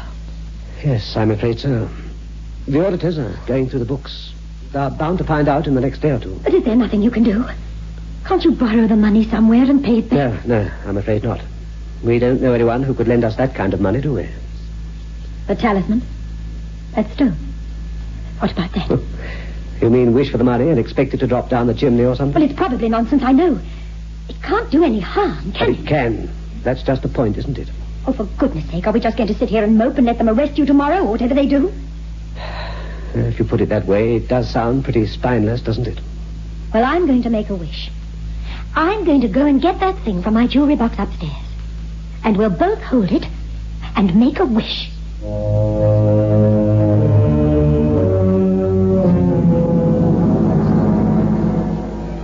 I went upstairs and I got that things from my jewelry box. I went back down into the lounge, and the two of us sat on either side of the dying fire. At first, we felt a bit self-conscious and silly about it. But as we both held the peculiar green-colored stone, and as our fingertips touched, I was aware of a presence. An evil presence, I know that now. We sat there by the fire, and we wished for enough money to get Harold out of the jam that he was in.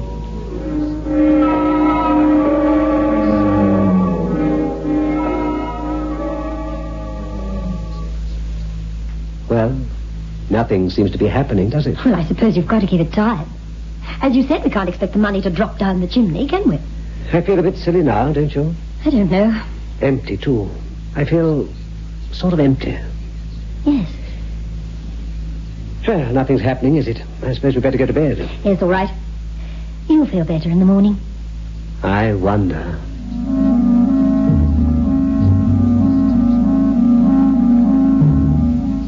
The next morning I got Harold off to work the same as usual. That was the last time I saw him alive.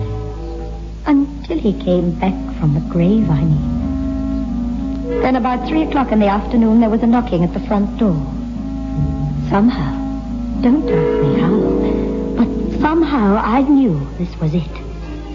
I knew that the pendant had done its work and granted our wish.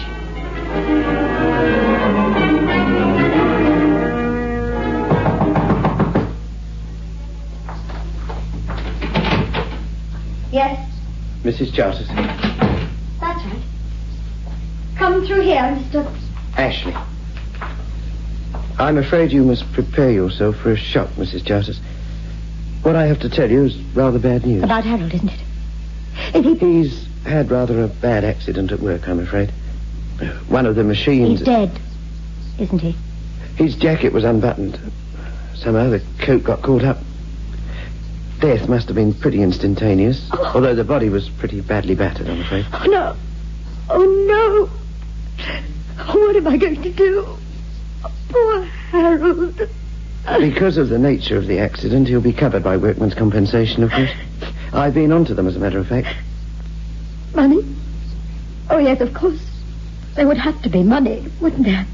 Not a great deal, I'm afraid, but, well, enough to help tide you over this bad patch. Just a minute. How much? Plus minus £730, Mrs. Charters.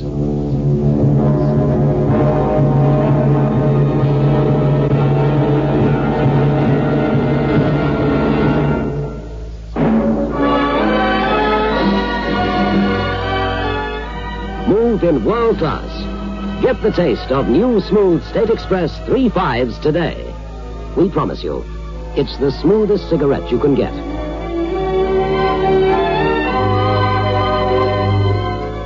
It's a blend that has been perfected after years of constant research by our master blenders, and the recent development of an entirely new process which gives you an even smoother 3-5 smoke.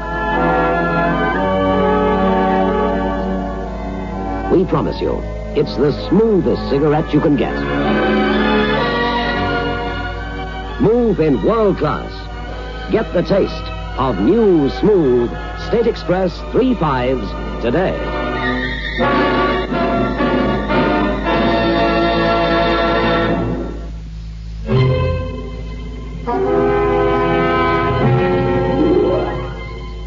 You see what happens when one starts to get greedy.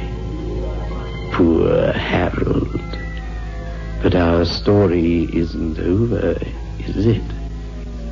There are still 2 wishes to go, aren't there?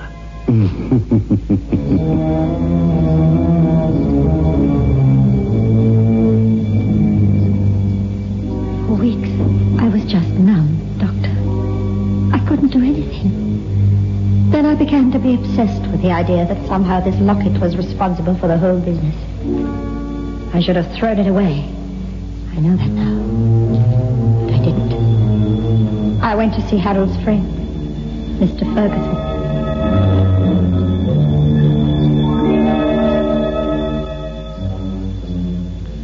I was terribly distressed to hear about Harold Bella. Somehow one doesn't expect these sort of accidents in this day and age. It wasn't an accident. I beg your pardon? It wasn't an accident. It was this thing. I don't understand you, I'm afraid. Do you remember this? Just a minute. Yes, of course I do. Harold brought this to me to read the inscription some time ago. And the inscription says something to the effect that it will grant a wish, but beware of the consequences. That's right, isn't it? Something like that, yes, Bella. But surely you don't mean to tell me that you believe in that sort of thing? I didn't.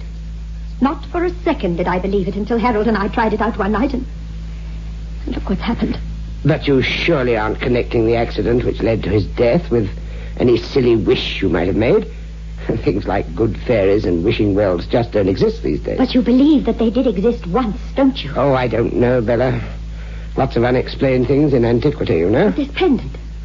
This is very old, isn't it? This is a remnant of antiquity, isn't it? Yes, I know, but really, believe me, these sort of things don't happen anymore. Well, Harold and I wished for £730. The next day he was killed. And the workman's compensation paid out £730. How do you explain that? Well, there's only one explanation, isn't there? Absolutely 1,000,000 to 1 coincidence. If you really believe that, and I don't think you do, then there's nothing more to say. But if you don't believe it, perhaps you'll give me your advice. When one reaches my age, one is always giving advice. People seldom take it, but we still enjoy giving it. Go ahead, what's on your mind? What could go wrong if I were to wish for things to be exactly as they were before we got the talisman? Well, now, that poses a bit of a problem. In order to answer it, we'll have to assume that this thing does work, that it does grant wishes. All right, let's assume that. I know it does anyway. Yes, well, the point is that anything which has power only has power within terms of its nature. Do you understand what I mean? Not really. Well, take a motor car. It's within its nature to travel along the road. Therefore, it has power within terms of this nature. But it can't, fly, for instance. It can't use its power to build houses. Do you follow me now? Yes, I think I do. Go on. Therefore, this stone would not be able to take you back to the time before it was in your possession. That would be out of its province, so to speak. Yes, I see.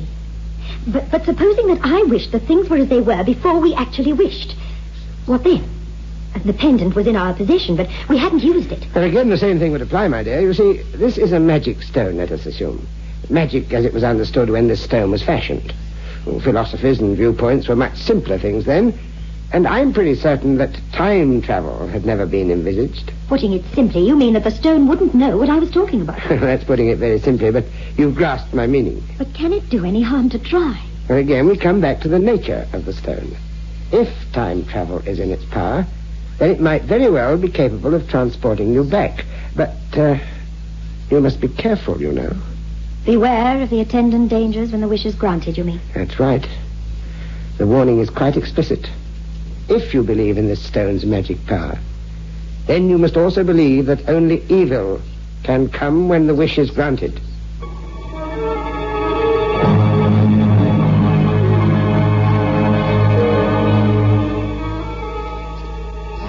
I went back home and I thought about what Ferguson had said. It was quite late at night before I finally made up my mind. But at last I did. I sat in the lounge. A fierce storm was raging outside, and I held the pendant between my finger and thumb.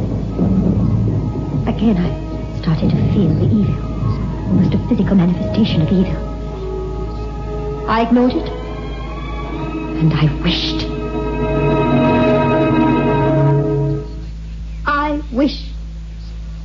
I wish that things were as they were before Harold and I made that wish.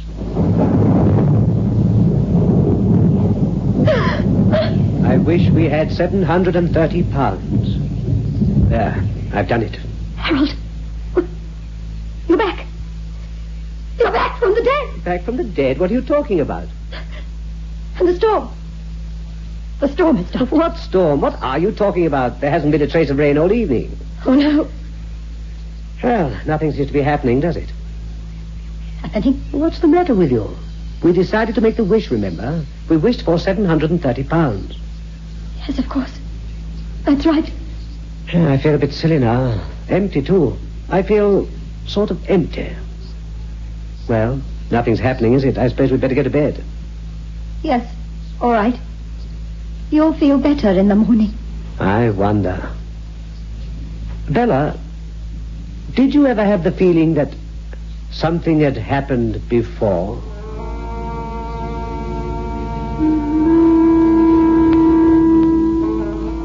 And that's what happened. The stone took us back in time, all right. But nothing changed. I had to live through it all over again. I tried to stop Harold from going to work, but I couldn't. It was inevitable, you see. He went to work, and at 3 o'clock the next afternoon, the same man came around and told me that my husband had been killed in an accident. And they were paying out £730. After that, I was hardly a person at all. I sat at home, stared into the fire, and stared at the pendant, the stone that had brought me so much sorrow. I was lonely, Doctor, terribly lonely. And it came to a head last week, Tuesday night. It would have been our wedding anniversary. We would have been married 11 years. I sat in the lounge, as usual, and looked at the fire.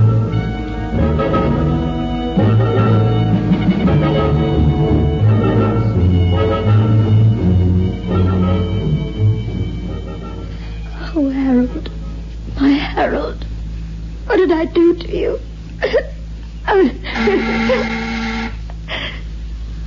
can that be? People don't come visiting at 9 o'clock at night. In any case, who'd want to visit me?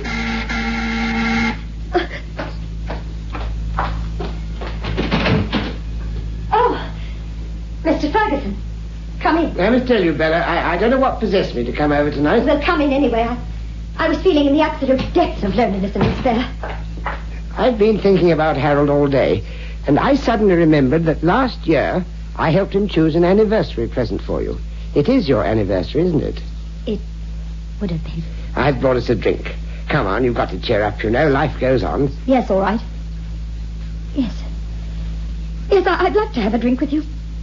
Oh, it was good of you to come. Yes, let's have a drink. Let's have several.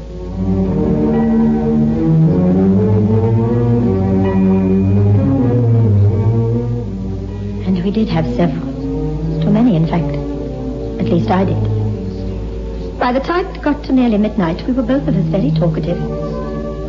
I suppose Ferguson's visit had cheered me up to a degree. At least that's what I thought. But when the superficial sort of chatter wore off, I realized that it hadn't really. I was still terribly lonely for Harold. He was very good to me. A fine man. Let's drink to him. Have you still got that pendant? Yes, I have. Somehow I can't get rid of it. I would hate anyone else to get their hands on it, you know. I feel somehow that while I have it, it can't harm anyone else. Where is it? I wear it all the time. Oh, not outside my dress. Here. Want to look at it? No, I just wondered where it was. Even from here, one can see how beautiful it is, can't one? Beautiful and evil. Do you know, even as I hold it now, I can feel the evil again. I don't know what to make of it. There's a sort of warmth, you know. I beg your pardon? It seems to somehow sort of burn my fingers. Not burn, I really. shouldn't have mentioned the wretched thing. Put it away, Bella. Oh, Harold. My dear, dear Harold. How I loved you. I love you still wherever you are. I'll always love you. Oh, Harold, how I wish you were back again. Oh, heavens, what have I said? Ferguson, what have I done? I didn't mean to do it, but I wished Harold was back again. And that was the last wish!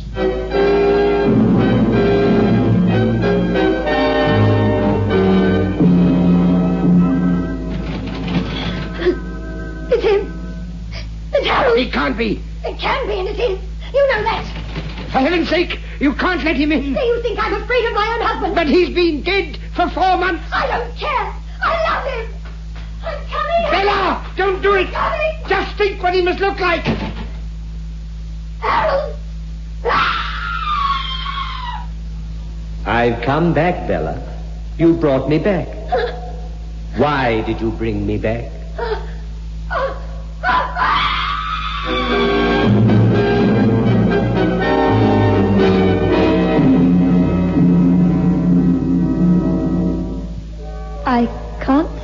describe to you what I saw there. But it wasn't my Harold.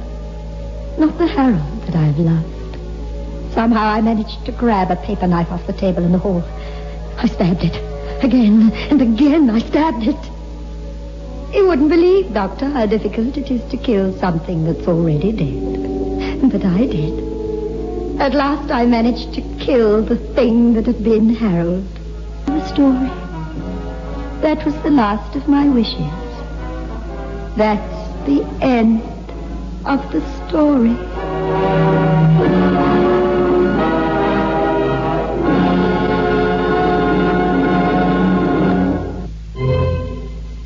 Well, there you are, you see. So if you possess an old pendant with funny writing on it, whatever you do, don't make a wish while you're holding it in your hand. Think what happened to poor Bella.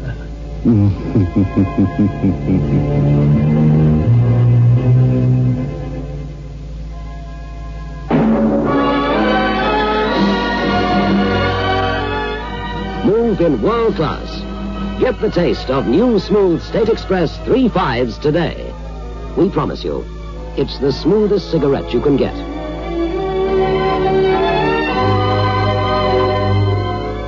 It's a blend that has been perfected after years of constant research by our master blenders, and the recent development of an entirely new process which gives you an even smoother 3.5 smoke.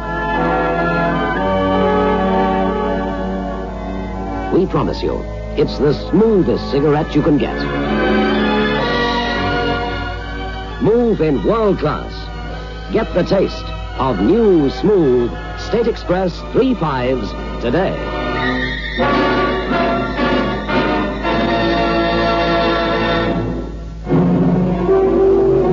This is your host back again. Just a reminder of our rendezvous next week. Where are we going? Through the creaking door, of course.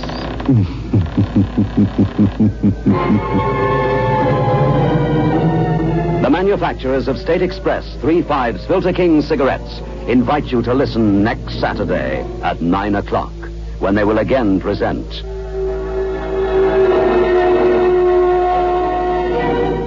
The Creaking Door.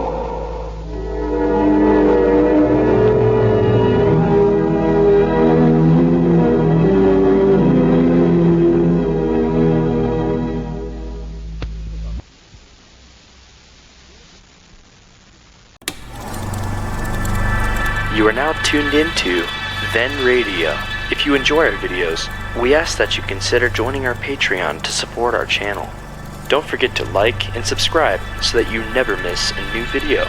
We hope you enjoyed today's episode, and as always, thank you for watching.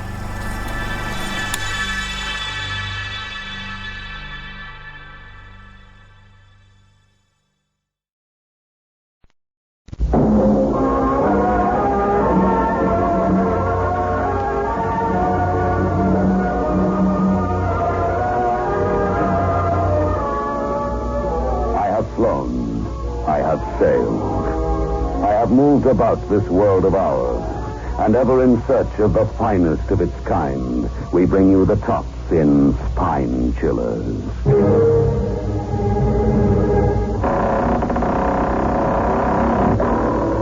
The Creaking Door.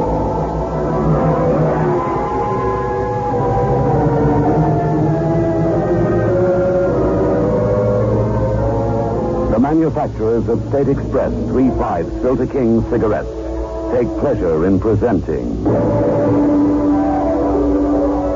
The Creaking Door.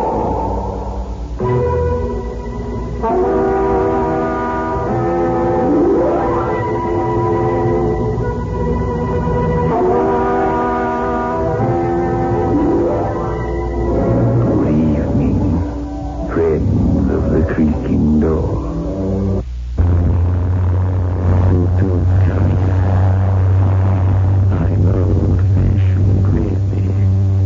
Forgive me a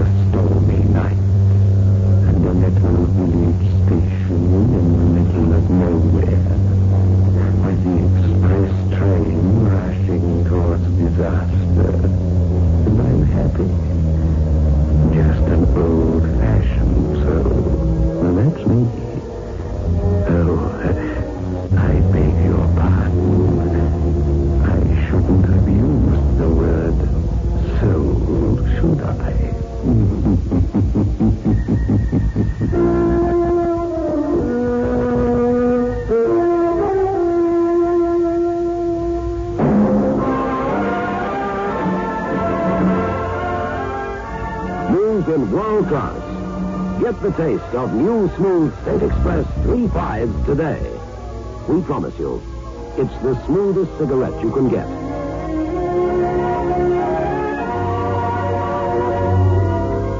It's a blend that has been perfected after years of constant research by our master blenders. And the recent development of an entirely new process which gives you an even smoother 3.5 smoke. We promise you, it's the smoothest cigarette you can get. Move in world class. Get the taste of new, smooth State Express 3.5 today.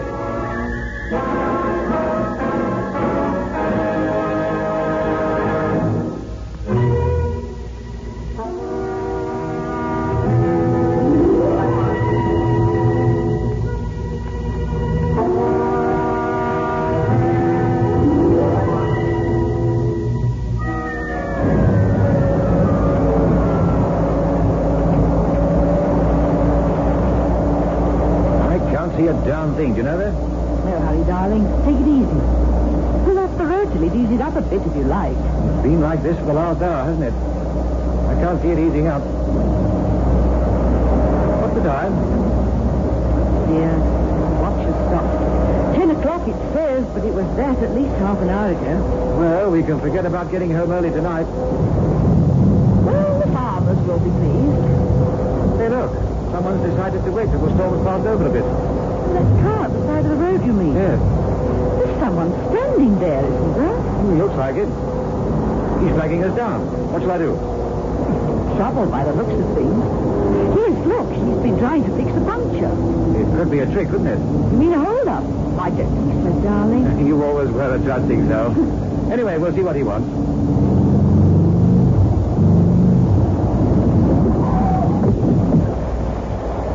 Here he comes. He's in uniform. Yes, it's a railway uniform. I'm so pleased you stopped. I'm having a bit of trouble. Puncture? Yes, the spare's flat. I've been stuck here for half an hour. You're the first car that's come along. Oh, you better get in. Oh, my name's Michael Wright. This is my wife, Pamela. How do you do? I'm pleased to meet you, and that's no error. Bill Evans is my name. Well, now, where do you want to be, Bill? Well, I'm on the railway. I suppose you can see that. Should have been at the station half an hour ago. Which station is that? Rossiter Station. It's about 10 miles from here. Okay, you just show me how to get there. We'll give you a lift. That's very kind of you. You turn off to the right about a mile ahead.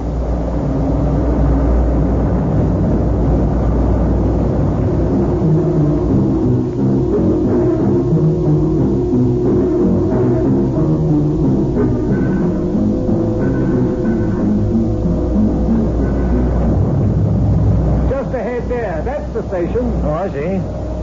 It's miles from anywhere, isn't it? Serves the local farmers, mainly.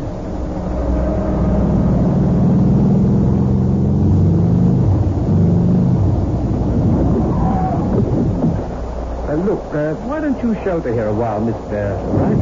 I mean, the storm's got worse, if anything. It's warm and dry in the waiting room, and I could offer you a cup of tea. Well, it's very kind of you, Bill. Oh, yes, let's do that, Michael. You're tired of driving. I'd love a cup of tea. All right, then. Better run for it. Follow me. Right. Through there. Come on, darling. Hey, I'm soaked. Oh, so are you, Pam. Oh, never mind. It's better than driving through that horrible storm all the while. Make yourself comfortable. I'll make the tea. Let's hope there's some milk left. Okay. What's the matter, darling? You're shivering. Oh, have you caught a cold, do you think? Oh, I'm all right, just relief, I think. I hate driving in weather like this. Rain, thunder. I imagine all sorts of terrible accidents. Why didn't you say? You know I'd have stopped. Well, I know you prefer to keep going. I'm glad we've stopped, really. You look a bit feverish to me. Here, let me feel your forehead. You're quite hot, you know. I think you've got a temperature. Oh, it's nothing. Nothing a cup of tea won't fix. Funny little station, this, isn't it? Rossiter. I never heard of it, have you? Never. But I don't know this area well, in any case. You know, I think our friend Bill is the only one here. He must be booking clerk, porter, and station master rolled into one. There. Sorry I took so long. I'm afraid the milk was finished, but, well, I thought seeing as it's so cold, you might like to have a drop of something stronger. Oh, that's marvelous, Bill. That'll buck you up, darling. Not feeling well, Mrs. Wright? Oh, it's nothing. No, the glasses aren't very dainty, but they're clean. Here we are, then. Cheers. Ah, thanks. Here's to one.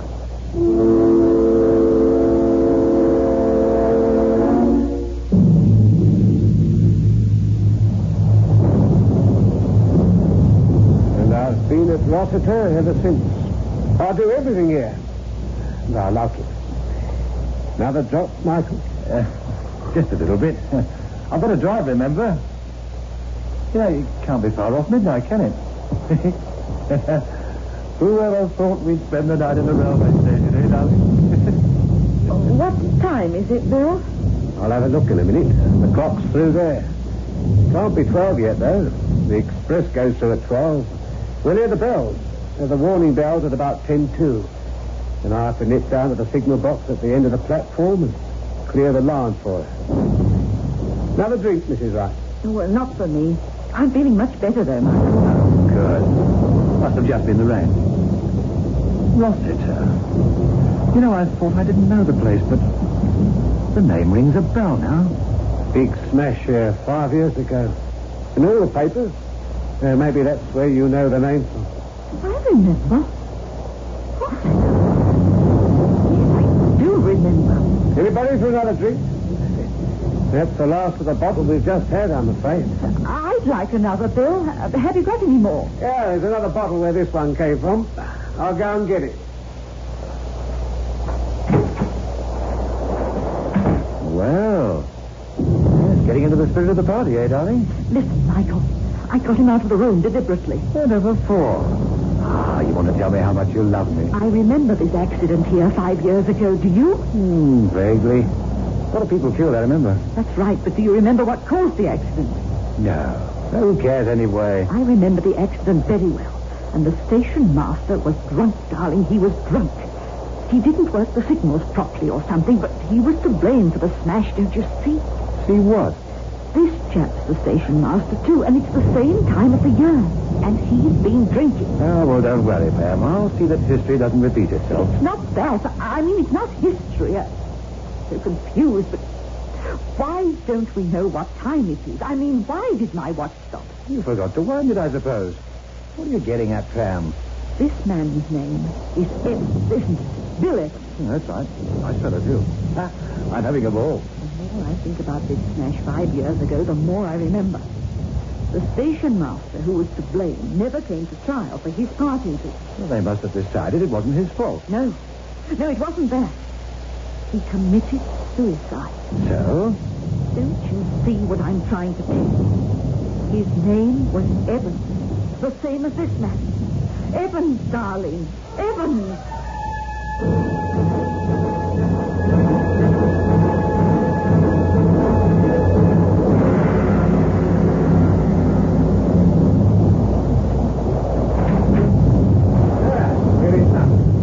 Another bottle left. Oh, good, Bill, good. How long did you say you'd been working here at Rossiter, Bill? Too long. Here you are, Mrs. Wright. Thanks. Are you the only one who works here, Bill? That's right. I told you. I'm Jack of all trades. And supposing you're sick or out of action or something? Mustn't get sick, must I? And for you, Mr. Wright? Thanks, Bill. No more for me. Come on. Just a drop. Fine. Not too much. How about yourself? In a minute. One or two things I have to go and check before the express comes through. I won't be long. Just got to phone through. Won't be long. Darling, what's happening? There's nothing happening. He's not a ghost, if that's what you're worried about. Ghosts don't drink and get drunk and talk as rationally as he does. Oh, how do you know? How many ghosts have you spoken to? Oh, come off it, Pam. Look, you caught a bit of a chill in the rain and you're imagining things. What am I imagining?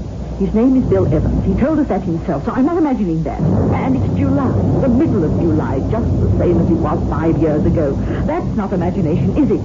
And he's been drinking. It's just the same as it was. It's coincidence. And how do we know how ghosts behave? All right, so you don't believe in ghosts. Neither do I. You say it's coincidence. Well, it's too much of a coincidence.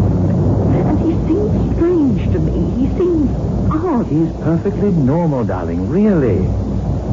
Oh, right. Yeah. Well, it was an express train due at midnight. Well, that's the same. We know that. What caused the smash? I don't remember it. Yes. Yes, I do. Oh, Michael. Yes, I remember it now. Yes, of course. It had been raining heavily, hadn't it? Yes, that's right. And there'd been a washaway on the line about 5 miles from here. Yeah. This station was the last point, the last signal point, which could have stopped the train. Oh, darling, I'm scared. Oh, now, wait a minute. Oh, that could be a coincidence, too. Rain isn't uncommon at this time of the year, you know. Now, the station master was drunk, wasn't he? It's the same. It's all the same. Now, pull yourself together, Pam. There must be something different. Wait a minute. They must phone through from the point further up the line, mustn't they? Yes, they do. That's it. Now, that's something that's different. I remember on the night of the smash, the storm had been very heavy, just like tonight. Just like tonight? Yes, but there's one big difference, my darling. On that night 5 years ago, the storm damaged the phone lines. Telephone lines were down. That's why it was all left up to the station master, who was drunk. Yes, that's right, I remember. Well, the phone lines aren't down tonight, are they? You heard Bill say the warning bell. It'll go any minute. But that isn't the phone line, is it? Well, same thing. Now, do you feel better? Michael, I feel... You're right, I suppose. It is just coincidence. Well, the phone must be all right, mustn't it? I'll lay odds that's just what Bill's gone to do now. Phone through to the other station further up the line. You'll see. Just a string of coincidences. And the name? Evans isn't an uncommon name, is it, my dear? Bill Evans, there must be thousands of them. Yes, I suppose. Any alarm bell yet? What? Any bell? Did the bell ring? No, not yet. Anything wrong? Creaking storm. The phone lines are down.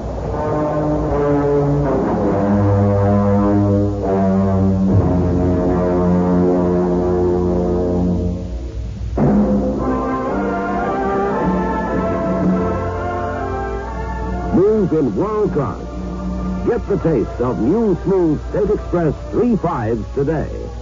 We promise you, it's the smoothest cigarette you can get.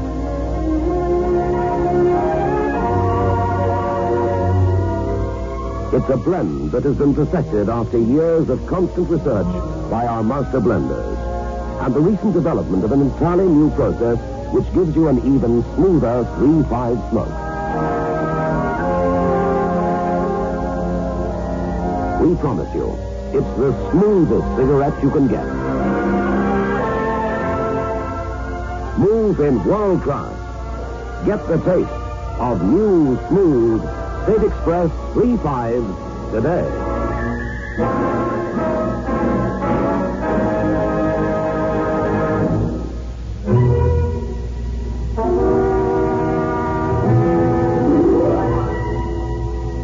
Well, who would have guessed it? The phone lines are down. I always say there's nothing like a good storm and a disrupting of communications for making things easier for the ghosts to walk. Don't you agree?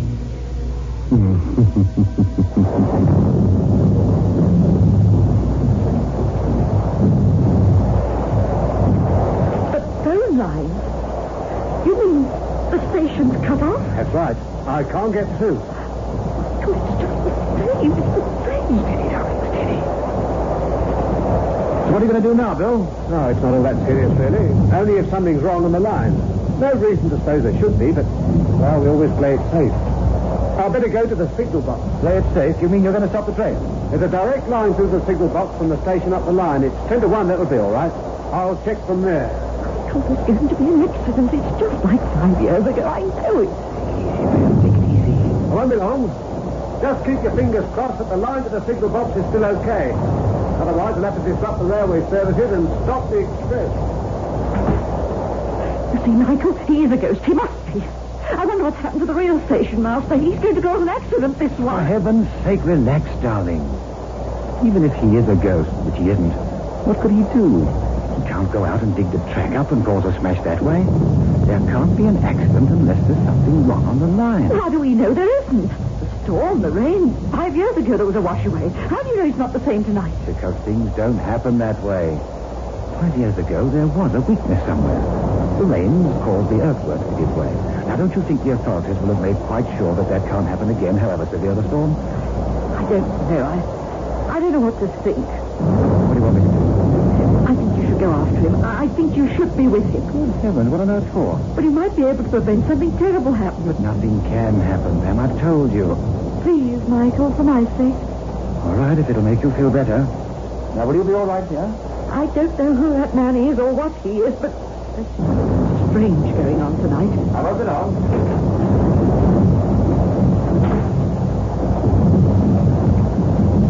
That light must be the signal box. Poor Pam. She's got a vivid imagination, all right. Ghosts don't behave like he's behaving, I'm sure of that. What? What's that? Hello? Over here. Bill? Over here. I've hurt my leg. Bill, what happened? It's my leg. The rain platform was slippery. Maybe the drink, I don't know. I slipped. I've hurt my leg. What's funny? Bill, I'm sorry. I shouldn't laugh. It's relief, I suppose. Oh. Look, I'll get you back to the waiting room. One thing's certain now.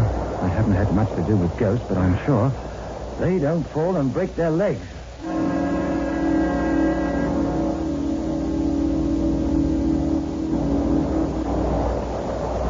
Oh, there, Bill. It's not much of a splint, but it'll ease things until Pam can get you to the hospital. How far is it? Not far. You all right, darling? I'm fine now. Don't worry about me. I'll get into the hospital all right. You know what has to be done, Michael? I think so. Now, check the line is clear and make the signal go. That's right. There's nothing to it. No, don't you worry, Bill. Come on, Pam. Just give me a hand. We'll get in the car.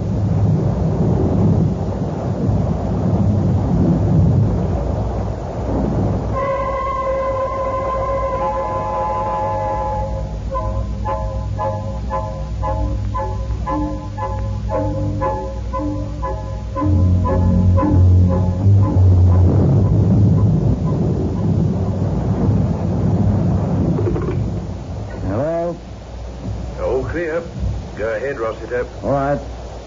Is that you, Bill? You sound different. No, Bill's sick. I'm filling in. Oh. Dirty night, isn't it? It certainly is. Ah, so good. Now, the third from the right, Bill said. What on earth? The express through yet? Not yet. Oh, thank goodness I got here in time.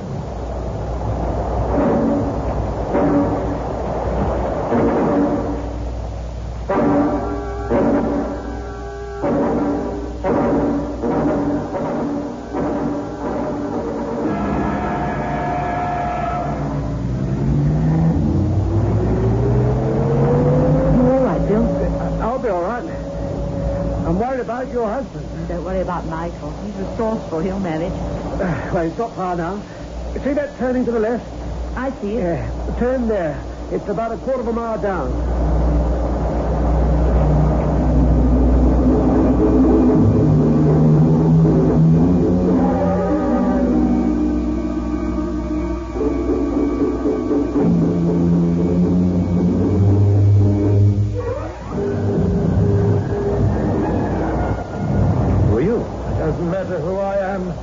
On the railways, you can see that, can't you? The uniform? Yes, of course. Then do as I tell you. I'll wash away, you 3 miles down the line, the whole cutting's caved in. If the express isn't stopped at Rossiter, there'll be a terrible accident. Stand over there. Right.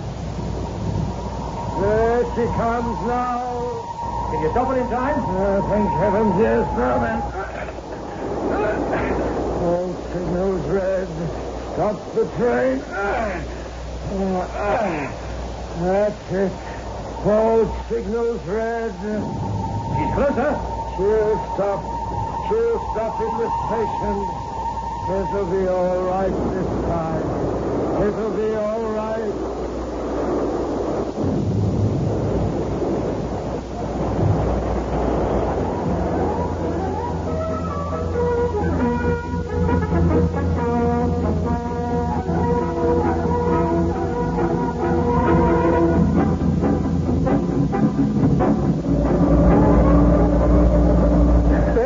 hospital.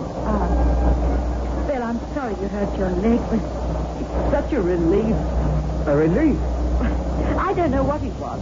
My watch stopped. I'm feeling a bit feverish, perhaps. I don't know, but everything seemed the same. Hey? The smash 5 years ago. Well, that was at this time of the year, wasn't it? And the names are the same. The names? Well, the station master then was called Evans, wasn't he? Oh, I see. Yes, he was, as a matter of fact. No relation. Evans is a common name, I suppose. Oh, don't tell me you thought that... I really feel silly about it now, but relieved, too. Well, it was the storm, you see, and everything was the same. Well, I'm no ghost, Mrs. Wright. And I think I've got a broken leg to prove it.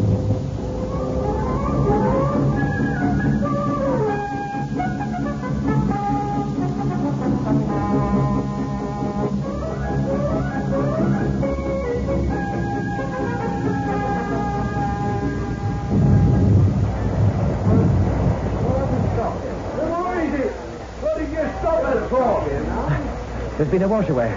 The line's blocked. Washaway? Who says? This is the express, you know. Here, you're not a railway man. No, I'm not. Well, then? It's a long story, but there would have been a smash-up if I hadn't stopped you. Look, ask the old man. That's right, isn't it? What happened to him? Where's the old man?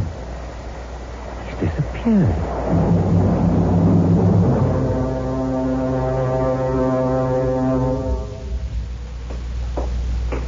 Oh, here's his bed.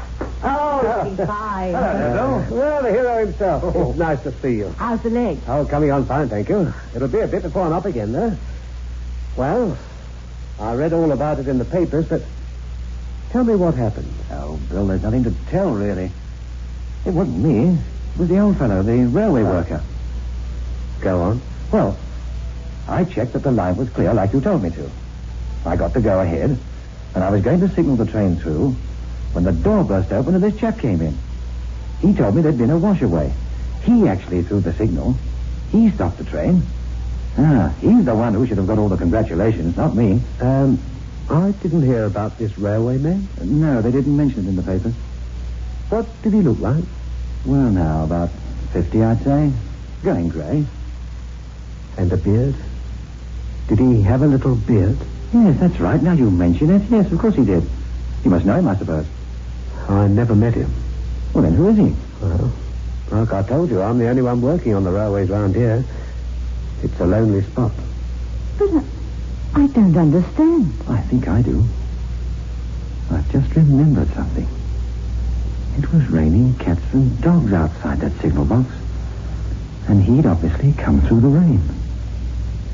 His uniform was quite dry. Dusty, in fact. I don't believe in ghosts either, Mrs. Wright. But I'll bet if you ask him his name, he would have told you he was Evans. You don't mean... Evans. The man who was responsible for the smash 5 years ago. He was making amends, you see. I hope he rests peacefully now.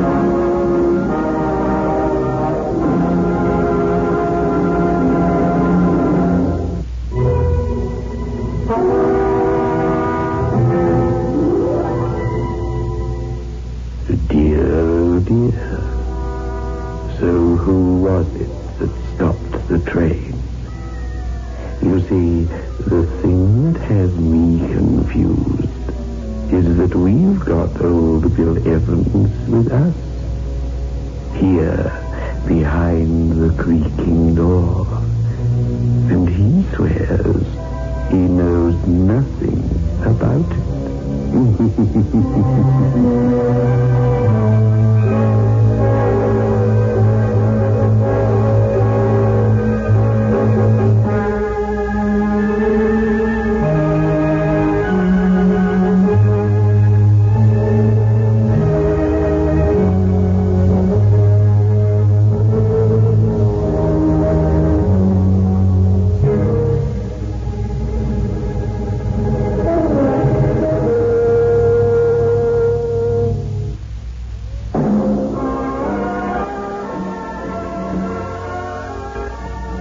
In world class, Get the taste of new smooth State Express 3.5s today. I promise you, it's the smoothest cigarette you can get.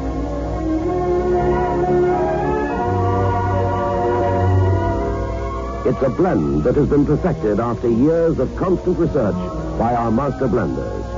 And the recent development of an entirely new process which gives you an even smoother 3.5 smoke.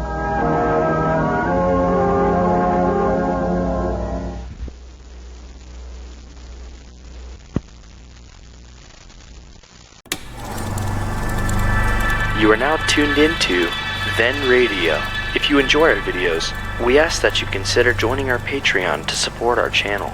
Don't forget to like and subscribe so that you never miss a new video. We hope you enjoyed today's episode, and as always, thank you for watching.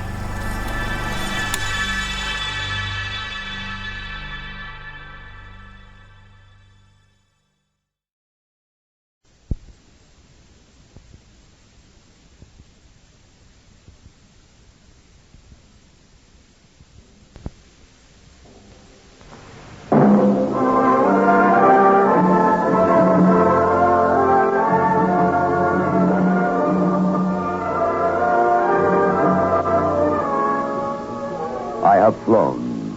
I have sailed. I have moved about this world of ours, and ever in search of the finest of its kind, we bring you the tops in spine chillers.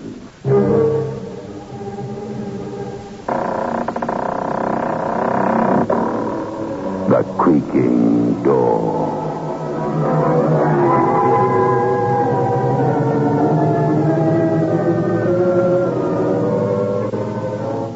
The manufacturers of State Express 3.5 Filter King cigarettes take pleasure in presenting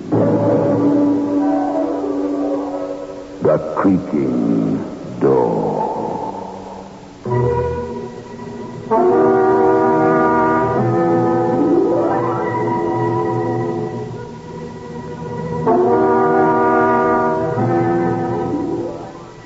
Good evening, friends of The Creaking Door. The creaking door is open, so do come in. Now, there's no reason to hesitate. You've no reason to fear. At least, not yet.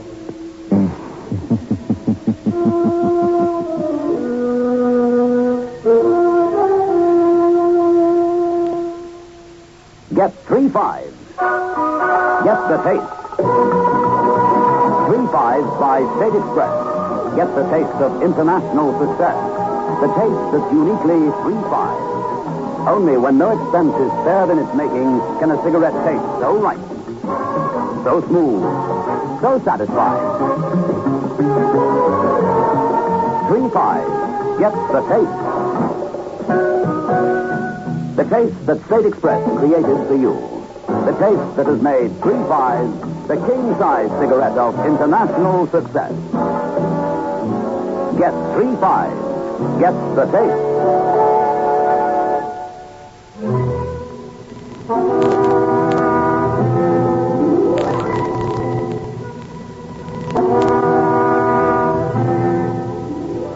The unconscious figure of Randolph Strang lies prone as his boat is being towed by the fishing smack towards the shore. The hot sun beats down relentlessly, as though its very rays have sucked from the man every vestige of energy. He's still be delirious by the looks of him. The sooner he be gotten to the doctor, the better. He looks in a mad way. Looks as though he's seen ghosts. It won't be long before a doctor have a look at him.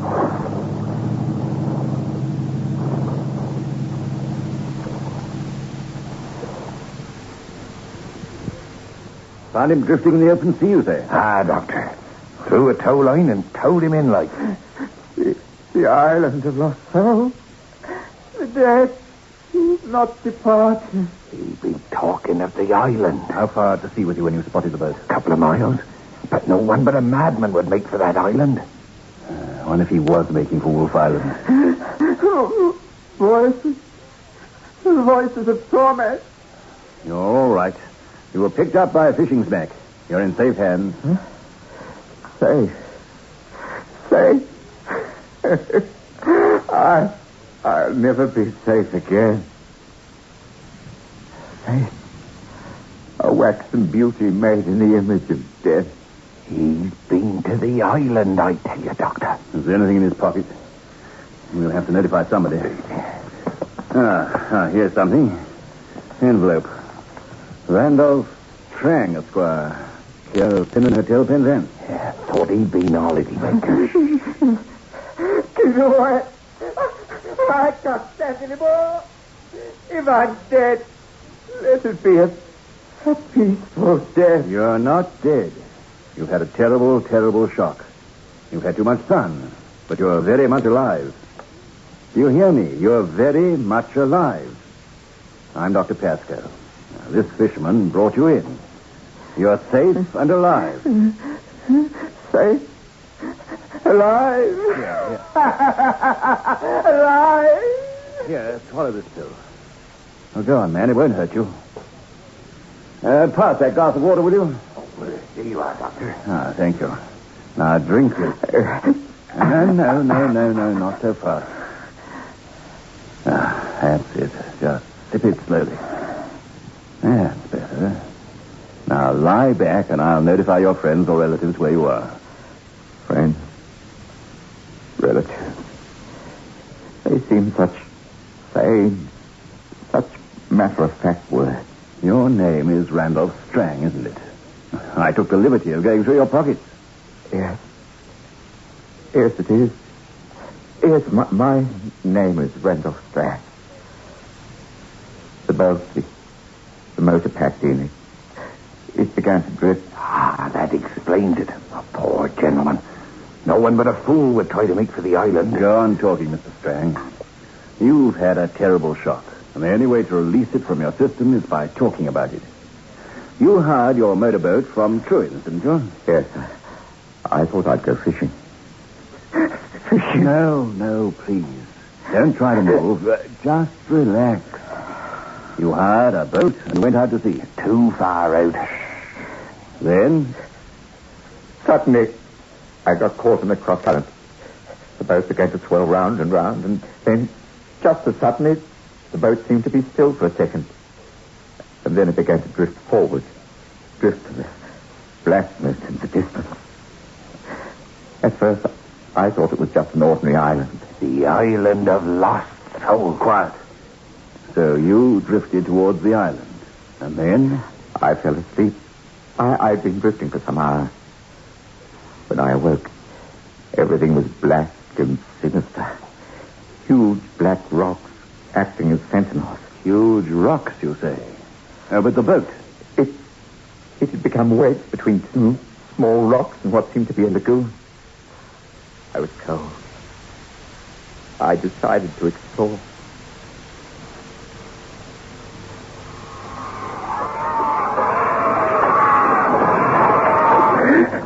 What's that?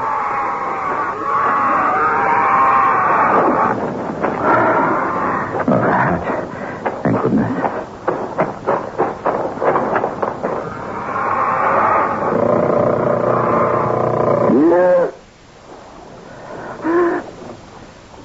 Face of Madonna.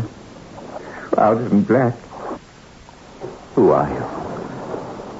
Where am I? Why have you come here unbidden? What are you doing here? Go before the keeper of the lost souls sees you.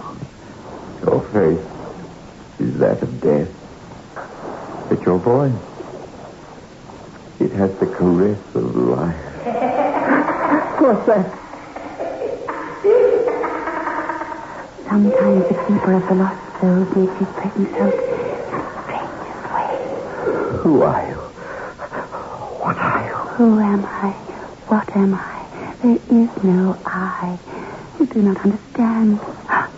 He comes. I must go.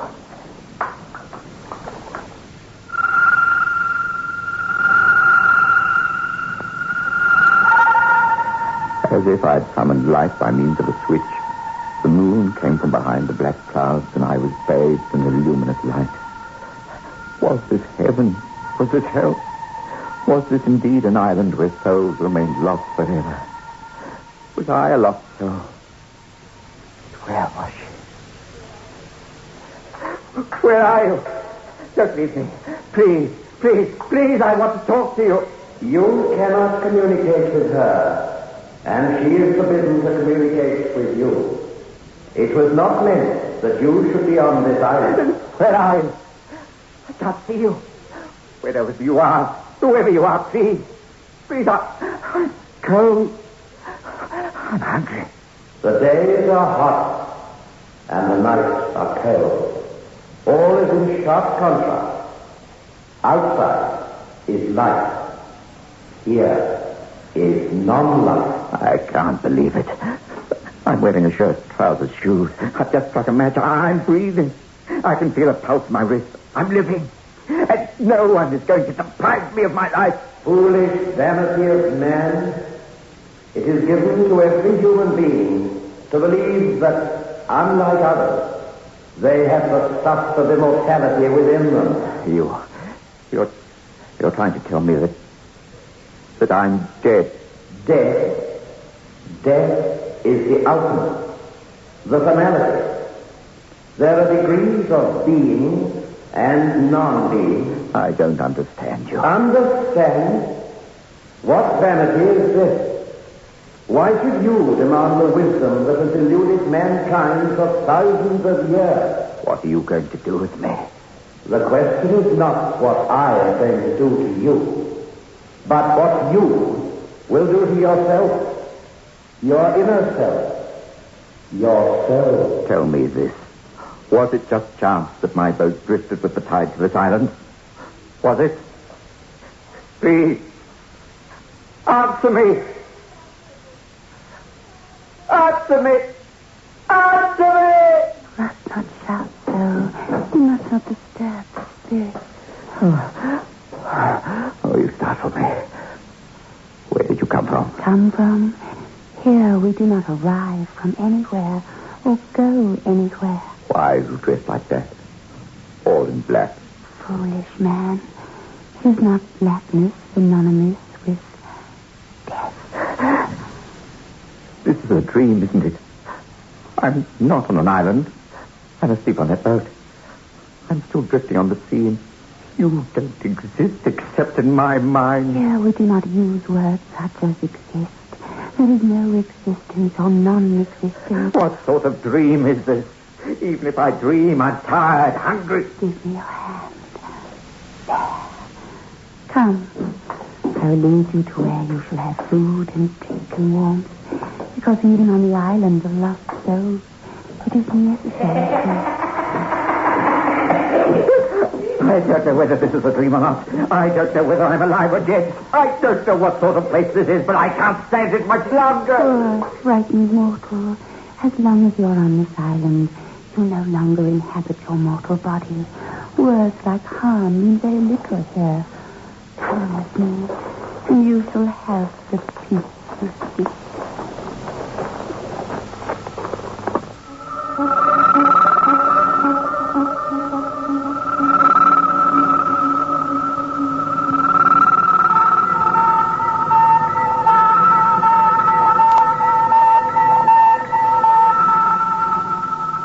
Get 3 5s. Get the taste. 3 5s by State Express. Get the taste of international success. The taste that's uniquely 3 5. Only when no expense is spared in its making can a cigarette taste so right, so smooth, so satisfying. 3 5s. Get the taste. The taste that State Express created for you. The taste that has made 3 5s the king-size cigarette of international success. Get 3 5s. Get the taste.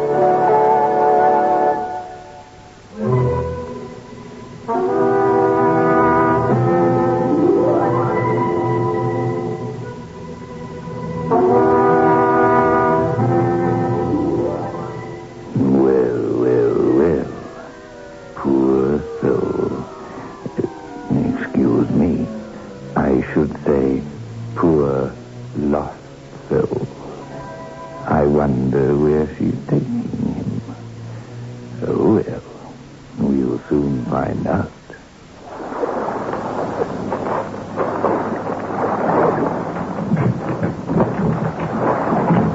Here. Now rest. Go on. No harm will come to you. Your heart is still filled with fear. Go on. Lie down. Enjoy what peace and rest you may be allowed. What do you mean? Be allowed? What's going to happen? No, please. Don't go. I must. Dropping with tiredness as I was, confused in mind and spirit, I tried to cling to reality by touching the bedpost. It was solid mahogany. The sheets and blankets could have come from the Penryn Hotel, which I had left that morning, and yet seemed a million light years away. My head was filled with 1,000 jangling nerves, and then... Remember, you whom the boat brought to this island, there are more things in heaven and on earth. I didn't hear the rest. Sleep, blessed sleep, had taken possession of me. After all. If I so some, I smell the blood of a mortal man.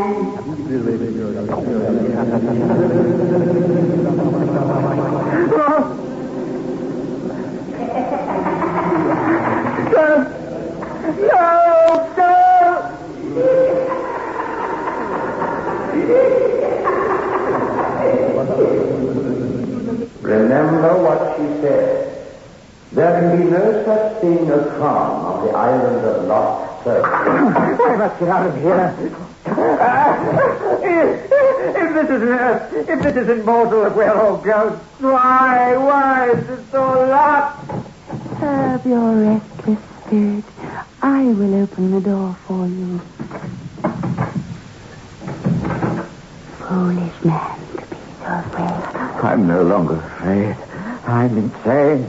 Or can't dead people be insane? Here, take What is it? this. Drink.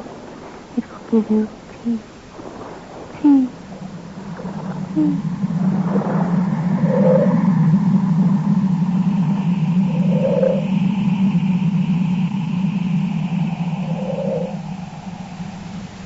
By then, I was beyond all caring.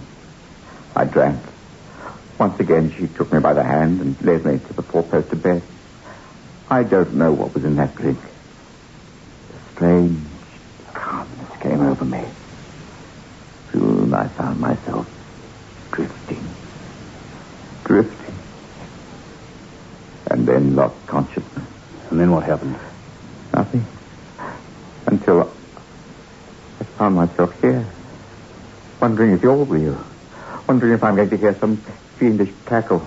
And whether I'm going to hear her voice. You'd like to hear her voice again? What you do? I'm not still on the island. Oh, why, bless you, sir, you've been on the island of Lost Souls now. You're in Penzance. We brought you to Dr. Pascoe's surgery. You've been on Wolf Island. You've had a terrible and harrowing experience. You're all right now. You feel a little strange because I put you under sedation. All right, you say. To my dying day, I'll hear those voices and those noises. Or shouldn't I use such a phrase? Or has my dying day already happened? Is all this... Please believe me. If you're going to recover fully from your terrible experience, you've got to cling to the fact that these things happen to you. Yes, the doctor says, sir. You've been in that open boat on the rough sea under that hot sun for some hours. You was delirious like. You mean the sun affected my brain? I've imagined it all. No, you haven't imagined it at all. And it wasn't the result of the delirium. What do you say? Ever since the Cornish Star went aground on Wolf Island, they do say that the island be haunted with the ghosts of the poor sailors what was drowned. Lost souls they be. Smugglers they was. And they do say that when the moon be high, you can hear the cries of the drowning Superstitious sailors. nonsense. Pure superstition. Have you heard that Wolf Island is known as the Island of Lost Souls? No, but... Hear me out. Cornish folklore has it that when evildoers leave their mortal body, heaven is not their reward. But these lost souls remain in torment on Wolf Island. You see, there's very little on the island. It's practically inaccessible to shipping of any size. About 50 years ago, the National Ornithological Society bought it for the government as a sanctuary. Yeah, what happened? Every bird died, did they not, Doctor? Yes, the island was too far from the shore. It's all very well for you to say folklore, Doctor, but this gentleman Mr. has... Strang, you know how strong the tides are off the Cornish coast. It's obvious that when your outboard motor failed, the tide carried you towards Wolf Island. You fell asleep, then you awoke. Awoke? Am I awake yet? Mr. Strang, if you want to live a life of nightmares and fears, you will not do as I suggest. But there's only one way to remove the effects of the horrible experience. Come with me to Wolf Island. Doctor, you... Now that you're physically recovered, we haven't had much of a chance to exchange information about each other. You look as though you might be a schoolmaster, are you? Ironically enough, I'm a lecturer in science at Bristol University. Then come with me. I'll take you in my boat. Hey, Doctor, what are you doing? I beg you for two reasons. One, for your own peace of mind, and the other I'll divulge later. Only, instead of arriving at night, we will go now when the sun is high, and the sea is blue, and Wolf Island will be bathed in light. You're asking a great deal of me. It is for your sake that I ask.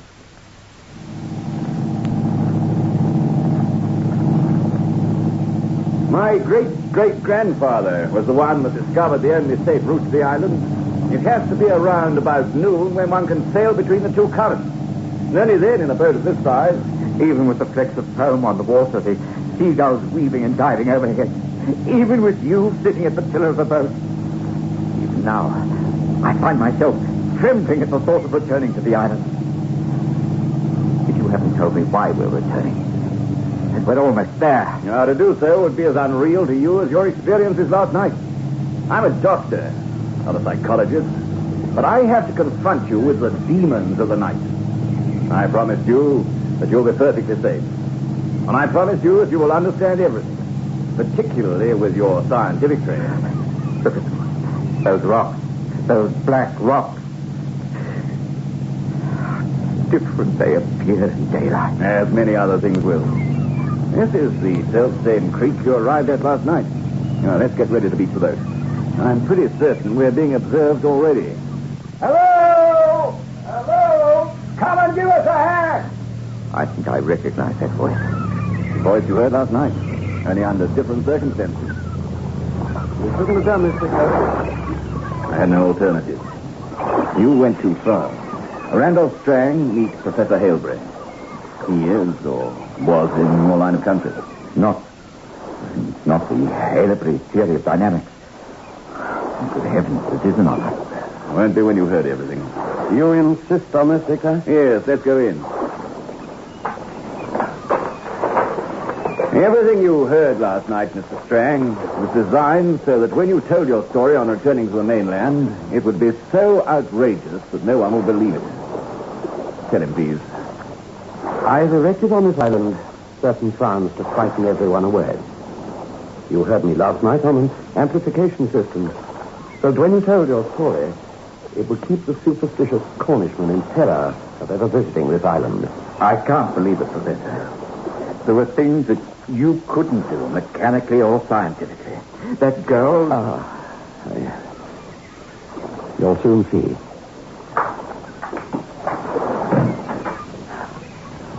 You who are arbiter of all souls in torment, have you come to pass judgment so soon? Not judgment. I brought someone to speak with you. Of course. He came last night. He had left his mortal body. Look, please, this must stop. This is a charade. This is an explanation as to what happened last night. Please, Doctor, come outside, please.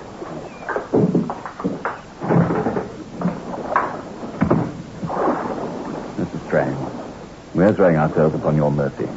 What my brother-in-law did was unforgivable. Brother-in-law? Yeah, the poor child you've just seen is my niece. Unfortunately, my sister, Professor Halesbury's wife, was stricken with a rare disease some 5 years ago. She was dead within a matter of weeks. My niece never recovered from the blow. She went out of her mind. She was no fashion trait. She was born and brought up in this part of the world, and she insisted that her mother's spirit was on this island, which, ever since the shipwreck 200 years ago, has been known as the Island of Lost Souls. I've had the world's leading alienists and mental health specialists. She's not incurable, but they wanted to put her away. I bought this island secretly 3 years ago. I let it be known to the world that we'd gone aboard. But all this? About a year ago, a young couple had discovered the route. They landed, and I frightened them away before they could discover the truth. They were a Cornish couple and believed that they were hearing ghosts. I decided to take no more chances. When we saw you walking from the creek, I knew I had to frighten you, too. I'm sorry. I had hoped that you'd be so scared that you wouldn't mention it to anyone. But those phantoms were strange visions. But to add to the effect, I put something in the drink my daughter proffered you. One of the hallucinatory drugs.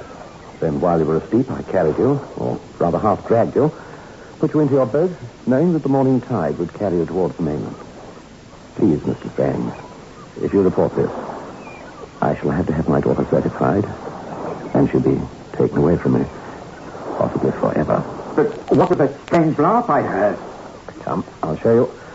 There's a switch at our vantage point.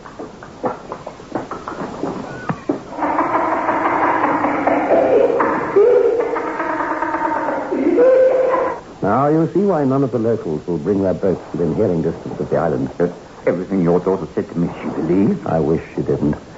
I wish that she, too, were part of my defenses to frighten the people away. Jack, suppose the fisherman who picked up Mr. Strang and taken him to hospital.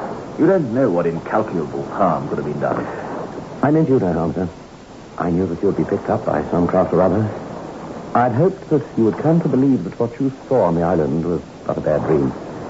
I knew that you'd never be able to find a way back there in order to find out whether you'd be dreaming or not. We owed it to this gentleman to bring him here, to tell him the truth for his own peace of mind. Yes. No harm will come to her daughter. She's happy on earth. What was that? Did I hear something? I beg your pardon. Oh, no. Although, Mr. Strang, living on this island with my daughter, I feel very close to my wife. In fact, I sometimes imagine that she really does speak to me.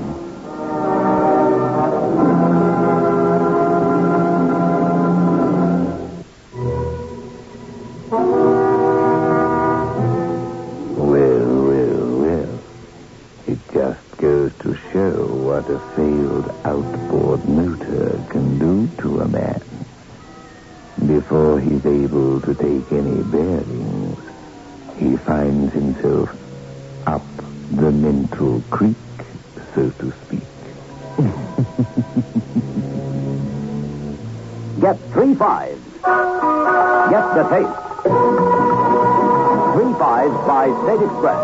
Get the taste of international success. The taste that's uniquely 3 5s. Only when no expense is spared in its making can a cigarette taste so right, so smooth, so satisfying. 3 5s. Get the taste. The taste that State Express created for you. The taste that has made 3 5s the king-size cigarette of international success. Get 3 5s. Get the taste.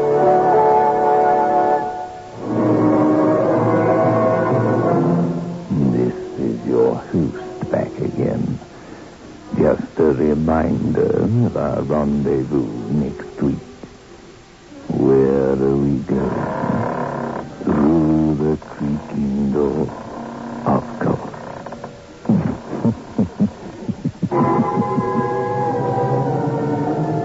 The manufacturers of State Express 3-5 Filter King cigarettes invite you to listen next Saturday at 9 o'clock.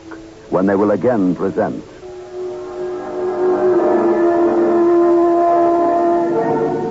The Creaking Door.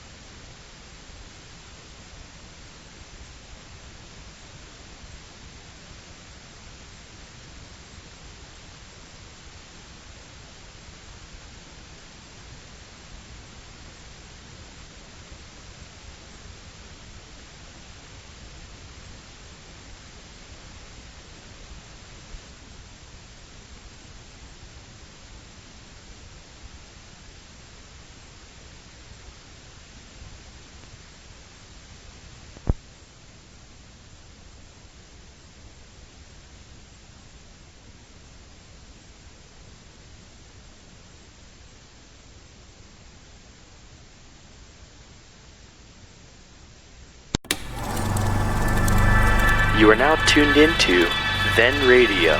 If you enjoy our videos, we ask that you consider joining our Patreon to support our channel. Don't forget to like and subscribe so that you never miss a new video. We hope you enjoyed today's episode, and as always, thank you for watching.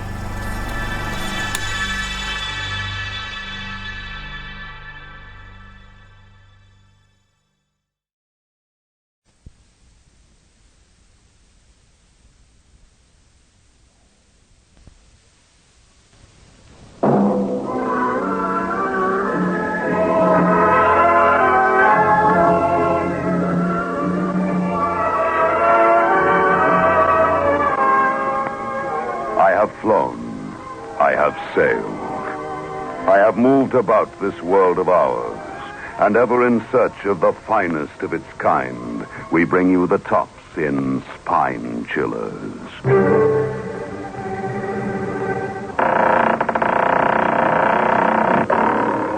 The Creaking Door.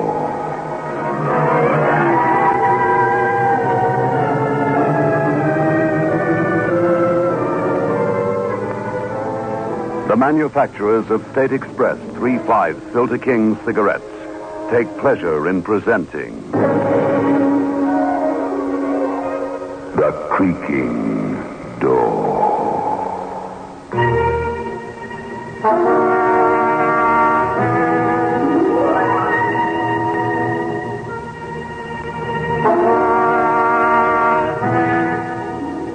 Good evening, friends of the Creaking Door. The Creaking Door is open, so do come in. Feeling the chill of these winter's evenings? Wait until you've been with us a little while. You'll freeze with fear.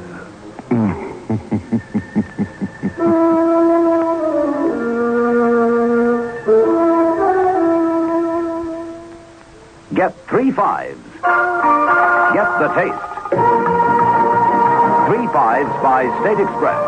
Get the taste of international success.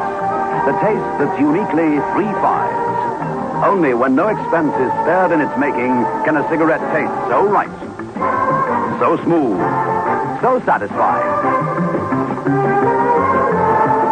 3 5s. Get the taste. The taste that State Express created for you. The taste that has made 3 5s the king-size cigarette of international success. Get 3 5s. Get the taste.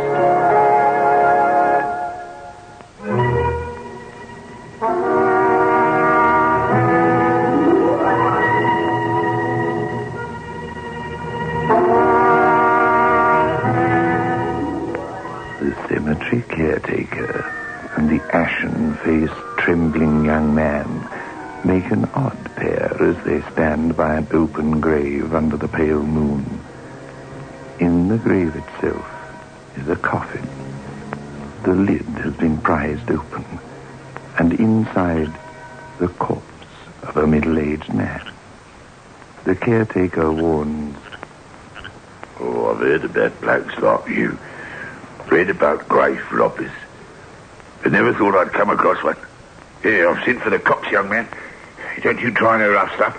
I'm a match for you any day." But you don't understand. Hey. I tried to save his life, and now it's too late. Yeah, don't you give me that. This fellow was given a decent Christian burial. You've desecrated... Desecrated, you say? Isn't it desecration to bury a man while he's still alive? Yeah, what you talking about? You don't think people go around being buried alive these days, do you? I don't know what to make of you. I watched you this afternoon. I thought you looked a bit peculiar.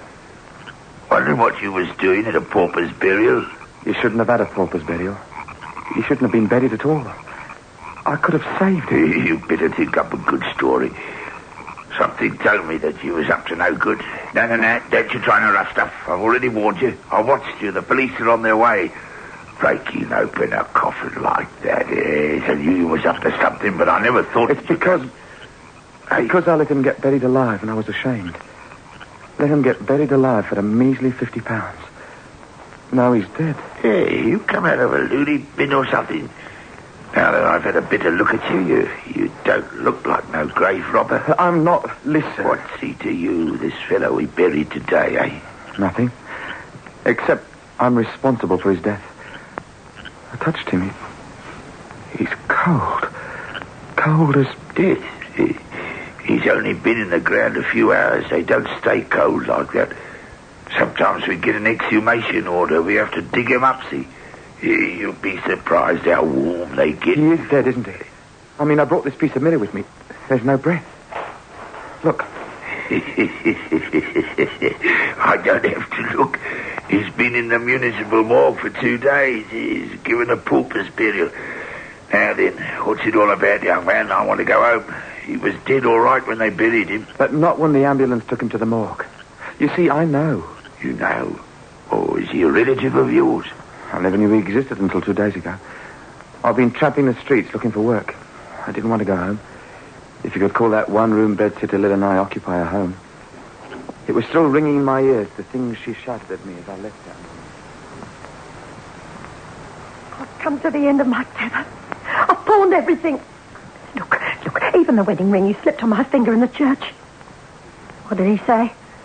And all thy worldly goods. Huh. That's a laugh. You were going to share all your worldly goods, were you?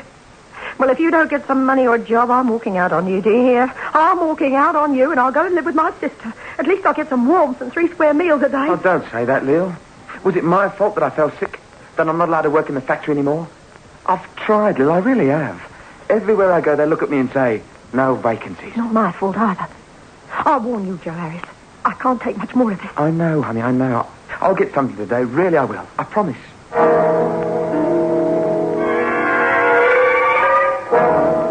It was a promise I couldn't keep. Pounding the pavement, watching the dislike and fear in the eyes of the well-fed as they said, no, thank you. Fear that one day they might become like me. And then I saw him. I was cutting through Duke's Lane. Nothing on either side except a huge brick wall. He was a short, fat little man. Our steps were loud in the quiet thoroughfare.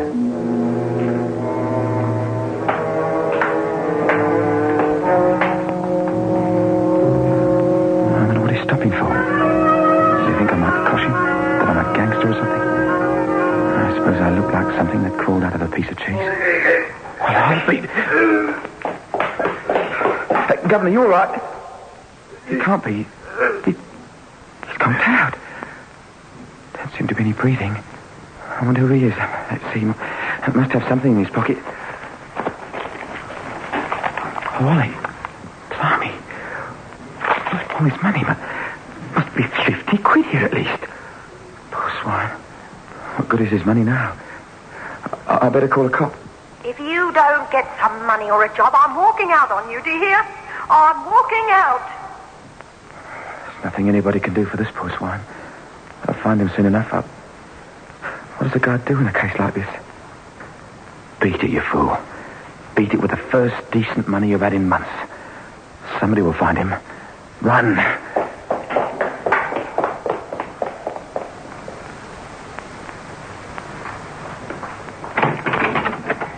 Leo. Joe, you've got some money. That's right, Leo. 2 £5 notes, 31 £1 notes, and the rest in 10 bob notes. Oh. It all adds up very nicely. 50 quid in all. Oh, Joe, honey. Hi. How did you get this money? You didn't go and do anything silly, did you? Such as what? Rob a bank? I wouldn't know how to start. But how did you get it? You'll never believe it. Remember I told you that when I was in the sanatorium, there was a fellow there with the same lung trouble named Ted Brown? Yes. Well, I lent him a quid. You lent him a quid? Well, I was still drawing my wages, wasn't I? We didn't know that the doctor wouldn't let me go back to the factory.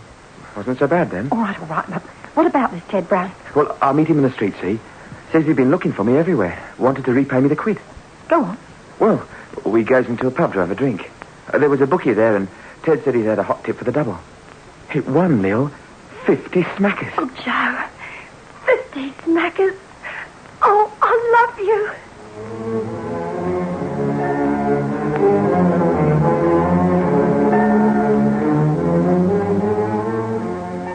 Lil went to get some groceries and a couple of bottles of beer. I sat on the bed and had a further look at the wallet. Having taken the money out, I thought it would be empty. There were 2 pockets, both with plastic windows. The first held a card which said, Harold Maxted, 26 Fairley Street, Ormsey. And then I looked at the second plastic window. There were strange words printed on a white card. It said, I am not dead. I am subject to a form of cataleptic illness which may appear to cause death. If I am found, notify Dr. Alfred Miller, Hornsey, 6641. No, it can't be. Not dead. Cataleptic. What have I done? What have I done? They'll think he's... Oh, no. Telephone. I must telephone. But Leo, she'll wonder where I've gone. I've given her all my money. Yeah, darling. Take a look at this. Here, take these bottles from me, will you? Joe? What is it? What time is it, darling? I don't know. The pub was just opening, just after 6, I should say. Well, Give me 10 bob to get me change. I need some silver. I have to telephone. I won't be long, love. what is it? Well, I've just got to telephone someone. You're not going gambling, are you? You haven't got the bug. You're not betting on tomorrow's races or anything like that, are you, Joe? There are all those bills to be paid. I know, love, I know. No, I'm not gambling, but I need it, please. I'll be back in a little while. It's just that... Please, Lil. All right. Here you are. Joe? It's all right, love.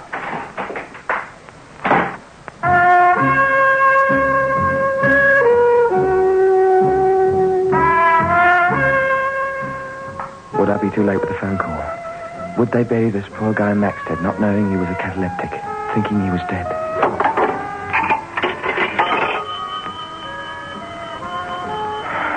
This would be the number of the doctor's consulting room where he's paid it out.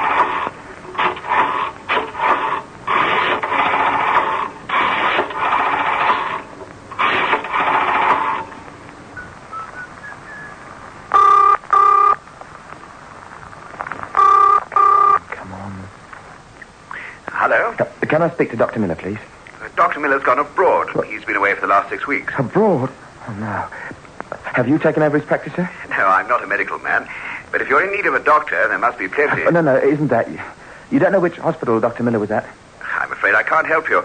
I must go. My wife's shouting. The dinner's on the table. I'm sorry. Thank you.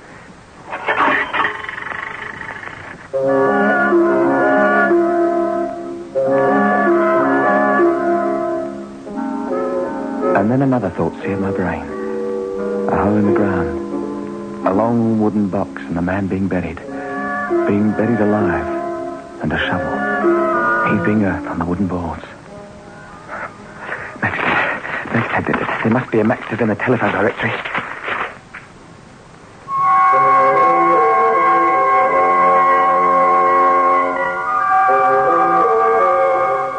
There was 14 Maxteds. Everyone alive and bad-tempered. No, I have no relatives who suffer from a cataleptic illness.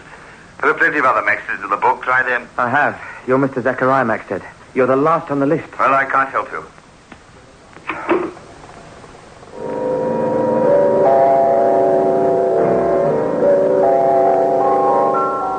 What now? Do I go along to the police and say, look, I stole the man's wallet. Somebody might be shoving him in 6 foot of earth. What do I do? I decided to sleep on it. Sleep? That's a laugh. Oh, that... Buried alive. Love you, Lou. Love you. Please. Pinching white. They're putting me in a wooden box. And it's your fault, Joe Harris. I'm struggling for breath. They're going to bury me. Bury me deep. But not deep enough, Joe. Get me out of this or I'll make you suffer here on earth and in the beyond.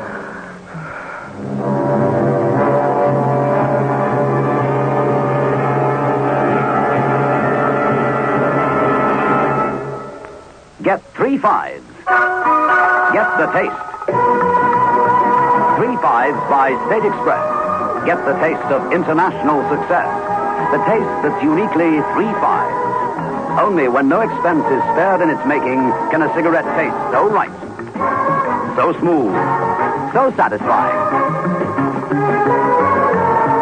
3-5. Get the taste. The taste that State Express created for you. The taste that has made 3-5 the king-size cigarette of international success. Get 3-5. Get the taste.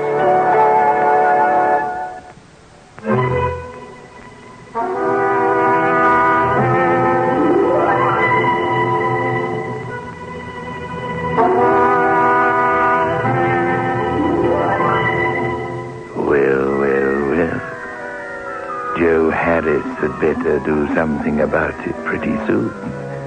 Otherwise, the poor, unfortunate cataleptic gentleman will be stiff with cold. But let us see what he does do. Do? I didn't know what to do. It was less than 6 hours since I saw that chap fall. Maybe he's still there. Maybe if I go back to Duke's Lane, he'll still be lying there. Joe? Oh, sorry, I didn't want to wake you up. It's the middle of the night. Where are you going? I won't be long. No, Joe, you're not going anywhere. I thought you'd been acting strange. Oh, Joe, I know I've nagged you and threatened you, but it was only because you were getting so down, so beaten. I love you, Joe. I don't want you to be doing anything that will put you in prison. It isn't that at all. Well, what is it? All right, Lil, I'll tell you. And then you'll see why I have to go.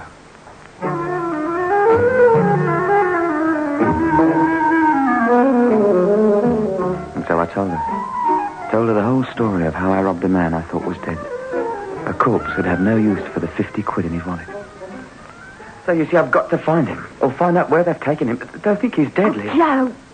Joe, somebody will have found him by now. He's probably lying in bed fast asleep. People who have these sort of fits soon recover. No, they don't. After I'd found all the Maxters I could, I went into the Hornsby Library and I looked it up. Unless they get assistance, they can stay that way for days. By then, they'll bury him. And you know what that makes me? A murderer. I'm letting a man die for 50 quid. Oh, no, Joe. Why don't you phone the police station? Why don't you phone the Hornsby police station? Tell them that... Oh, no, Joe, no, you can't do that. They'll call you a thief and put you away. Look, I'm getting dressed. I'm coming with you. Where did you say it was? Duke's Lane. So let's pray still there. Well, that might be worse. He might have died for lack of attention. Let's pray someone saw him and they took him to hospital and they realised he wasn't dead. The copper. It's a bit nippy this time of the morning, isn't it? Going off night work, are you? What? Yeah, that's right. There was a little commotion in Duke's Lane a few hours ago, so my friend Phyllis told me. Something happened in Duke's Lane. Oh, yes. Just before I came on duty. The postman saw a bloke lying in the lane here, dropped dead. Dead? They sure he's dead? So the police surgeon said. Why? Know anything about it? No, we don't know anything about it.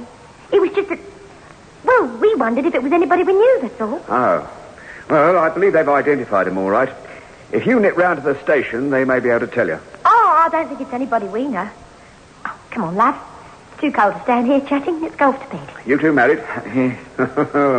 You should have been in bed ages ago. Good night. Or rather, good morning. Let's go to the police station now. No, Joe, no. You have to explain about the wallet. Besides, this policeman doesn't really know. Please come home. But, Lil... It's no good, Joe. We're going home. Come on.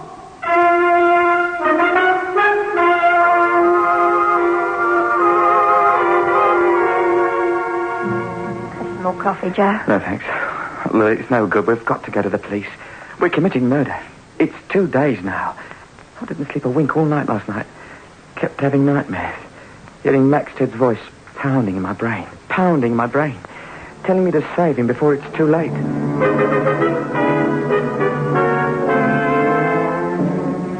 You're the only one that can save me, Alice. They're burying me this afternoon. They're putting me in a coffin and they're going to cover me with earth. If you allow this to happen to me, you're a murderer, Joe Harris. A murderer, do you hear? You'll be punished. Punished.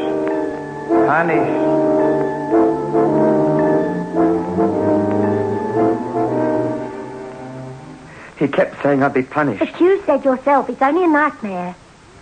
All right, don't you go, I will. I'll say that I know... What was his name? Maxted. Harold Maxted. I'll say I know him and he's a cataleptic. That's it. I'll go there right away. Excuse me? Hello. Aren't you the young lady I saw down Duke's Lane the other night? Yes, that's right. Oh, I'm so glad you're here. You know we were talking about someone who dropped dead that afternoon.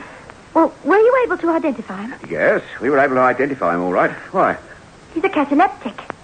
He's not really dead, you know. Oh, don't be funny. Got the card here. They're burying him this afternoon. He's in the Hornsey mortuary. Cardiac failure. This is the release for the body for him to be buried, signed by the police surgeon, Dr. Herbert Spencer. He may have been a cataleptic, I don't know about that, but he died of heart failure. Being buried in a pauper's grave at Hornsey Cemetery, 3 o'clock this afternoon. Didn't die of heart failure, indeed. Not dead. Oh, well, maybe I'm being a bit silly. Thank you, Constable. Good night. Sure, he said the death certificate was signed by the police surgeon. Oh, what did that copper know about cataleptics? Had the doctor known he was a cataleptic? I'm going to stop the burial. You can't, Joe, you can't. Once you tell the police about that wallet... Where are you going, Joe? I don't know. Get drunk. I don't know anything anymore.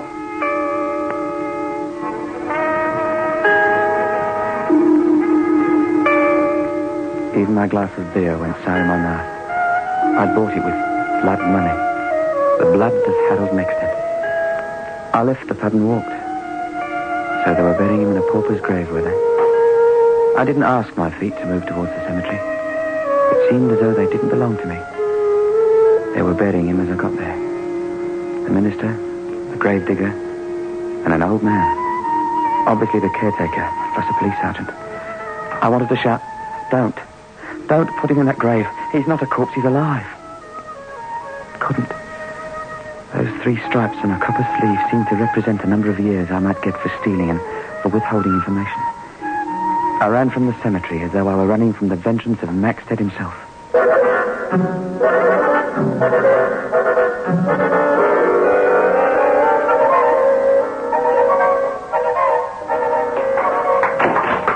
Hello, Joe. They buried him, Lil. I saw them do it. A cheap wooden coffin.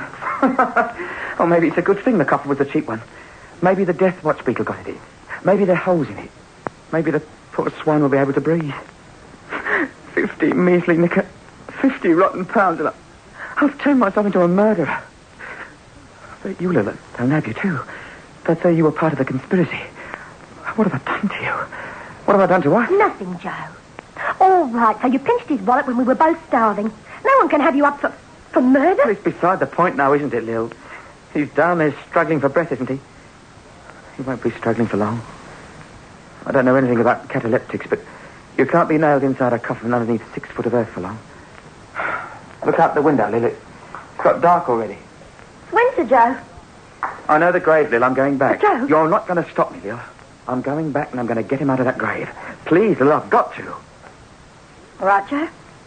I'll come with you. Oh, no, I couldn't bear that. I've got to do this on my own. The poison is too heavy for you. You're not strong, Joe. It's a pauper's grave, Lil. They didn't take much trouble with him. Why, a pauper? There's all that money in his wallet. That makes it worse, doesn't it? Maybe they couldn't raise his relatives. What with his doctor gone away and everything. Here, Lil, get me that hammer out of the drawer. It's got that thing at the end for taking nails out. And that piece of mirror. All right.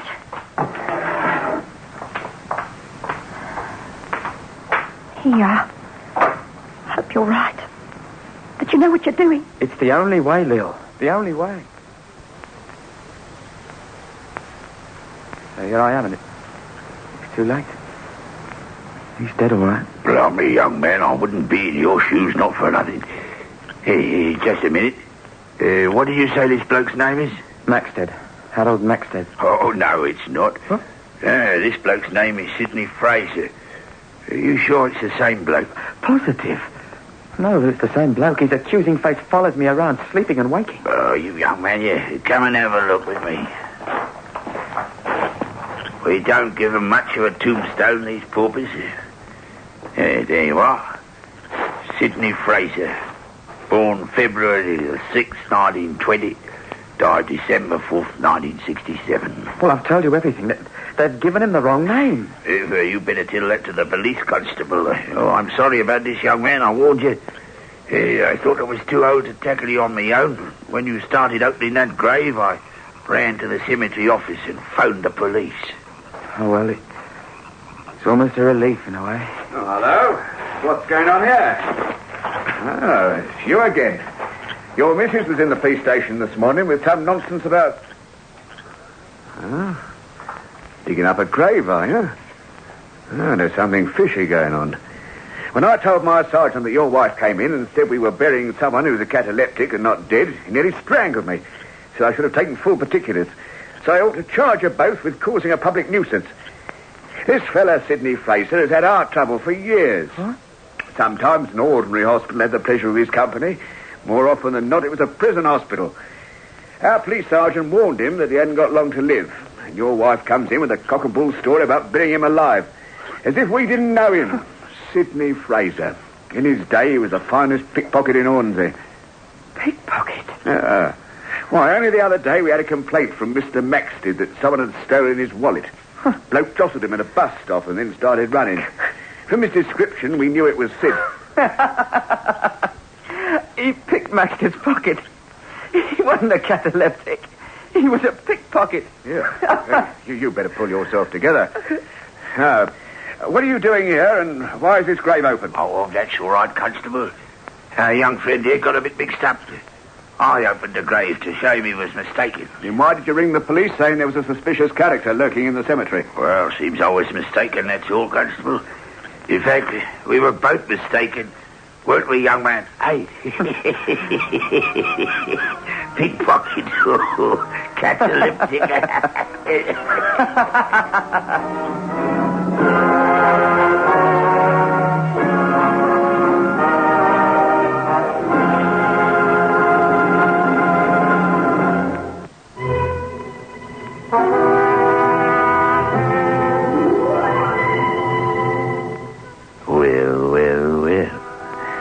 Somebody should have told Joe Harris that lifting wallets from cataleptic gentlemen is the most grave offense.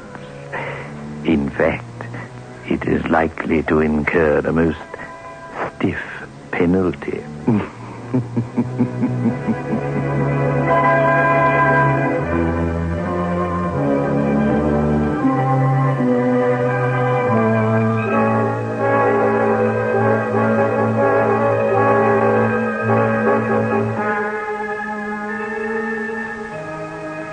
Get 3 fives.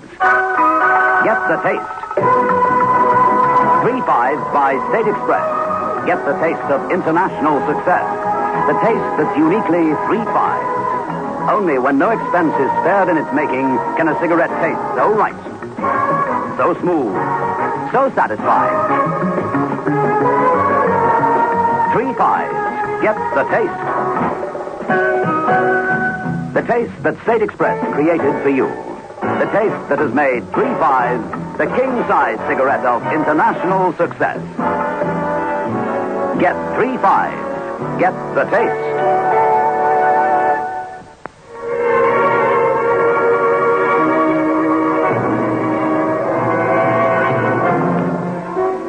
This is your host back again. Just a reminder of our rendezvous next week. Where are we going? Through the creaking door, of course.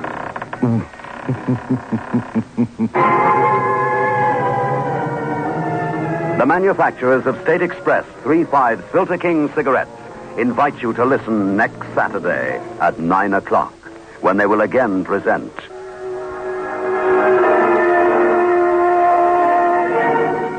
The Creaking Door.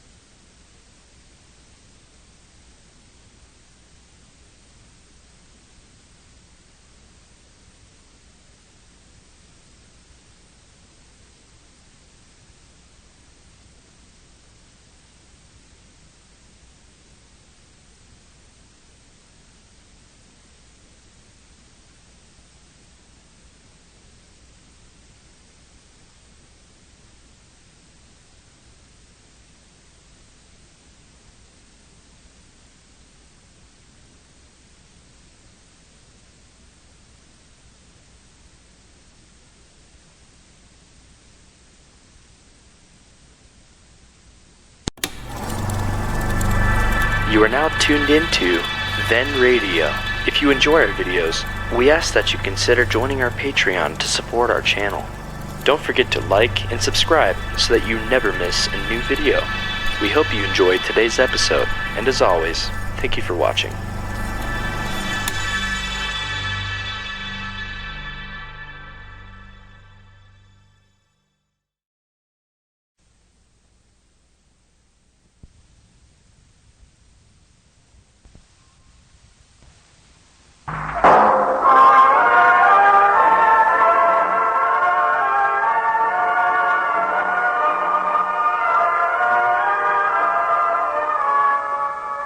I have flown. I have sailed. I have moved about this world of ours, and ever in search of the finest of its kind, we bring you the tops in spine chillers.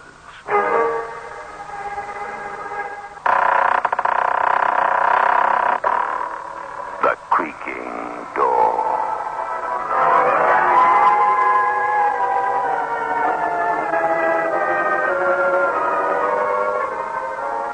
The manufacturers of State Express 3.5 Filter King cigarettes take pleasure in presenting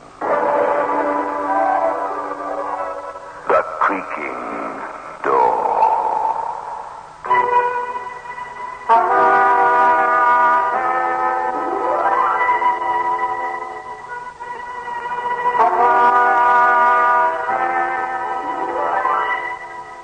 Good evening, friends of the Creaking Door. The Creaking Door is open. So do come in. Don't worry about the eerie laughter. One of our people used to laugh so much, his wife thought he'd be the death of her. That was the trouble. He was.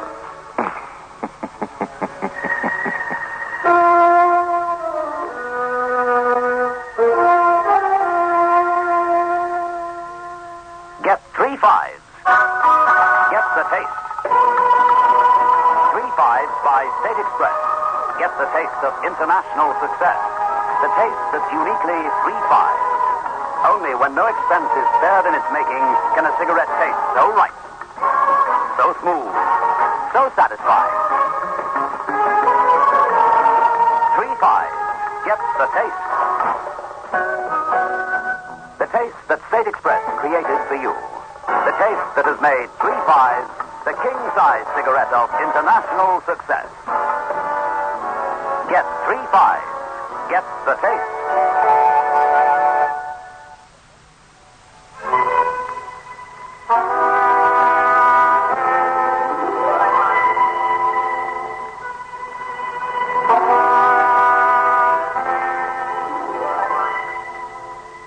A car travels fast through the clinging fog. Too fast for safety. It is midnight and Jim Harker is driving. Lucy, Jim's wife, sits nervously beside him. They are coming home from a party. But now the party is over. There is nothing but the road and the speed and the opaque wall of the headlamp staring back from the tendrils of the fog.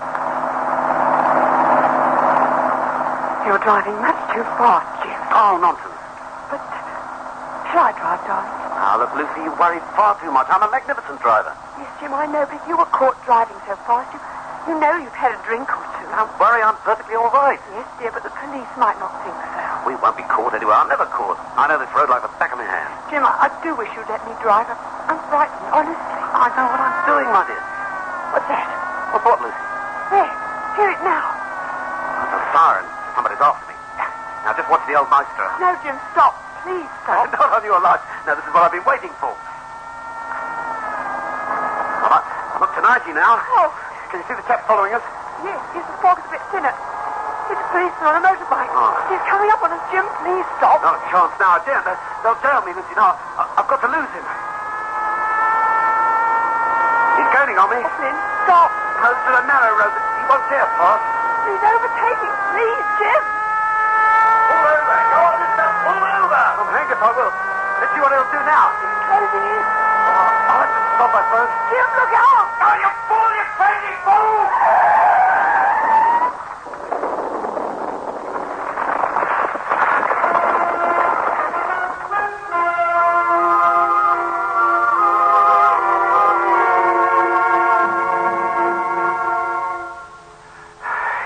You all right, Lucy?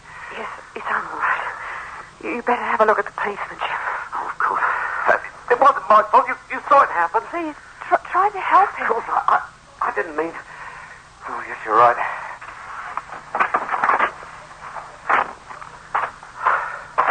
Hey, you all right? Hey there. Are you...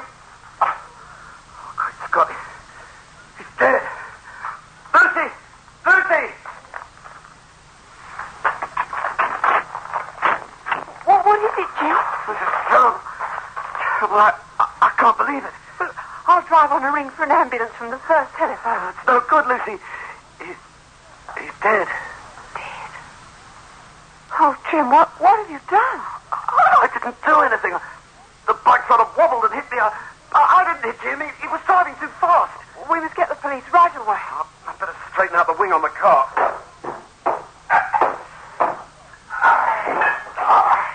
There. She ought to go now. I'll just pull this poor chap's body off the road.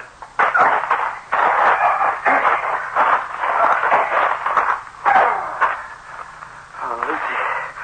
Oh, this is terrible. That's the worst thing that ever happened to me. Honestly, you couldn't help it. It wasn't your fault. Oh, yes, it was.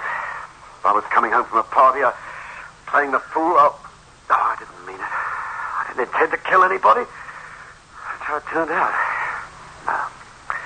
No, it's my fault, all right. Well, what will they do to you? I don't know. Jail, I expect. Jail for years. All the things we worked for and slaved for all these years, just gone down the drain. Oh, Jim, it doesn't seem right. The minute I get into that police station, I'm sunk. Lucy, I'm not going. You mean not go to the police? But you must. Look, I can't help this poor chap. He's dead. However they punish me, it won't alter that. Look, if we get out of here now, they'll never find us. We can be home in a few minutes. But Jim, if they do find you, then... The path I've got to take. Look, into the car.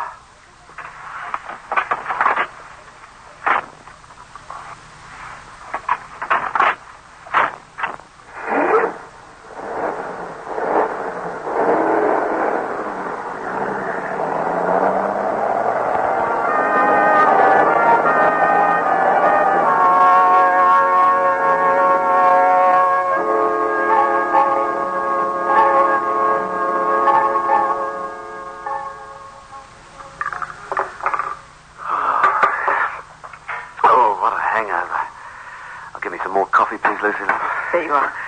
Jim, you know, I've been thinking it over. We should have gone to the police. Oh, no, don't start that now. It's too late. Well, the police have ways of finding things out. They'll be watching all the garages. Do you think I haven't thought of that? Look, the car's a blue Stanway saloon. Now, it's like every other blue Stanway saloon on the road. I'm going to buy another one, just the same. But I can afford it, and then change the number plates, and hey, presto. And the other car, ours? I mean, the damaged one? Well, it's lucky I'm mechanically minded. I can strip it for spares and then dump it. You know, Jim, we're becoming criminals. But what do you want me to do? Face a charge of murder? Murder? Of course, there's only so I didn't hit that cop on purpose. Nothing. I ran away. I mean, the lightest charge would be culpable homicide. A good lawyer. If I told the judge I lost my head, I might get off with a few years. No, look, that's settled, understand? I'm not giving myself up. Now, you wait here. I'm going to take a day off from the office and buy a new car for cash on the other side of town. It's a big city. They'll never catch me now. They haven't got a hope.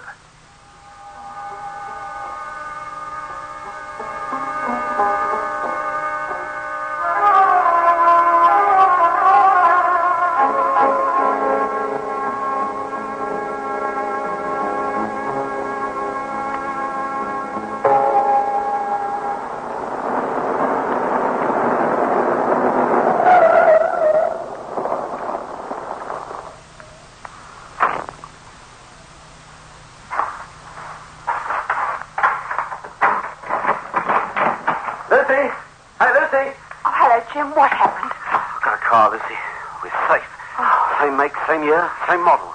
You'd have the same amount of mileage on the speedometer. Well, within a few hundred. Oh, Jim, that's wonderful. And you're sure we're safe? Of course we're safe. I'll just run the new car into the garage and change the plates over now. Jim, you must always drive carefully in future. Don't worry about that. You know, funny thing happened on the way home. I was behaving myself like a good boy when, coming along the stretch of the road where, well, you know where it happened, I heard a motorbike behind me. I didn't think much of it. I didn't even look in the mirror. And then the siren began. I was going slow. Oh, I knew it was all too good to be true. Did he catch you in the new car? Oh, no, I hope. I don't think he was even after me because he must have turned off somewhere. It was just a coincidence. But there isn't any way he could turn off on that stretch of road. There are only the trees on one side and Miller's Farm beyond. On the other side's a brick field. Well, I suppose he must have found some other motorist to charge. Or that, or turn round. It was a weird coincidence, that's all.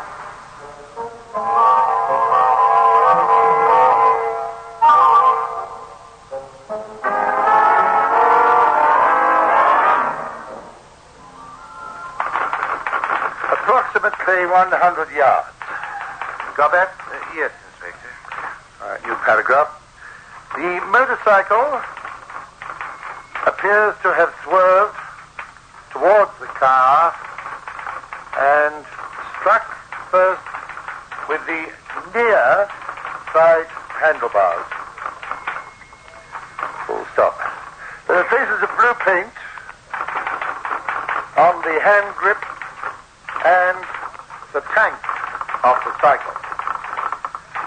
Yes. The small quantity of paint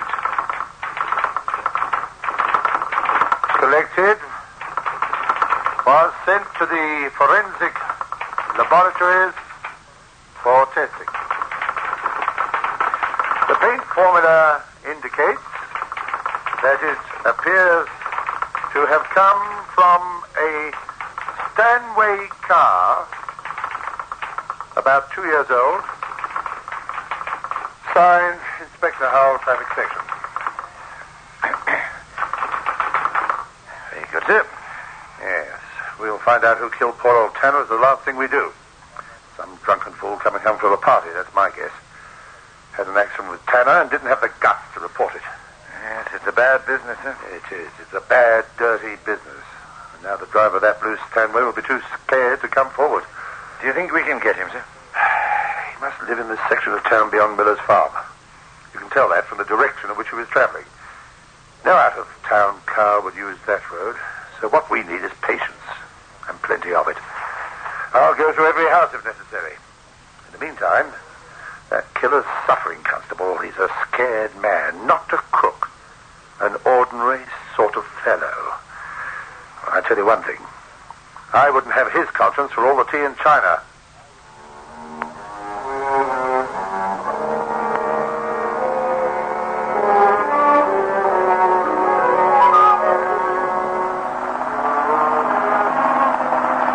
Soon be home now, Lucy. Yes, Jim. Any few thoughts? Well, I was wondering if it was safe to use this car.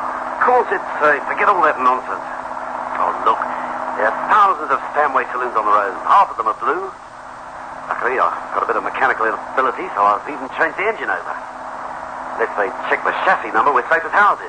They won't do that. Oh, I wish there was another way we could come home. I hate travelling over this next bit of road. We have to come home this way, so forget it. No good crying over spilt milk. If I could have helped the bloke, okay, I'd have helped him, but I couldn't. He was dead. That was that. It happened just along here, didn't it? Yes, along here.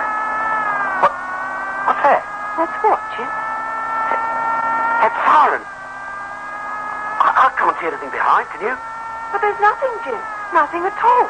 But the siren, that cop must be somewhere. He's gaining on us. Jim, it's quite quiet. There isn't any siren. I swear there isn't.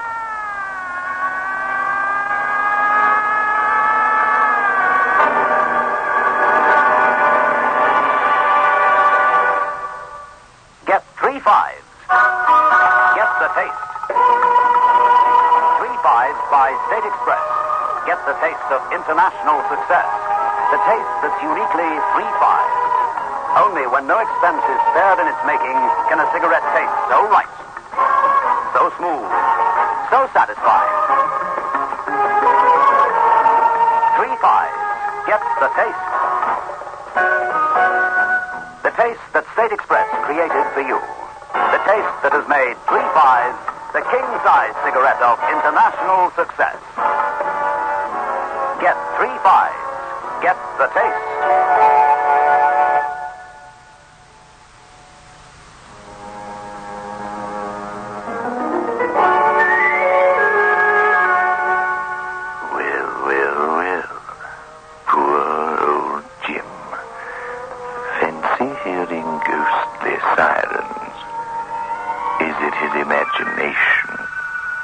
Is it his conscience? He seems convinced he heard it.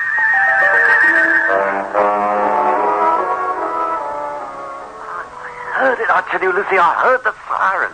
That was just your imagination. No, I won't have that. I heard the siren, I tell you. It doesn't make sense. The ghost of a motorbike. It's only your imagination, Jim. We've got to move. I'll lose a bit of cash on the house, but not too much. You see, this haunting, or whatever it is, only happens on that one stretch of the road. But I don't want to move away from here, Jim. We've got to. Every time I go along that road, I hear the siren. I don't know if it's a ghost or my conscience or what, but I hear it. It's driving me mad. Well, you know best, Jim. If we have to move, we have to, I suppose. Oh, that'll go crazy. Let him haunt that stretch of road. I'm moving elsewhere.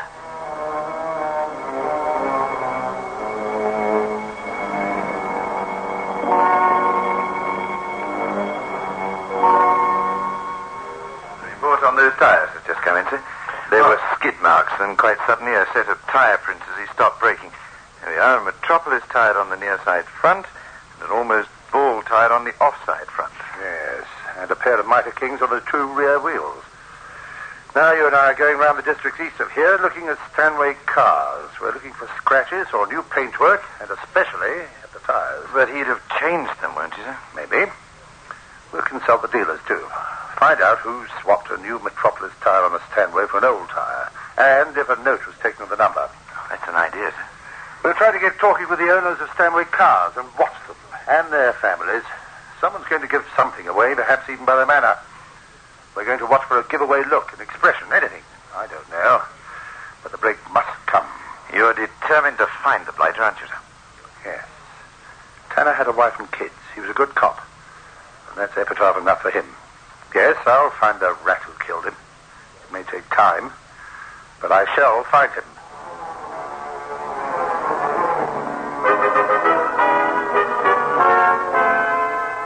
Yeah, just listen to this. 4 bedrooms, 1 ensuite, lounge and dining room, American kitchen, all usual offices. Well, it sounds all right, Jim. Where is it?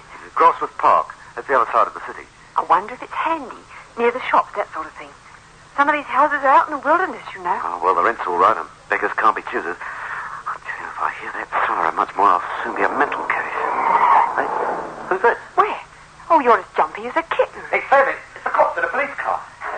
Perhaps they've come about something else. Oh, then the traffic cops, all right. Coming here. Oh, Jim, what we do? Open the door. Keep your head. I can't. Open the door. They've got nothing on us. All right, Jim. Yes? My name is Hull, madam, Inspector Hull of Traffic Detail, and this is my warrant card. Well, I don't see how we can help. I am investigating the death of one of my officers, a man by the name of Sean Tanner, on the 26th of last month. We had nothing to do with that. Of course not, madam, but I believe your husband owns a Stanway motor car, and I thought... What is it, Lucy? This gentleman's from the police, dear. Oh. He's investigating the death of that traffic policeman. Oh, yes. Tanner, wasn't it? Come in, gentlemen. Thank you. Thank you, sir. This way. Oh, sit down, please. Thank you very much. Take a chair, Inspector. Thank you. I might as well come to the point, Mr. Harker. I believe you own a Stanway car. Yes, that's right. A blue job. I read in the papers that your people were looking for a blue Stanway after that case. It's a terrible thing, that, by the way. I wondered if you'd come round to see me. Yes, there are plenty of blue Stanway saloons about, Mr. Harker. Yes, I'm afraid there are. Well, my old bus is parked at the side of the house, so you might as well eliminate her. Yes, well, I'm sorry we have to do this, Mr. Harker. Oh, it's no trouble at all. I wish I could be of more help. You come this way, gentlemen.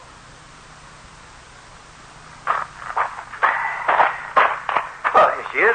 It's a V8 Stanway, like the car you're looking for. Here's the papers. Yes, thank you. The engine number's on the side of the block. I'll open the bonnet for you. There you are. Yes, thank you. But I can see this is the original paint. Yes. And the numbers check. Well, let's just have a look at the tires, shall we? I've got Wayfarers on all four wheels. I think they're pretty good tires. Yes, I see. Well, I won't trouble you anymore, Mr. Harker. Oh, it's no trouble at all. Why don't you come into the house for a beer? No, I'm afraid I'm on duty. Thank you, sir. We'll be getting along. Well, as you like. I'll go back to the house.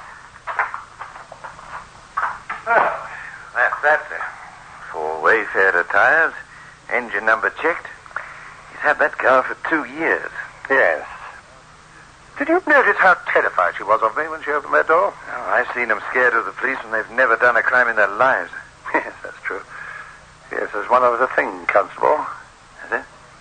Yes, Harker had a V8. But here's the odd thing about it. He said, I've got a V8 Stanway just like the car you're looking for. Well, I mean, that could be a slip of the tongue. Yes, he's had that blue car for a long time. Oh, there's nothing wrong with it. Perhaps I'm getting fanciful. Well, come on. We've got half a dozen more Stanways to see before we finish with this district.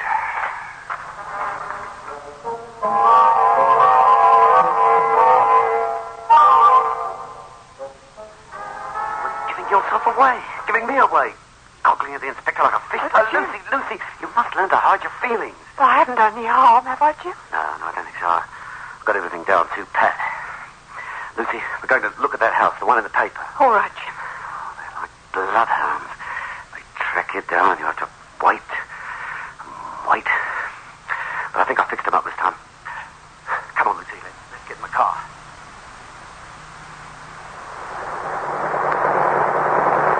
Well, that house looked okay to me, Lucy. Nice garden, decent garage. Yes. Yes, I suppose so. Well, then, why don't you like it? Oh, it isn't that, Jim.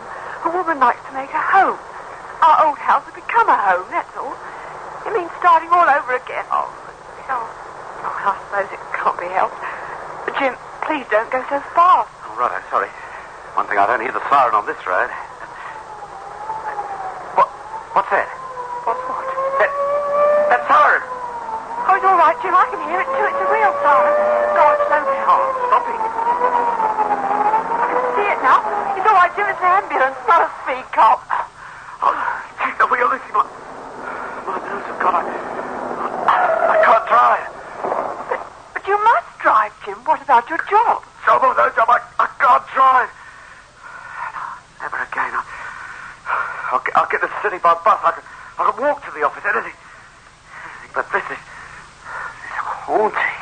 Jim, can't we take holiday anywhere until you get your nerve back? No, every second I'm in the street, I'm waiting for that blessed siren. I'll never drive again. I don't suppose you'd understand, but I can't.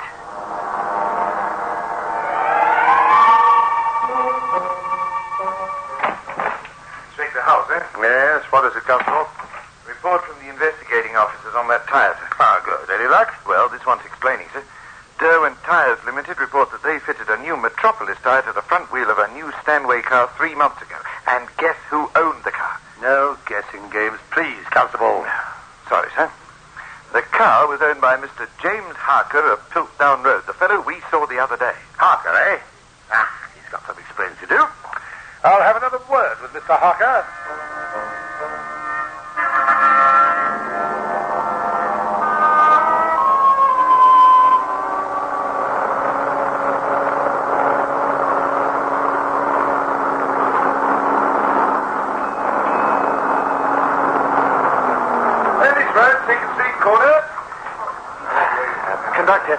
Conductor, is this a stop for Denman Street? That's right. They're just across the road. Oh, thanks very much.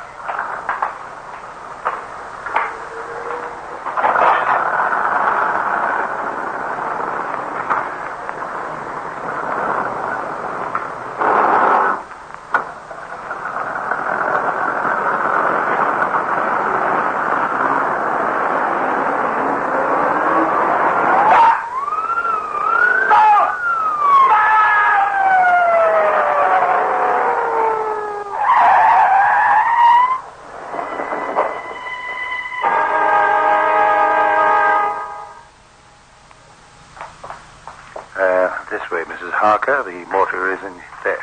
I still can't believe it. Yes, well, this is our mortuary. Now, please come this way. Do you recognize your late husband? Yes, that's Jim. Poor Jim. He did die almost instantly, madam. One of my men was with him. Did he say anything? Nothing recognizable. He said something about a siren. He was talking about a siren when he was run down by a motorbike. Well, he wasn't hit, madam. You see, he had a heart attack. One of our men happened to be nearby, that's all. A heart attack? Yes. Now, isn't there something you would like to say to me? Wouldn't you like to make a statement about the traffic constable who was killed? I'll make a statement. After all, it doesn't matter now.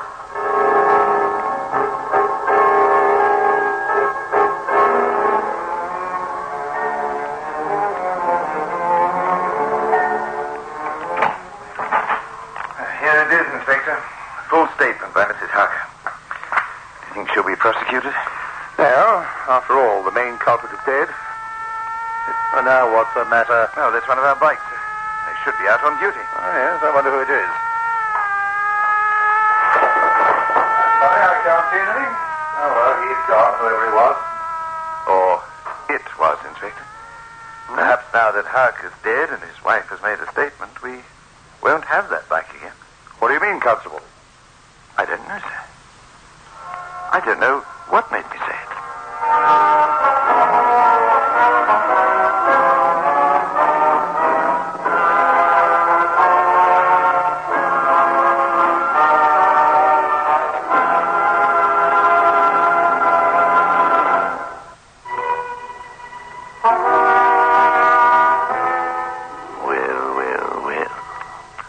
We know what the traffic cop meant, don't we? As far as Jim Harker's concerned, the music of the siren may still be ringing in his ears. Here, behind the creaking door.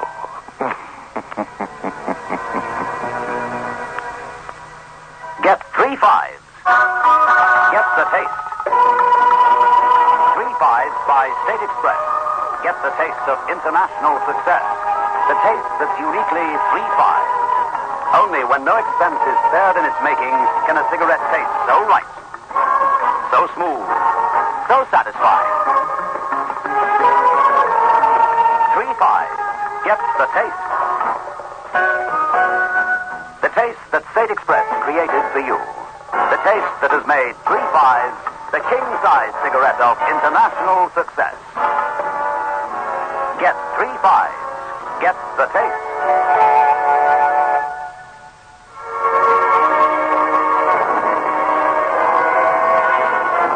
This is your host back again. Just a reminder of our rendezvous next week. Where are we going? Through the creaking door, of course.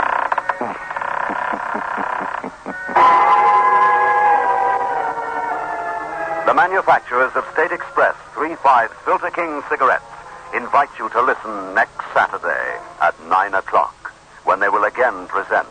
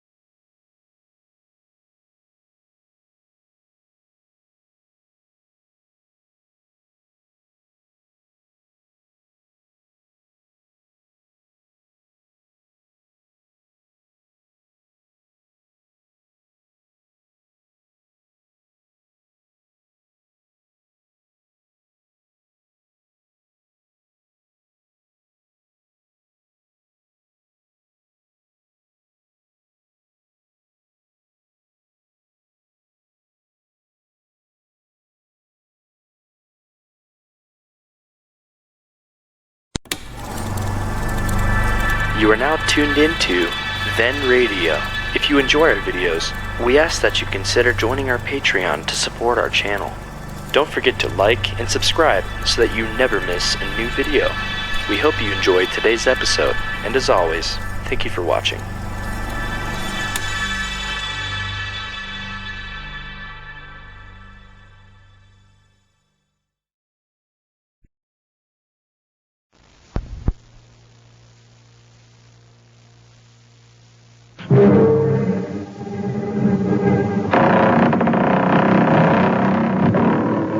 The Creaking Door.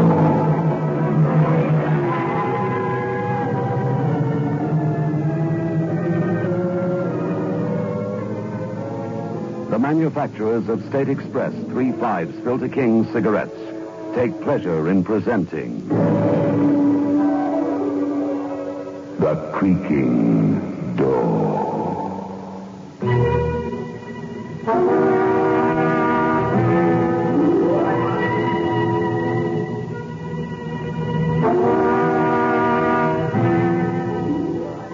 Good evening, friends of the Creaking Door. The Creaking Door is open, so do come in. You'll meet some interesting people, including our Creaking Door attorneys, Messrs. Shaken, White-lipped, and Trembling. And it's no secret how they got that way.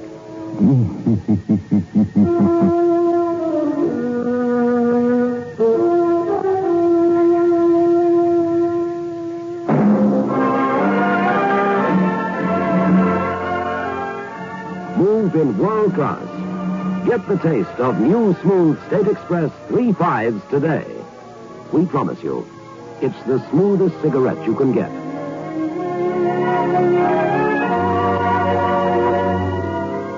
It's a blend that has been perfected after years of constant research by our master blenders, and the recent development of an entirely new process which gives you an even smoother 3/5 smoke. We promise you, it's the smoothest cigarette you can get. Move in world class. Get the taste of new, smooth State Express 3/5s today.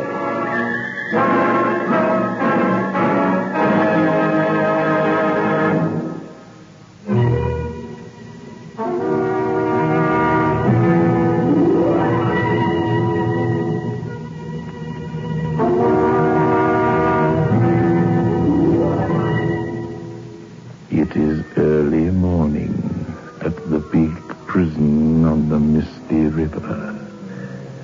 From the great gate comes a warder, beating his arms against the cold. He opens the side gate to admit a small, stocky man who smokes a cigar and glances nervously around.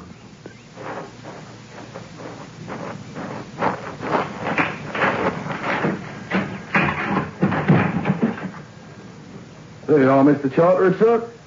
Thanks. You all ready? All ready, sir. This way, the governor's waiting for you. I know my way. Yeah, and you ought to know, sir, seeing as how you've been here so often. You may like to know he ate a good breakfast. Oh, the prisoner? That's right. Resigned, he seems. You don't have to come with me. Sorry, sir, it's regulations. A warder must accompany the hangman at all times. It's really so that you don't get attacked, sir. You see, some of the prisoners are getting a bit angry. Very popular, Harry Morse is, Mr. Charteris. Very popular among the villains. Well, here you are, the governor's office. Come in. Good morning, Major Wills. Morning, Charteris. You're late. It was fog in town. Don't tell me that kept you. No, perhaps not. Or are you like the rest of us? Scared. I've never been too scared to do my duty. The men think he's innocent. Major Wills, they aren't men. You aren't in the army now. They're prisoners. He's a murderer. He was found guilty by a jury of his peers, very properly sentenced to death. The trouble is, I think Morse is innocent. Don't you? With respect, isn't our province, sir. You're the prison governor, and I'm the hangman. Respective parts are very simple. Got to play them properly. Now, if you excuse me, sir, I must see that all's well in the execution chamber. I'll see you there, Governor. You have to sign the warrant before I can act, remember? Yes, I'll be there. Much as I hate the idea of hanging an innocent man, our duty is plain. Yes, I shall be there.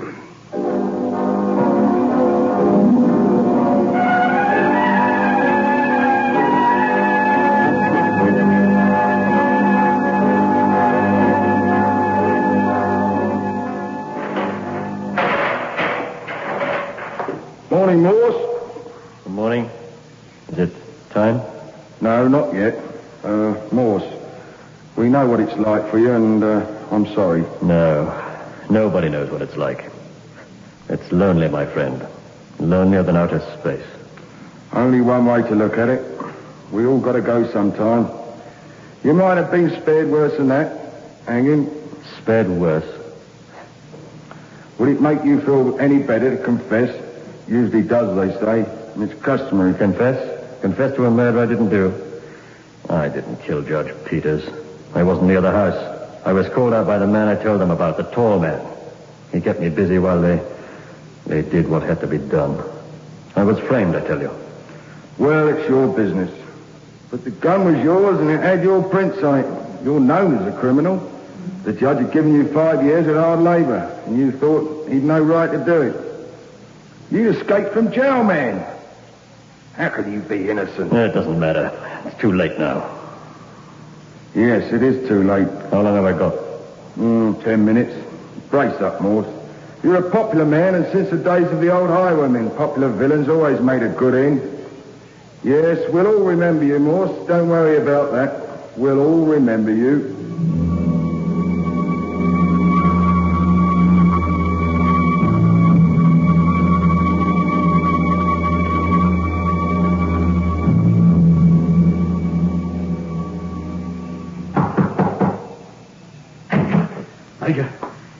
Major Wills. Charges? What on earth's wrong, man? What's wrong? I can't go through with it, that's all. I can't. Pull yourself together. I've seen the sign. Sign, I'll tell you. There in the execution shed. No, I can't go through with it. The chap's innocent. You speak of a sign. What sign? Oh, when I opened the door of the execution shed, he was there. Morse. Standing on a trap of the gallows. The rope round his neck. It couldn't have been Morse. Morse is in the condemned cell, and you know it. And he's alive, so it could hardly have been his ghost. I'll tell you, I see. Pull yourself together. You're suffering from nerves, that's all. Me? Me suffering from nerves? Not in your life. Remember what happened to your father? Yeah. My father was the best hangman this country ever had. Well, he killed himself, all right, very well. Lots of us go that way. You see, a man's sort of different when he's alone. That's when they come. When they stand round with their heads bent. The ones you turned off. When the daylight comes, it's different. They just vanish away. Whoever heard of a haunted execution shed? Why, the idea's nonsense. That's exactly what I've been telling you, man. Hang it all, Charters. You can't expect me to ring up the Home Secretary and get him to postpone an execution because you started seeing things. I tell you, he was standing on the trap with the rope round his neck. The hood was over his head. He raised a hand to me. Stop. It's like a cop on point duty. Excuse me, sir. Is the execution postponed? No, of course not. Yeah. As far as I'm concerned, it is. Because, beg your pardon, sir, that poor fellow waiting in the death cell. The convicts are starting to get out of hand. You know what it's like when there's an execution. They're all on edge. Morse is a very popular man. Yeah, I'll talk to Morse, then to the men. And Charters, you stay here and try to screw up enough courage to do your job. Water Bates, examine the execution shed and tell me what you discover. We'll meet here in 10 minutes.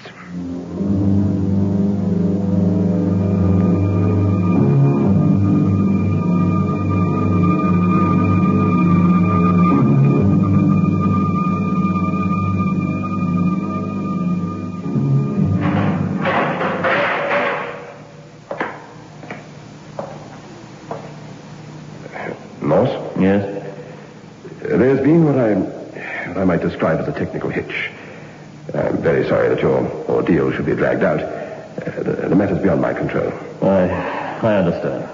But I can hold out no hope of any kind. You're aware of that. As soon as arrangements can be made... I know. I understand. What's that noise? The convicts are demonstrating. They know I'm innocent. They're greatly affected by any execution. When one is delayed, well, they tend to break down. They know I'm innocent. So do you. I've not studied your case, Morse. It's none of my business. You were properly found guilty by a jury of your peers. That's all that concerns me. You were sentenced to death, and jail delivery was effected at my prison. I didn't kill Judge Peters. A tall man lured me away from home that night. But there's no use talking to you. It's not your fault, I know that. There was a single fact you could remember about this man. Or if you could explain away one bit of the evidence. Now listen. No, that's it, you see. I've been cleverly framed. Nothing's been left to chance. The tall chap got me out of my house and away from home. Then I had no alibi. That was when they killed the judge. Morse, what can you remember about this man? Think hard. Nothing. I remember nothing. What did he say? He said my brother was in trouble, that he'd been arrested. He said his name was Lippy, that's all, just Lippy. He said I had to sign for my brother's bail.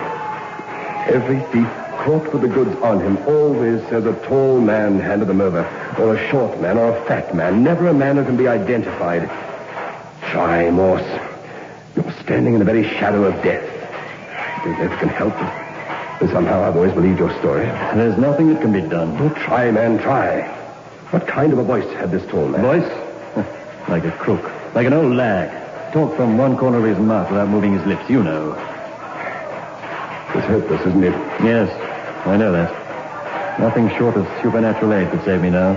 And there's no hope of that. Isn't there? I wonder.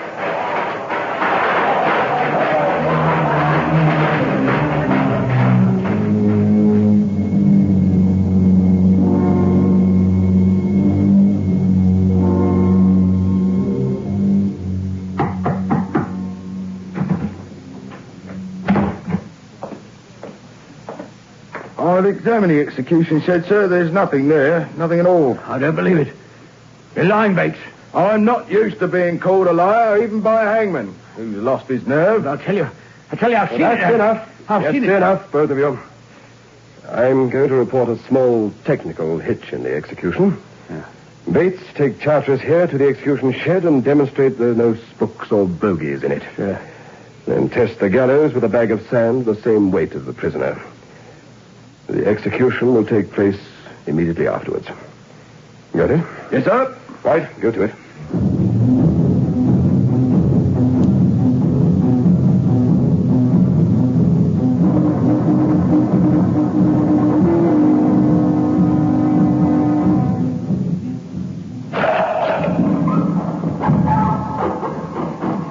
There. Perfect. Want me to try it again? No. It worked. They know he's not guilty. Straighten your spine, you snivelling rat. All right, I say. I'm going to get this over with before the men have breakfast, and if you won't pull the lever, I'll do it myself.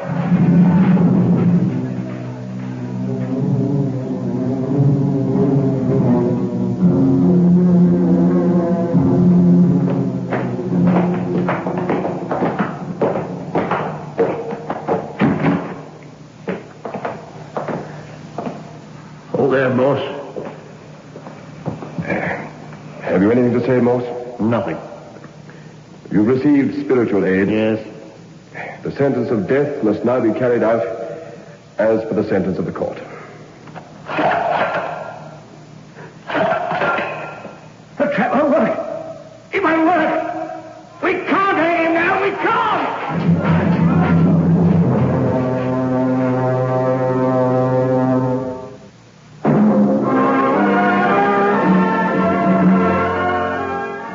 Moved in world class. Get the taste of new smooth State Express 3 5s today. We promise you, it's the smoothest cigarette you can get.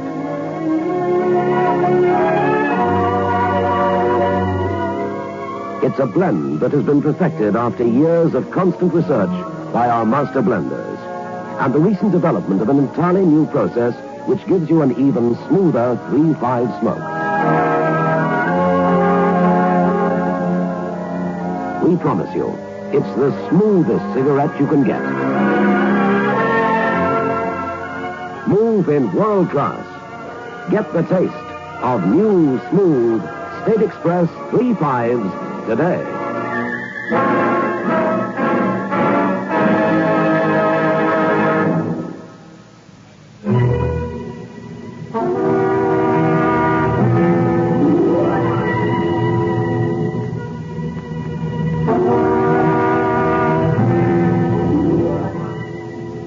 How very amusing.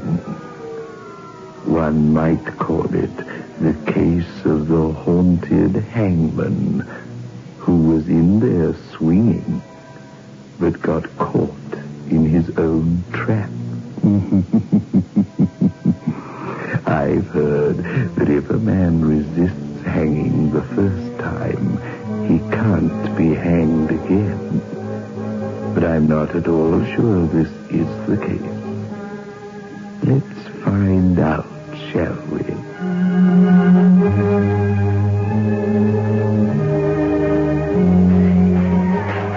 Morse back in his cell. Yes, sir. Convicts are kicking up a row still. They keep the doors closed. You ask me, we'll have a full-size riot on our hands if we try and hang Morse again. The sentence of the court is clear. As for the fiction that an execution cannot be attempted twice, that's utter rubbish. We must simply persevere, that's all. Do it yourself. I can't.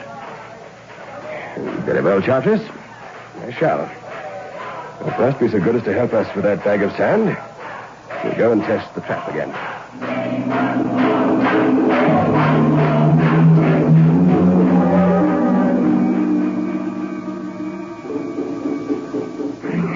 There.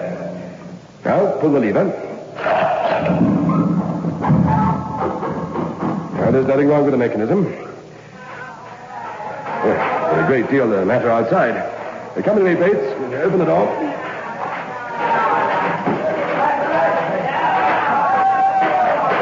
Quiet, you men!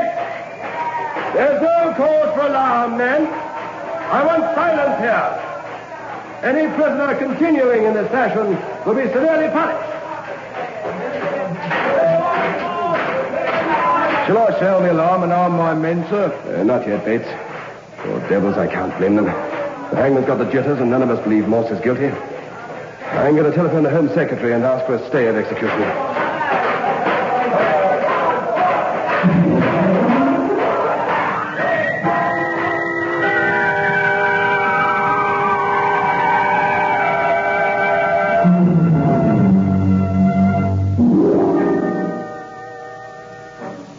Until the morning, Bates. We have a stay of execution until the morning. I'm ordered to have the gallows working or resign.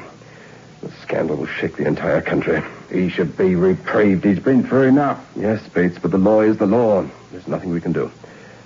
Unless we can show clearly that Morse was not guilty of the judge's murder. Not much chance of that, sir. No. And yet, I wonder... You remember the circumstances of the case, don't you? Not very clearly, sir. I followed it at the time, but so far as I can remember, the evidence was clear. Morse claimed he'd been wrongly convicted of a robbery. Found guilty and sentenced to 5 years hard labor. Peters was an hanging judge. He was a man who liked passing sentence to death. Yes, he kept Chartres busy, Judge Peters did. Morse escaped from prison.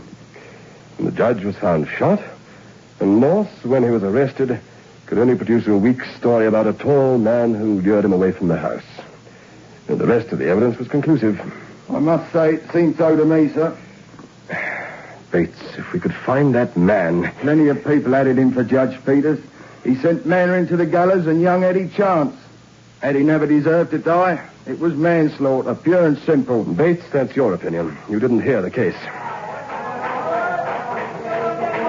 Like animals, just like animals behind bars. I must act soon if they don't stop it. They refused dinner and threw the food about. By the way, where's Chartres? He's in the duty room, sir. I want to talk to him. He's still raving about this ghost or apparition or whatever it was he saw. Very well, I'll see him there. In the meantime, try to get some sense into the prisoners. This isn't helping anybody. Tell me, is it direct mob action or do they seem to have a leader? Cockney Harry, a lifer. He leads most of the trouble around here. Pelham Morse, sir. He escaped with him. Bring him to my office under guard. Yes, sir. Shall I charge him with a breach of regulations? I want to talk to him first. If he knows Morse, well, he might be able to help. Now, I'd better go and see Charteris.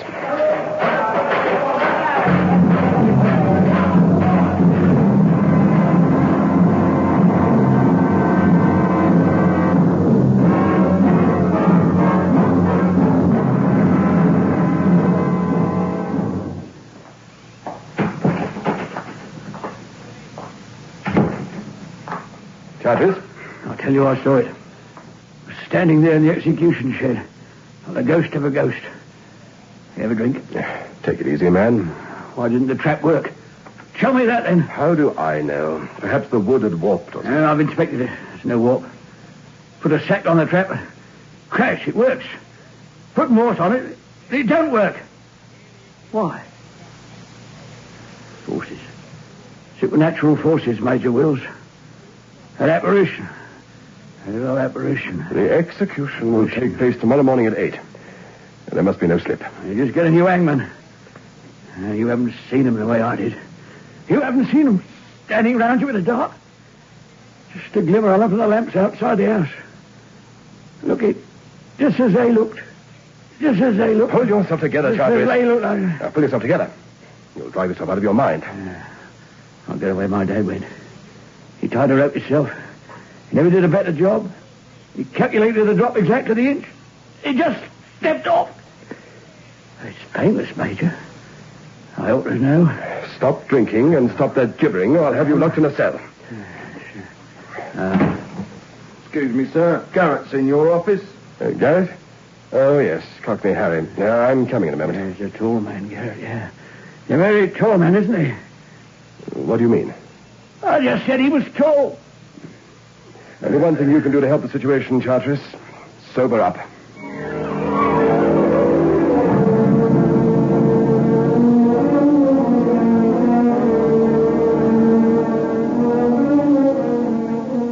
Well, Garrett? Oh, I feel fine, Governor. You know the penalty for acting against authority? Yeah. I've got to stand in the corner and get kept in after me sewing class. Morse is a pal of yours, isn't he? What if he is? You don't like what happened this morning, do you? Makes a change, Governor. This is going to leak out, you know. You can't stop it. God, what a jail. The hangman's drunk and the gallows won't work, and you're going to try it on the poor devil again tomorrow. The law will take its course and justice will prevail. God, chase my Aunt Fanny round the exercise yard. You smug, bloated, frog-faced son of a... Kill the civil tongue of your... Leave him, Bates. Leave him. Let him blow off steam. You're a fair man. Well, everybody says so. Until now, I reckoned you were decent. For a screw. But you've got no hope, have you? You can't hang Morse. Go on, try. Get creepy Charteris sober and let him have another go. You'll go down in history as the man who couldn't hang Morse. You'll see. What were you doing in the execution shed today? Just a morbid interest in such things. I had an old uncle once. You admit being in the shed.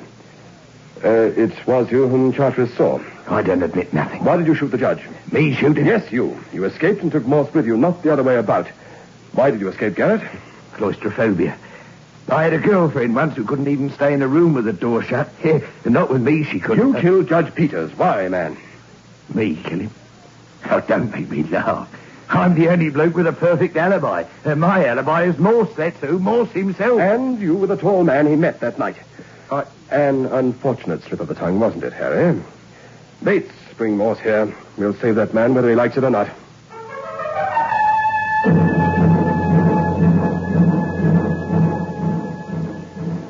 Morse, I want the truth. Yes, Morse. Tell him or you're going to get into trouble. Shut up, Harry. Morse, was this the tall man who lured you away from the house that night? Yeah, I've admitted it, boy. It's okay, you can tell him. Yes. Harry asked me to meet him to discuss getting out of the country. He said there was a ship. Yeah, so there was. There you are.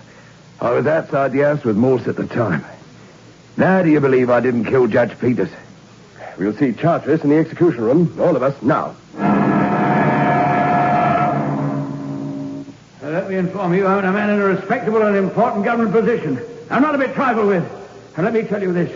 If I can't hang Morse, nobody can hang him. Morse, I'll see you at 8 sharp tomorrow, my lad.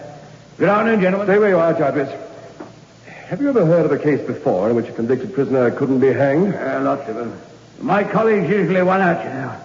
Crime doesn't pay, eh, boss? It seems incredible to me, Charteris, that a man in your profession hasn't heard of the most famous case of all, the original case of the man they couldn't hang. What are you getting at, Major? Did you plan the escape, Charteris? What? Did you get Morse out of jail in order to give you a perfect setup for murder? Did you frame Morse and betray him? What an idea. And in the end, you found you couldn't go through with it, didn't you, Charteris? Don't say anything you can't prove. You found you couldn't hang Morse in the end, and so you told us the tall story about the ghost in the execution shed and the trap that wouldn't work. You saw it work with a sack of sand, didn't But you weren't standing in place, were you, Charteris? Huh?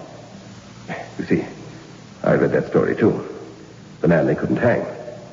And I guarantee that when you stand in place, there's a plank that slides out under the trap and stops it working. I had to kill the judge. I had to. But why? That's what I can't understand. Why? Because he killed my father. Drove him off his head. Men that my dad reckoned was innocent. They had to go. It was the same with me. I've been off my head with it. The hanging judge, they called him. But he didn't have to do the hanging. I did. I did not. Major, when it comes to be my turn, please let my assistant turn me on. Young Sammy. He's got a touch, Sam has. He's an artist. Couldn't be succeeded by a better man.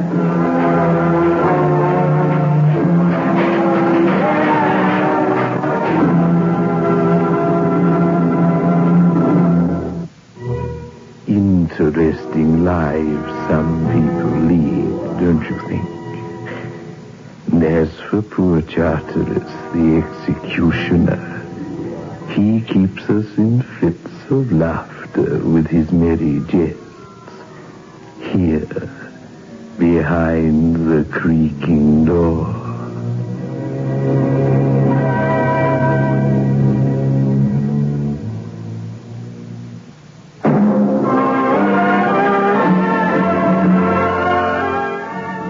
In world class. Get the taste of new smooth State Express 3.5s today. We promise you, it's the smoothest cigarette you can get.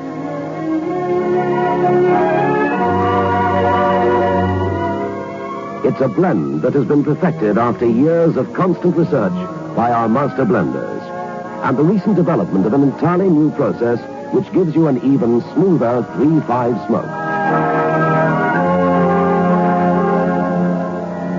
We promise you, it's the smoothest cigarette you can get. Smooth in world class. Get the taste of new, smooth State Express 3.5s today.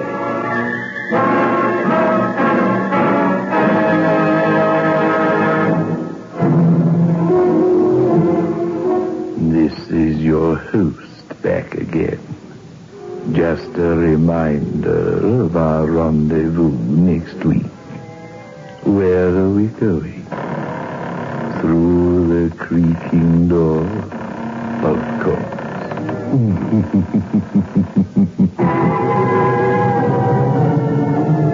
The manufacturers of State Express 3.5 Filter King cigarettes invite you to listen next Saturday at 9 o'clock when they will again present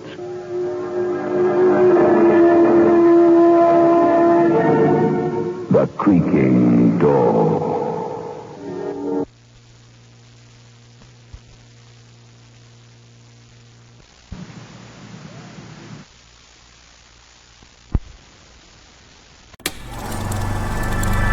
You are now tuned into Then Radio. If you enjoy our videos, we ask that you consider joining our Patreon to support our channel. Don't forget to like and subscribe so that you never miss a new video. We hope you enjoyed today's episode, and as always, thank you for watching.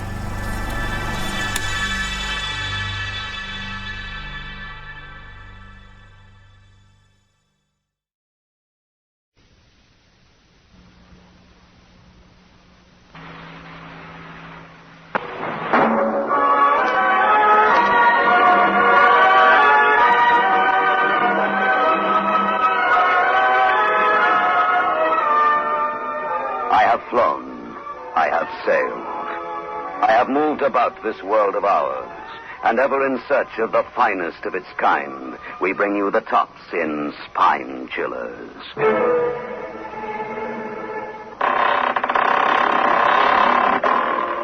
The Creaking Door.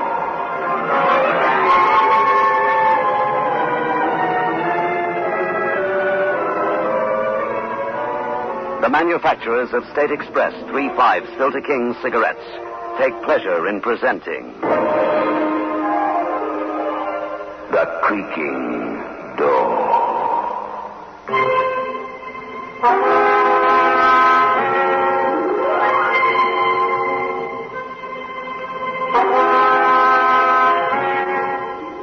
Good evening, friends of The Creaking Door. The creaking door is opening, so do come in. Listen very carefully as you enter our portals. First, utter silence. Then, as the ear becomes attuned to its surroundings, you will gradually hear the whimpering sound of fear.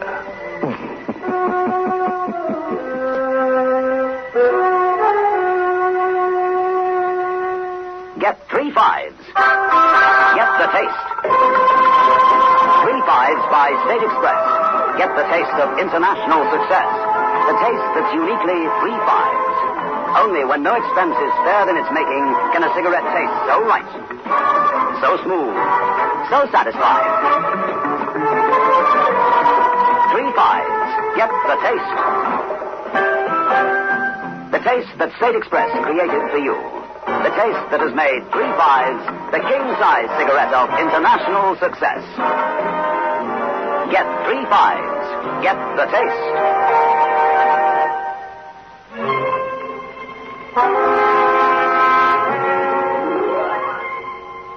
The old prison sprawls in the mist of a gray afternoon. Along one of the interminable corridors, two men are walking. Men from different worlds. A warder and a prisoner. The prisoner is a young man with his life before him.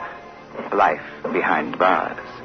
And yet, this man is in the grip of something stronger even than the soulless jail. He is terrified of something that lurks in wait for him out there on the moors. What's here, Bolton? Come in. Bolton, sir. Number 773842. Wait outside, Warder. Yes, sir. Here you go, Bolton. You wish to see me, Bolton? Yes, sir. I request a change of occupation, sir. But you must see the chief warder. I'm the governor of this prison, and our functions are different. Warder Grayson refused me a change of job, Mr. Hall. And you wish me to override his orders? Bolton, you must remember that you're a prisoner, and that you're imprisoned for a most heinous crime. I'm innocent, sir. It was a mistake. Yes, Bolton. Bolton, you were found guilty by a jury and sentenced by a judge for the crime of murder. I merely administer the law. But I might point out that until very recently you would have hanged for this crime. Sir, please listen to me. Very well. This sounds crazy. Maybe it is. Please put it down to mental illness, anything you like, but I'm haunted, sir. Haunted? Bolton, I've now heard every excuse for a man wishing to change his occupation. Where are you working? On an outside working party, sir. I'm working outside the prison walls, digging in the peat bog, sir. It's only when I'm working that I see it. The ghost, eh? Describe it. It's the figure of a woman in a long dress, sir. And do the other prisoners see it? I don't think anybody but me sees the ghost, sir. Or somebody else would have come to you. I have your file here, Bolton. You were sent to imprisonment for life by Mr. Justice Wellworth for the murder of Norma Jane Harrison. Is it this unfortunate young woman's ghost, you say? No, sir. Norma was a blonde with a ponytail, a small girl. This is a tall person with chestnut hair. She stands in the peat bog and beckons to me. Give me another job. I can't stand it anymore, please. Your occupation is a most important one. With the other prisoners in the party, you are engaged in digging the foundations for a new portion of this prison. You are, in fact, working on the section to be occupied by the new wall. You're young and strong. The work must prove beneficial. Request dismissed. I shall ring for the warder to return you to your cell.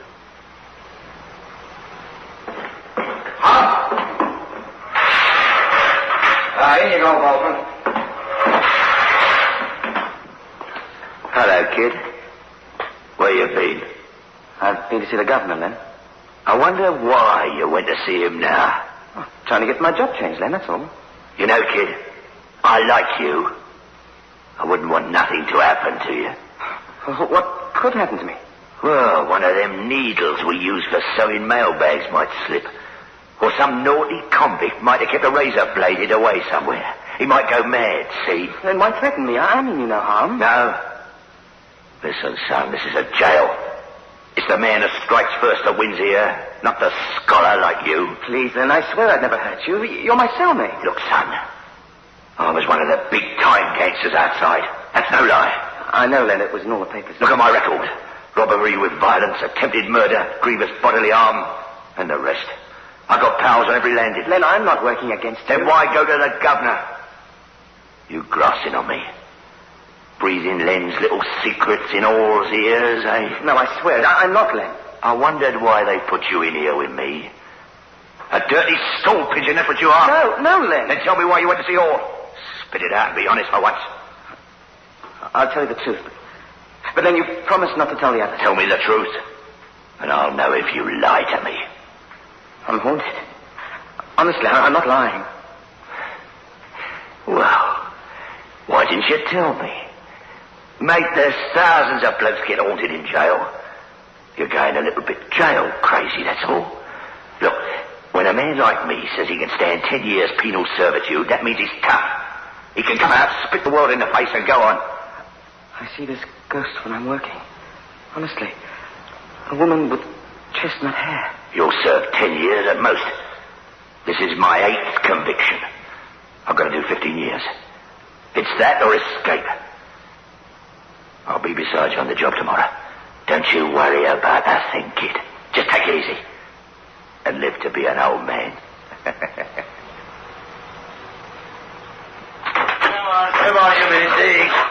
Come on, you men.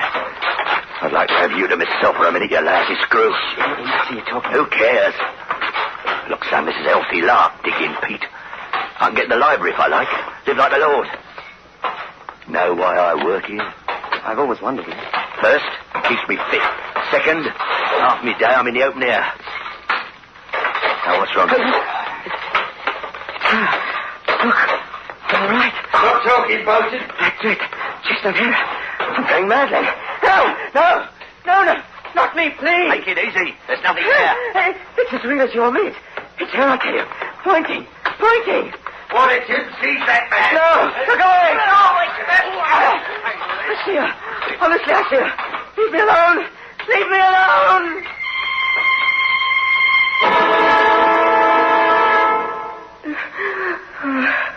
Kid, let me tell you something. You're lucky to be back in the cell. They might have clapped a straitjacket on you. I was scared of that. Thanks for everything. Why did she pick me? Why me? You didn't see her. Yeah. Is it this dame you killed? I didn't kill anybody. If I was to take a poll, every man in this jail would be innocent. Wouldn't be a guilty man in sight. You won't believe it, but I'm innocent. Tell me about this murder, son. I hardly knew her. I met her a few times. She was very pretty, very small. Nice figure. What was her name? Norma Harrison. Well, she must have got too deep in with one of the gangs. She was that sort. Not much more than a teenager. Pretty. An eye for quick money. The coppers must have had a case against you, son. Some of her stuff was in my room. A handbag, umbrella, the knife that killed her. My fingerprints on all of it. You got no hope. You're in for life. So am I. Well, I've decided to do something about it. What can you do? What can any of us do? Escape. No, anything but escape, Len. You lose all good conduct marks and have a sentence, too, on top of it for escaping. Listen, kid. Sorry, Len, I'd like to be free, but I'm not trying anything. I've told you too much, kid. I can't trust you now. Before I leave, I've got to take care of you. All my friends will. Please, Len, please. It's too bad, Bolton. You come my way or I'll make dead sure you meet with an accident. Now, what do you say? What can I say? That's a good boy. I thought you'd see reason.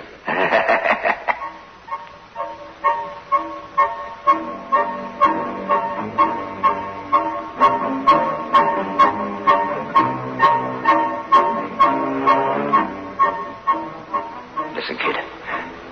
Tonight's the night. Don't make no mistakes, eh? I'll try not to. The guard will be along any minute. I'll deal with him. Then we head for the inner walls. Now, the minute we... Hear that? That's water loaded. Now, quiet. I've got my bed stripped. The minute he sees that through the Judas hole in the wall... Now. So what's the meaning? I've got something for you, mate. He's unconscious. Come on. Just a minute. Let's get his gun. You said nobody would be hurt. I need the gun. Come on, son. Keep in the shadows and move slowly. It's open, then. Right. Now keep to the shadow as much as you can. Run for the peat bog, where we usually work, and from there to the road. You get it? All right, open the door. Now you got the idea? They're sure to see us. But by then, we'll be near the peat bog. You gotta run. You gotta run for your life. Are you all right? Yes, except that peat bog. Never mind that now. Right, run! Come get out! Who come this way?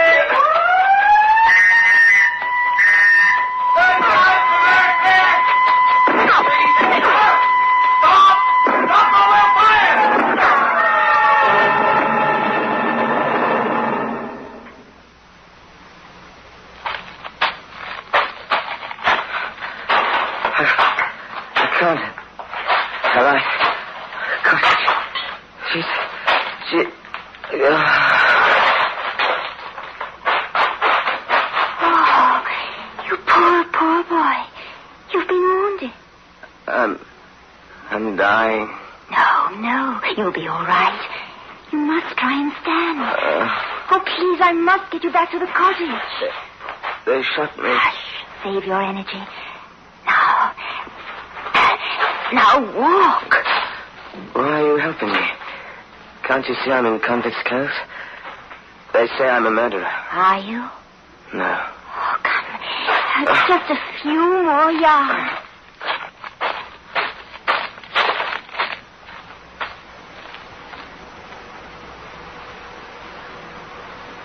There was a lot of blood, but you're going to be all right. 2 hours ago, I thought my end had come, but no. Did I tell you? Did I tell you why I'm in convict's clothes? You're in convict's clothes because you've been punished for a crime you did not commit. Just as I, too, was wrongly accused. Why do you live here on the edge of the moors all alone? Because I have to. But I don't understand. Understanding will come to you in time. Then you will know that the things they have said about me are also untrue. But you don't know me. How can you believe in my innocence? I haven't told you about the... You are innocent. And in that lies my future, my hope. You're the woman I've... By the peat bogs, where we were digging. What are you? Who are you? And you, a creature of flesh and blood, have gazed upon me without fear. I have lived alone because of my sorrows. And now you have released me. I, Anna. Thank you. Goodbye. I must go.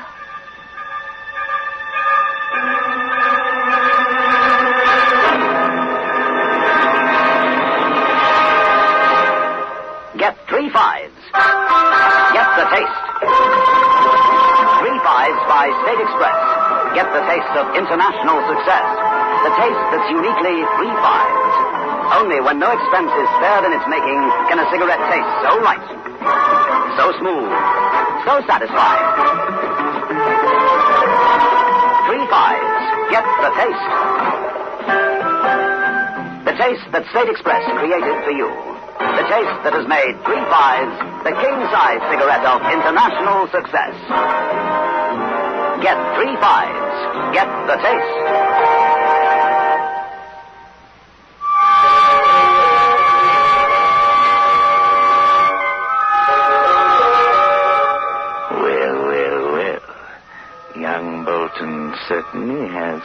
himself bogged down, so to speak.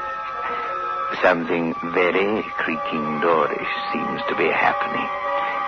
Certainly it has had a disturbing effect on our would-be escaped convict. Anna, come back. He's coming round, sir. Still delirious. Bolton, can you hear me? Anna, come back. Anna. I don't think we can do anything with him yet. How long did you say he was lying in the peat bog before he was picked up? No, not long, sir. Found him in a matter of minutes. I gave strict instructions that Waters... Excuse me, sir. It wasn't the warder who shot him. It was the prisoner he escaped with, Leonard Grover. Poor Bolton. I'd give anything for this not to have happened. Oh, what a terrible mistake we made. Anna. What do you say, terrible mistake, sir? Oh, perhaps I should have told you. However, even though you are Chief Warder, I was asked by Scotland Yard to keep the matter secret. Secret, sir? Inspector Fairweather of the murder squad received information that suggested that they'd probably convicted the wrong man. Wrong man, Governor? Seems so. Well, although he was in charge of the investigation, Fairweather asked me as governor to see that Bolton and Grover were placed in the same cell. We had the cell bugged. We were hoping that Grover might react when confronted with the man he framed. Oh, he reacted all right, but not the way he anticipated. Forced Bolton to escape with him in order to kill him. Come back, Anna. I was frightened of you at first, but not now. If this man dies, we're responsible for his death. I should never have put him in the same cell.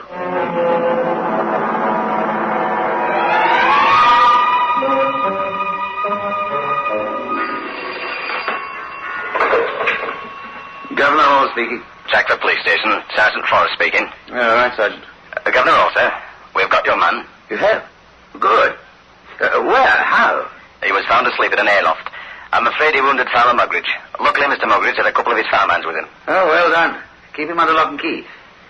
I've just received information from Scotland Yard that the case against him is complete. Bolton is to receive a free pardon, and Grover is to be charged with the murder of Norma Harrison. I'll send one of my men over right away. Very good, sir.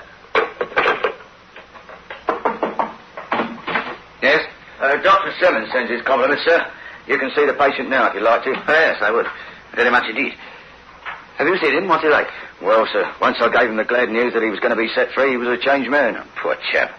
Suffering as he did. Crime he didn't commit. No wonder he was delirious. Oh, well. I'll go and see him right away.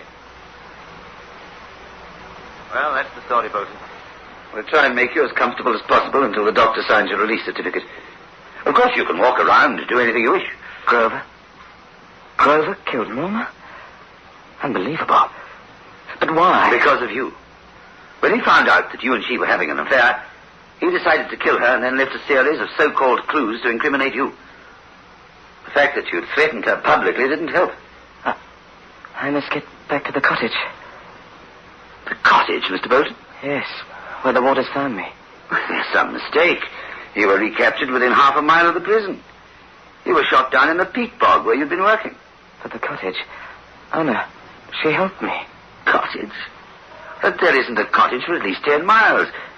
I'm afraid you were rather delirious. But I ran from the peat bog. I saw a light in the cottage window. And Anna, she came and helped me. Oh, remember how I came to you, Governor, and asked for a change of job? I was so afraid of the apparition. I thought it was an apparition. And all the time, it was Anna.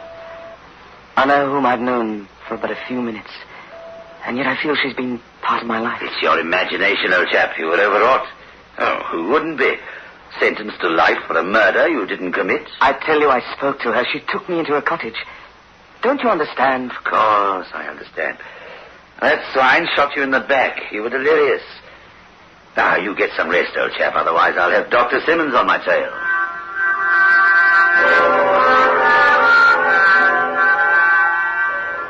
So they are releasing you, as you have released me. Yours was a matter of months.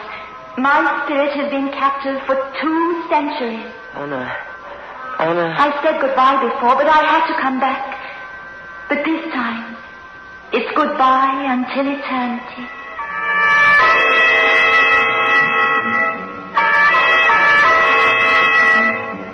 Anna! What's the matter? Look at you. You look as though you've seen a ghost. Hey, you mustn't get out of bed. I'm not a prisoner now. The governor said I could do what I liked. I'm going over to the peat bog. That's where I first saw her. Perhaps... Never mind. Get my clothes. I'll have to... Oh, here comes the governor. Sir, this patient says he wants to get dressed, wants to go to the prison hospital. He can do whatever he wishes to do, orderly. Mr. Bolton is a free man. Where do you want to go to? I'm going out on the moor. Is that wise? You're still very weak, you know. You yourself said that... Yes, all right, Mr. Bolton. But do you mind if I and 2 warders accompany you? Just for your own safety.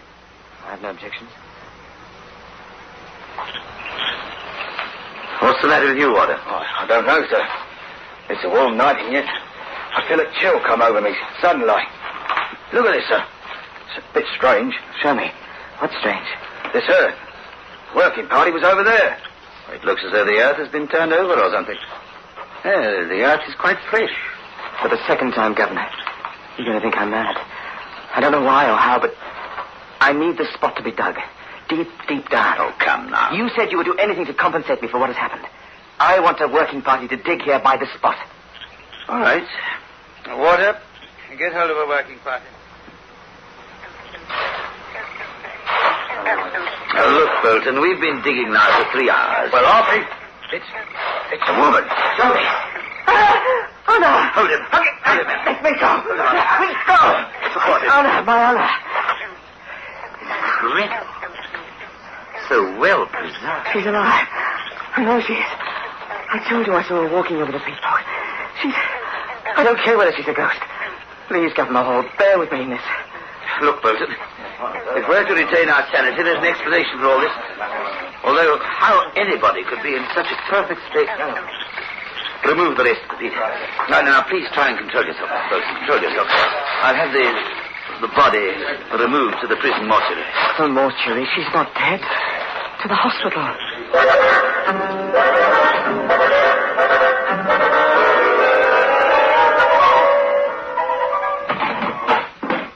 Absolutely incredible, in perfect preservation. What do you mean? The body. It's the body of a woman named Anna Grant. Anna? Let me tell you how I found her name. The parish registers are kept at Chagford. I discovered that this woman, Anna Grant, was buried alive. Buried alive? 200 years ago. She was branded as a witch and buried in unhallowed ground. It's all there, recorded in the register. She was buried in the year 1748. Strange you should be found above the body of this Anna Grant. What? Why? What's the matter? I don't know. You with your practical mind. Why was the body so well preserved? Tell me that. Oh, the answer to that is simple. Dr. Simmons supplied that. It's the chemicals in the peat. Have you no imagination? Please, take me to the body. All right. Sure that would be a good thing to do? There. Where are you two after then? Mr. Bolton wants to look at the body. Don't you think you're better off staying with your dream? You saw her for a few fleeting seconds. Now she's lying on a cold marble slab. Why upset yourself? For the same instinctive urge that took us to the place where Anna was buried. I must see her and talk to her. Oh, talk to her, really? Anna. Yes, Anna. Yes, I can hear you. Now, really? Yes. But it won't be a sacrifice. But that's where I want to be. Wherever you are. Gladly. Look at her. She's crumbling into dust. He's fainted. Just about. No, Gaffer. He hasn't fainted. He's dead. Oh, what a terrible thing to have happened to him. After all he's been through. Do we know what has happened to him now? It's terrible. Do we really know anything?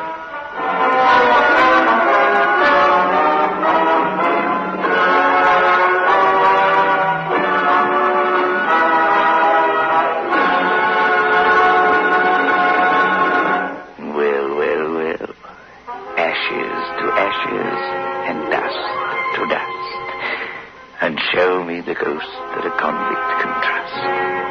Or to paraphrase the words of another old song, can a body meet a body coming through the moor?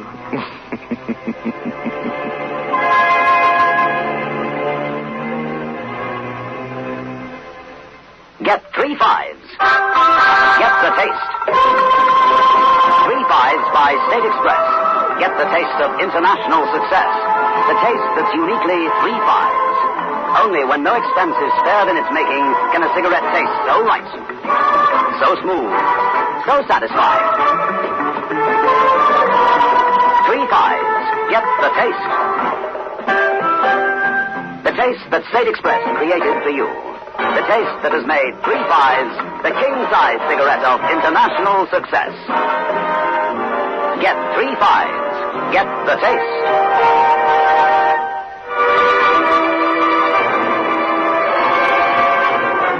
This is your host back again.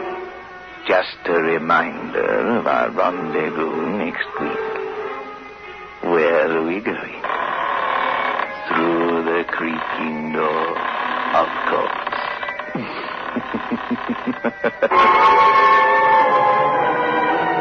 The manufacturers of State Express 3 5s Filter King cigarettes invite you to listen next Saturday at 9 o'clock when they will again present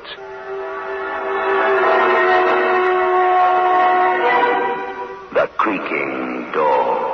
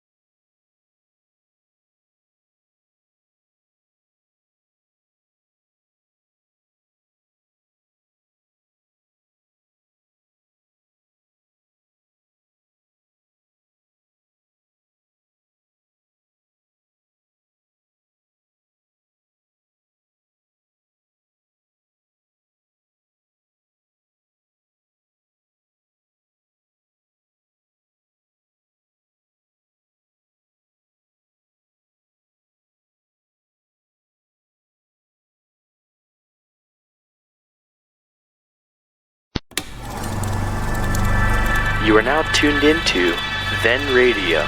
If you enjoy our videos, we ask that you consider joining our Patreon to support our channel.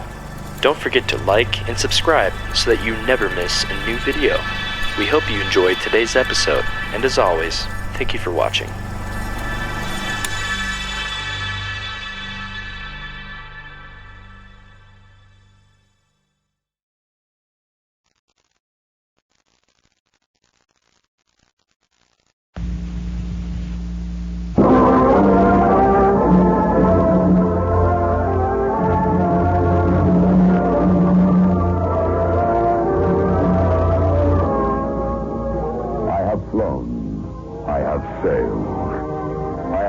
About this world of ours, and ever in search of the finest of its kind, we bring you the tops in spine chillers.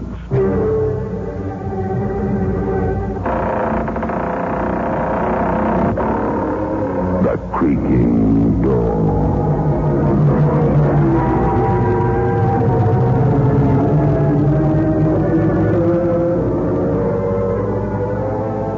Manufacturers of State Express 3.5 Silver King cigarettes take pleasure in presenting The Creaking Door.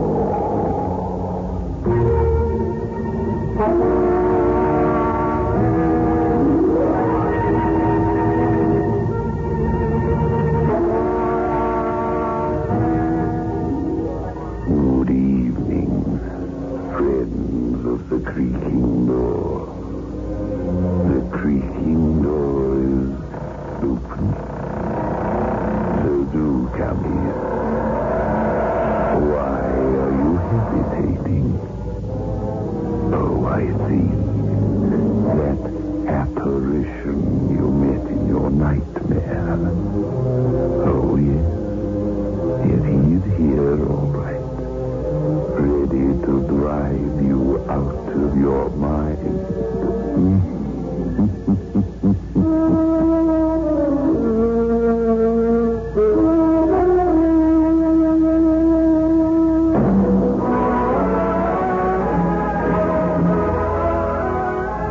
Move in world class. Get the taste of new smooth State Express 3.5s today.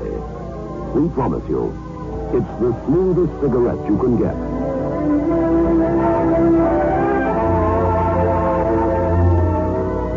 It's a blend that has been perfected after years of constant research by our master blenders.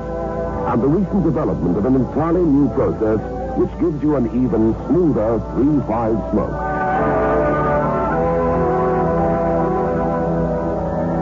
We promise you, it's the smoothest cigarette you can get.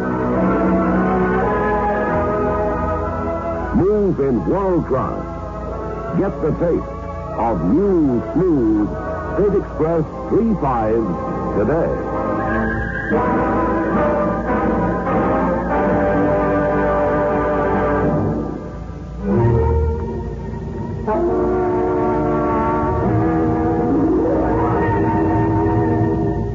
A young, determined-looking man steps out of his car onto the muddy dirt road and faces the bleak stone house at the end of the driveway. Hesitating a moment, he turns up his collar against the wind, then walks the long path to the forbidding door.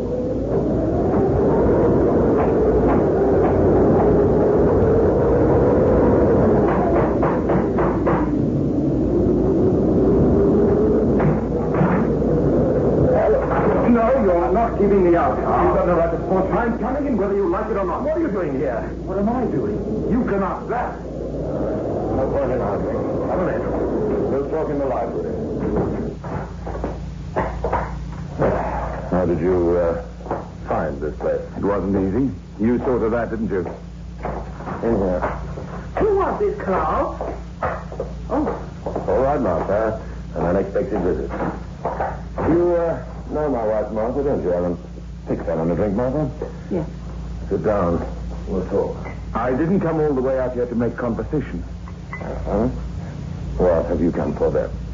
What have you done with Julia? Here are the drinks, Carl. Ellen, I've asked you what you've done with... Well, sir, perhaps Alan would prefer brandy to this. I prefer nothing. You shouldn't have done that, Alan. Those glasses are family heirlooms, very difficult to replace. What have you two done with Julia? What have we done? Am I my sister's keeper? I know she's here someplace in this house. Don't try to tell me she isn't. I really wouldn't try to tell you anything in your present condition. Where is she? Upstairs? No, Alan. Upstairs, Mrs. Manning? Julia isn't here. What's got into you anyway? It's got into me. You made a good try, but it won't work. Julie and I are getting married, no matter what you do or try. That is your own personal business and Julia's. All I can do is to assure you that my sister isn't here. And you have no idea where she is? No. And that's what you'll tell me next. As a matter of fact, you're right. My wife and I needed a rest. We moved from town and rented this house. Not according to the egg. That's ridiculous. He told me Julia's name is on the lease. I'm afraid, Alan, you've been misinformed.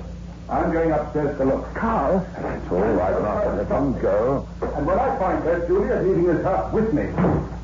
Carl, he'll find her now. I know. He'll see what she's become. Yes, Martha. Alan's in for the shock of his life. But there's nothing we can do about it now.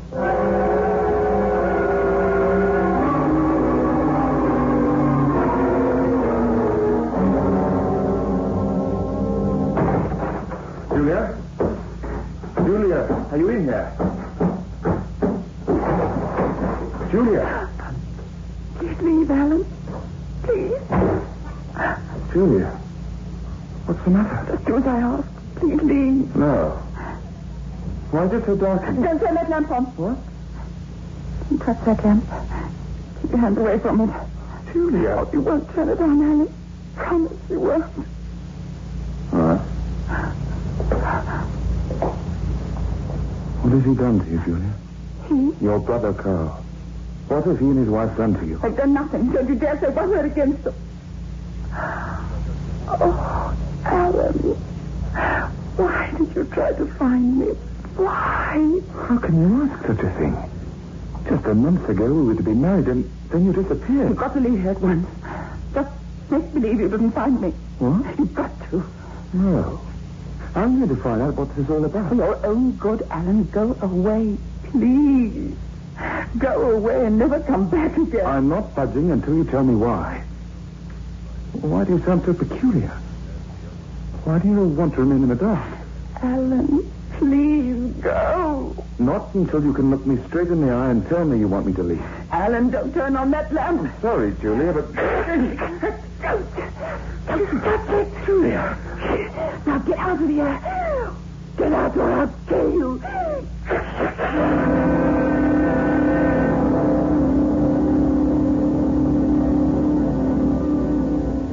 Feeling any better now, Alan? Yes, my face has stopped bleeding. The gashes where she clawed you are rather deep. Claude? Now, can you understand why I said my sister wasn't here? Carl, what's wrong with her? What is it? Alan, I know you don't like me, but please, take my advice. Forget you ever knew Julia. What? I know it sounds cruel, but it's the best advice I can offer you. I'm sorry, it's out of the question. All right. That leaves me no choice but to tell you. Perhaps, after all, it is better that I do. Tell what? What's wrong with Julia? I'll have to ask for your complete confidence. You have it? Look in the mirror, Alan. Huh? Look at those scratches on your face. Well? What are you driving at? Don't they seem strange to you? A moment ago you used the term Claude. You said I was Claude. Exactly. Are those marks the marks the human hand would make? Or are they not more like the marks of an animal's claw? You're not making sense. The sensible explanation is not to my liking either, Alan. It wasn't easy for me to face it when I first saw the reversion setting in. Reversion? I don't follow. It was semi-dark in the room upstairs, but still you noticed something very peculiar about Julia. Physically, that is. Well, she was altogether peculiar. I mean something specific. Her eyes. What did you notice about her eyes? She kept her face pretty well away from me, but now you mention it. Yes. I noticed her eyes were... Oh, God. You noticed they were what, Alan? They were like the eyes of a cat. Yes. In the last 2 weeks, the reversion process has been stepped up, I'm afraid. Already her pupils have expanded to the full iris, and perhaps you've noticed her fear, or rather her pathological hatred of light. Yes, I did. Her fingers, they're virtual claws now. Stop it, please. Can't something be done? A doctor? We've tried everything. If a doctor were to see her now, his only recommendation would be to put her in an institution for the rest of her life. Her unnatural life. Julia. I know how you feel. It's quite late, Alan. If you'd like, you may spend the night with us. Thank you. I'll show you upstairs to your room. It's just not believable. I know. Too shocking to accept at first. Carl! Now can you believe, Alan? Now can you believe every word that I've told you is true?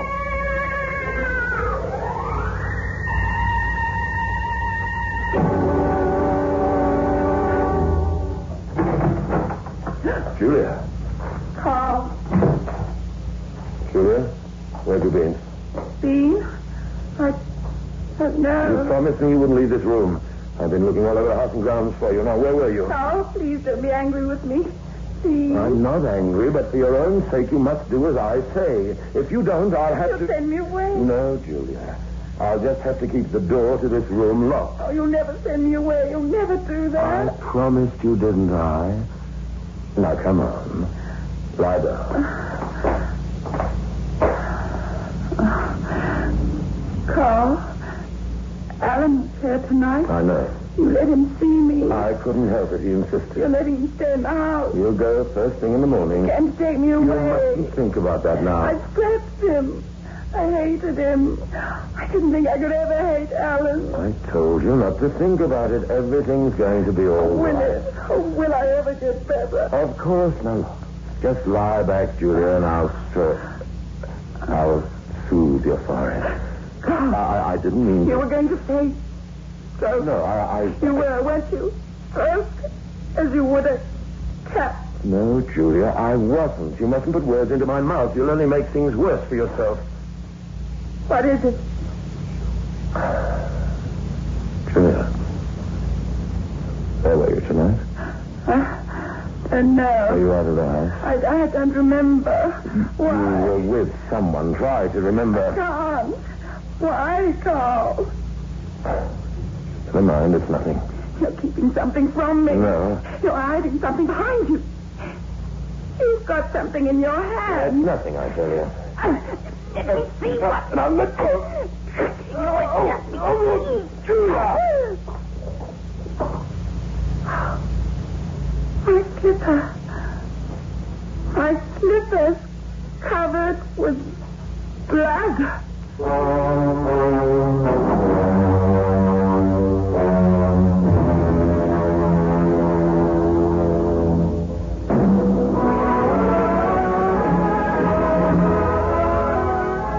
Move in world class. Get the taste of new smooth State Express 3.5s today.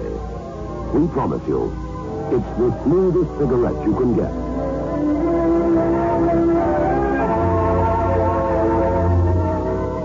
It's a blend that has been perfected after years of constant research by our master blenders. And the recent development of an entirely new process which gives you an even smoother 3.5 smoke.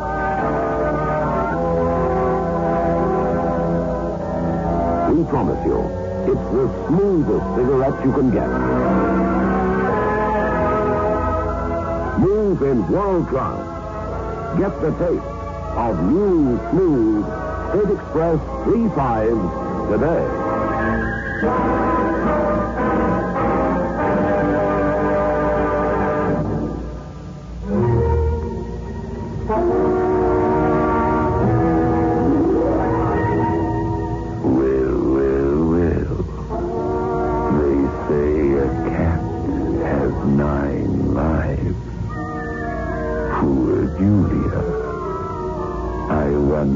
How many she has left.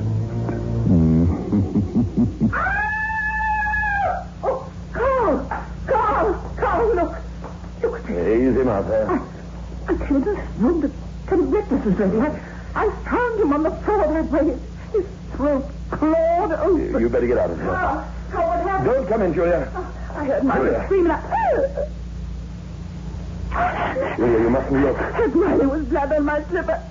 That's why. Martha, help me get her out of I here. was with Alan last night and I killed him. I killed him.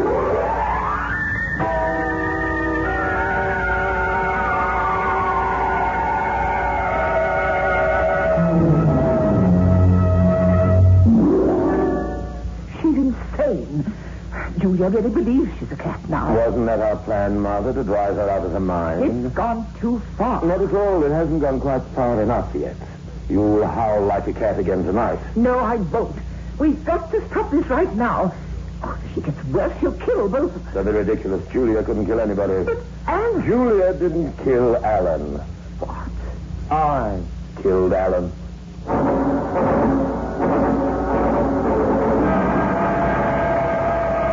You? Of course. It was quite necessary. Oh, why didn't you tell me? Why did you let I me... wanted to get a legitimate performance out of you when you found his body. I wanted you to be horrified, and I wanted you to recoil from Julia just as you did. You're a murderer. That's a very unpleasant thing to say. I was merely protecting my investment of time and trouble. You didn't have to commit murder. Oh, but I did. You see, I hadn't really convinced Alan at all. How do you know? I kept my eye on his room after he went up to bed. I saw him steal out and come downstairs here. I listened on the upstairs extension. I heard him telephone Peterson. And the doctor told him what was wrong with Julia? He explained to Alan the symptoms of her metalopia, day blindness. And you killed him for that? Of course. But why? You've suddenly turned very sensitive, darling. I never bargained for murder. When you want money, as much money as my sister Julia has, you must be prepared to take any step, no matter how violent. But what did you expect me to do? Allow Alan to tell Julia that she was suffering from an eye affliction, after I built up in her mind that she was slowly turning into a cat? Or would you choose to allow him to walk out of here and go to the police? I don't want that money now. You're just excited. You'll feel differently about it later. No, I'll never feel differently after what's happened. I told you all along I had a feeling something would happen. What could possibly happen now? Alan's out of the way. His body will never be found. I'm not thinking of Alan. I'm thinking of your sister. What about Julia? Oh, I'm thinking of the terrible thing we've done to her. It's a little late to think about that, isn't it? I don't know. There must be something we can do. There's only one thing you're going to do, Martha, and that is, as I say, Carl, we're please. going to keep working on Julia until she's put away for the rest of her life. We're going to keep at it until I have every cent of hers.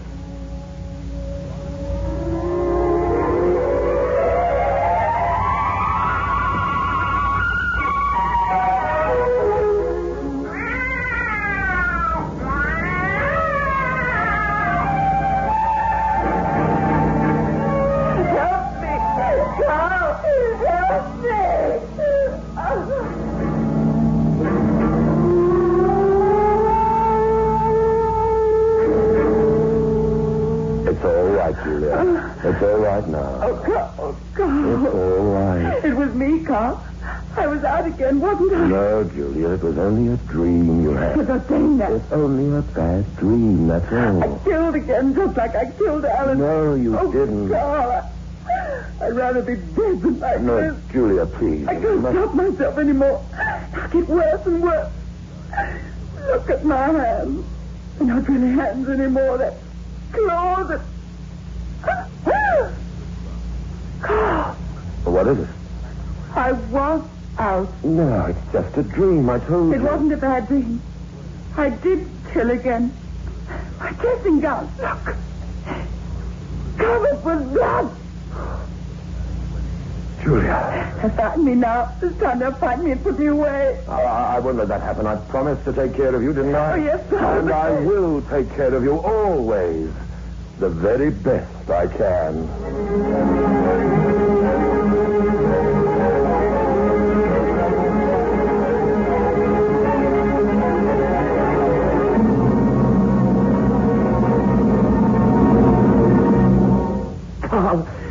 When are you going to leave her alone? When she's beyond help completely, and only then, Mother. I can't stand it anymore. You stand as much as I say you can stand. Now get hold of yourself. Won't be much longer. No, Carl. It won't be much longer. What do you mean? You'd better stop now. I'm warning you. Warning me? For your own good. Don't be ridiculous. You won't listen to me. You won't stop. Of course not. The plan is perfect. Nothing could go wrong now.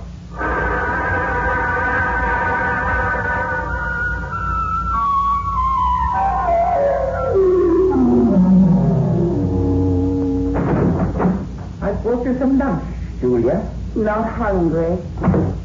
I want to talk to you. Why did you close the door, Martha? Since Alan died, you've never closed it while you were in here. You were afraid to be alone with me. I'm not afraid anymore. I'm here to help you. Help me? To get away from here. What? To get away from Carl. There isn't much time. I don't want to leave Carl. He's the only one who can help me now. No, Julia. I'm the only one who can really help you now. You must leave here tonight before it's too late. You're trying to trick me? No. Oh, believe me. I'm jealous because Carl is good to me. You're always being jealous. Please listen. I'm only trying to help. If you stay here, you're lost. You'll end up in an institution. That's what Carl wants. That's what you want. You want me out of this house so they can get me and put me away. No, Julia. Oh, you must believe me. At first, I did want that. Carl talked me into it. But now, it's gone too far. Now I only want to save you from Carl. Julia, you're not a murderess. What? You didn't kill Alan. But I did. And the other people I killed. There were no other people. Only Alan. And you didn't kill him. Carl did. No. Carl wouldn't do that. He knew I loved Alan when I was... Before this happened to me. Carl killed Alan. I swear it. I can't believe. You must. It's your only chance. Carl put the blood on your slipper and on your dressing gown. It was all a trick to drive you out of your mind. And if you don't let me help you tonight, it'll be too late for you. They'll put me away? For the rest of your life. Well, Julia? You'll help me, Martha? Really? Yes, in every way I can. What can you do now? I've planned it all. Tonight at dinner, I'll put a sedative in Carl's coffee. By 9, he'll be fast asleep, and I'll be waiting in the car for you. Do you understand? Yes, Martha, I understand. You'll be waiting for me downstairs in the car at 9 o'clock. And by the time Carl wakes, you'll be hundreds of miles away from here, safe.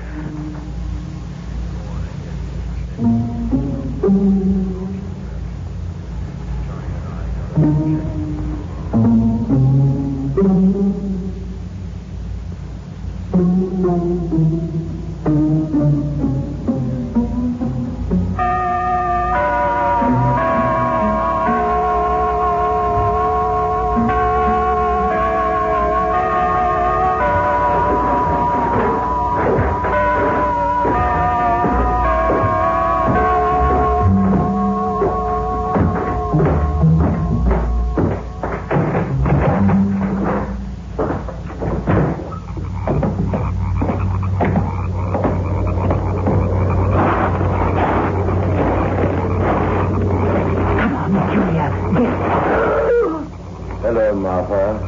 Carl!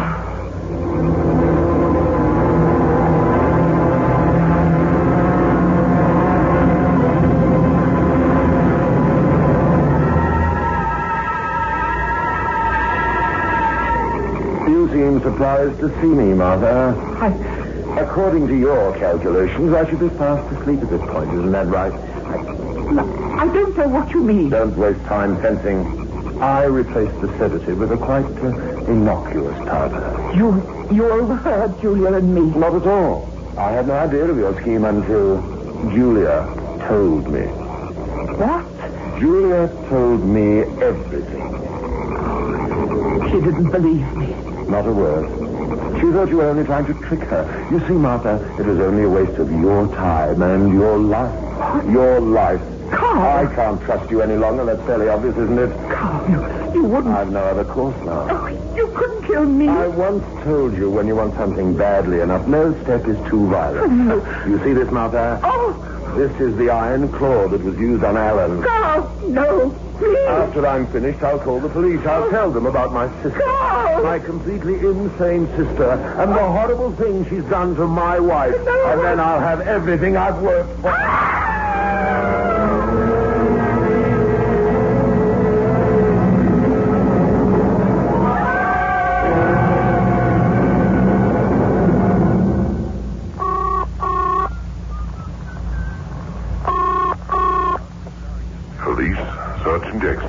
This is Carl Manning. I live on Windmill Road, the last house in from the highway. Please, come right away. Manning, Windmill Road? Yes. Got it. What's wrong? There's been a murder. Murder? Yes. My wife's been clawed to death.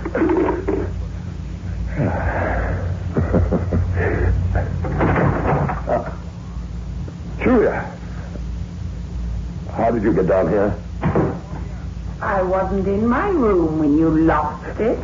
Get upstairs immediately. No, Carl, I'm not going back to that room again. Ever. Julia, you'll do as I say, or I... Why did you turn off the lights? I heard everything you said on the phone. What? And I saw what you did to Martha in the car. You... I wanted you to do that to her. That's why I told you everything. And you did believe her? It made no difference. It was too late for me. Julia, I want those lights on. No, Carl, I like the dark. Remember, I can only see clearly in the dark.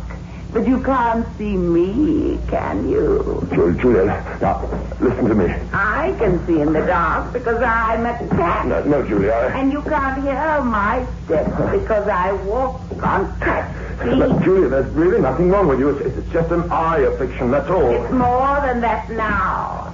I'm more a cat than a human being now. You bumped into the table because you can't see in the dark. You don't have cat's eyes like I have. You're not a cat, Julia. You're My not. hands are claws now with sharp, long nails that can rip and tear and kill. No, it's only in your mind. You can't kill. I'm a cat, Carl. You made me one. You turned me into an animal. Julia, please, to turn on the light. You'll never see light again, Carl. Ever.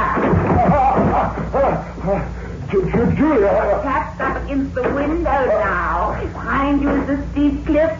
You're in a corner and you can't get out. You're a mouse trapped in a corner by a cat. Julia, stand back, don't. A mouse trapped by a cat.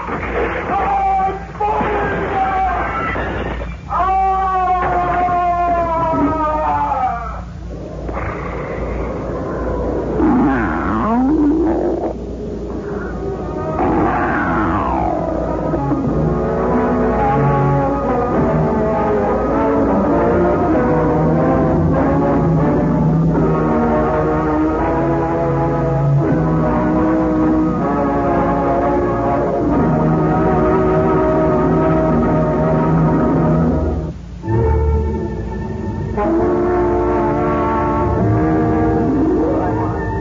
That's what I call the cat's whisker. Oh, the moral to tonight's fairy tale. Always be kind to animals. You can never tell when one of them will turn up to be a relative of yours.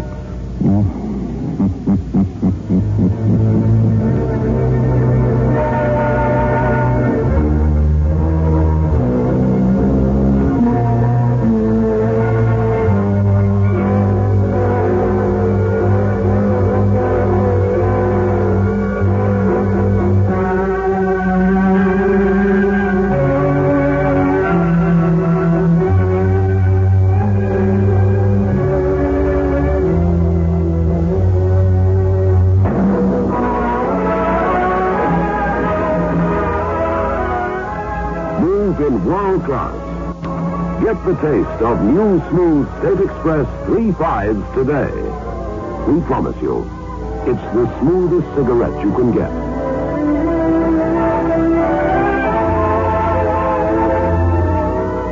It's a blend that has been perfected after years of constant research by our master blenders. And the recent development of an entirely new process which gives you an even smoother 3-5 smoke.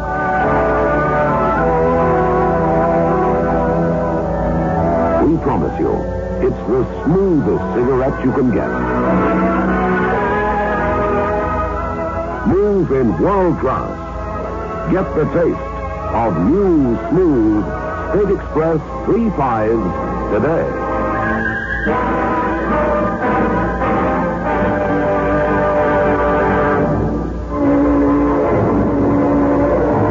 This is your host back again. Just a reminder of our rendezvous next week. Where are we going? Through the creaking door, of course.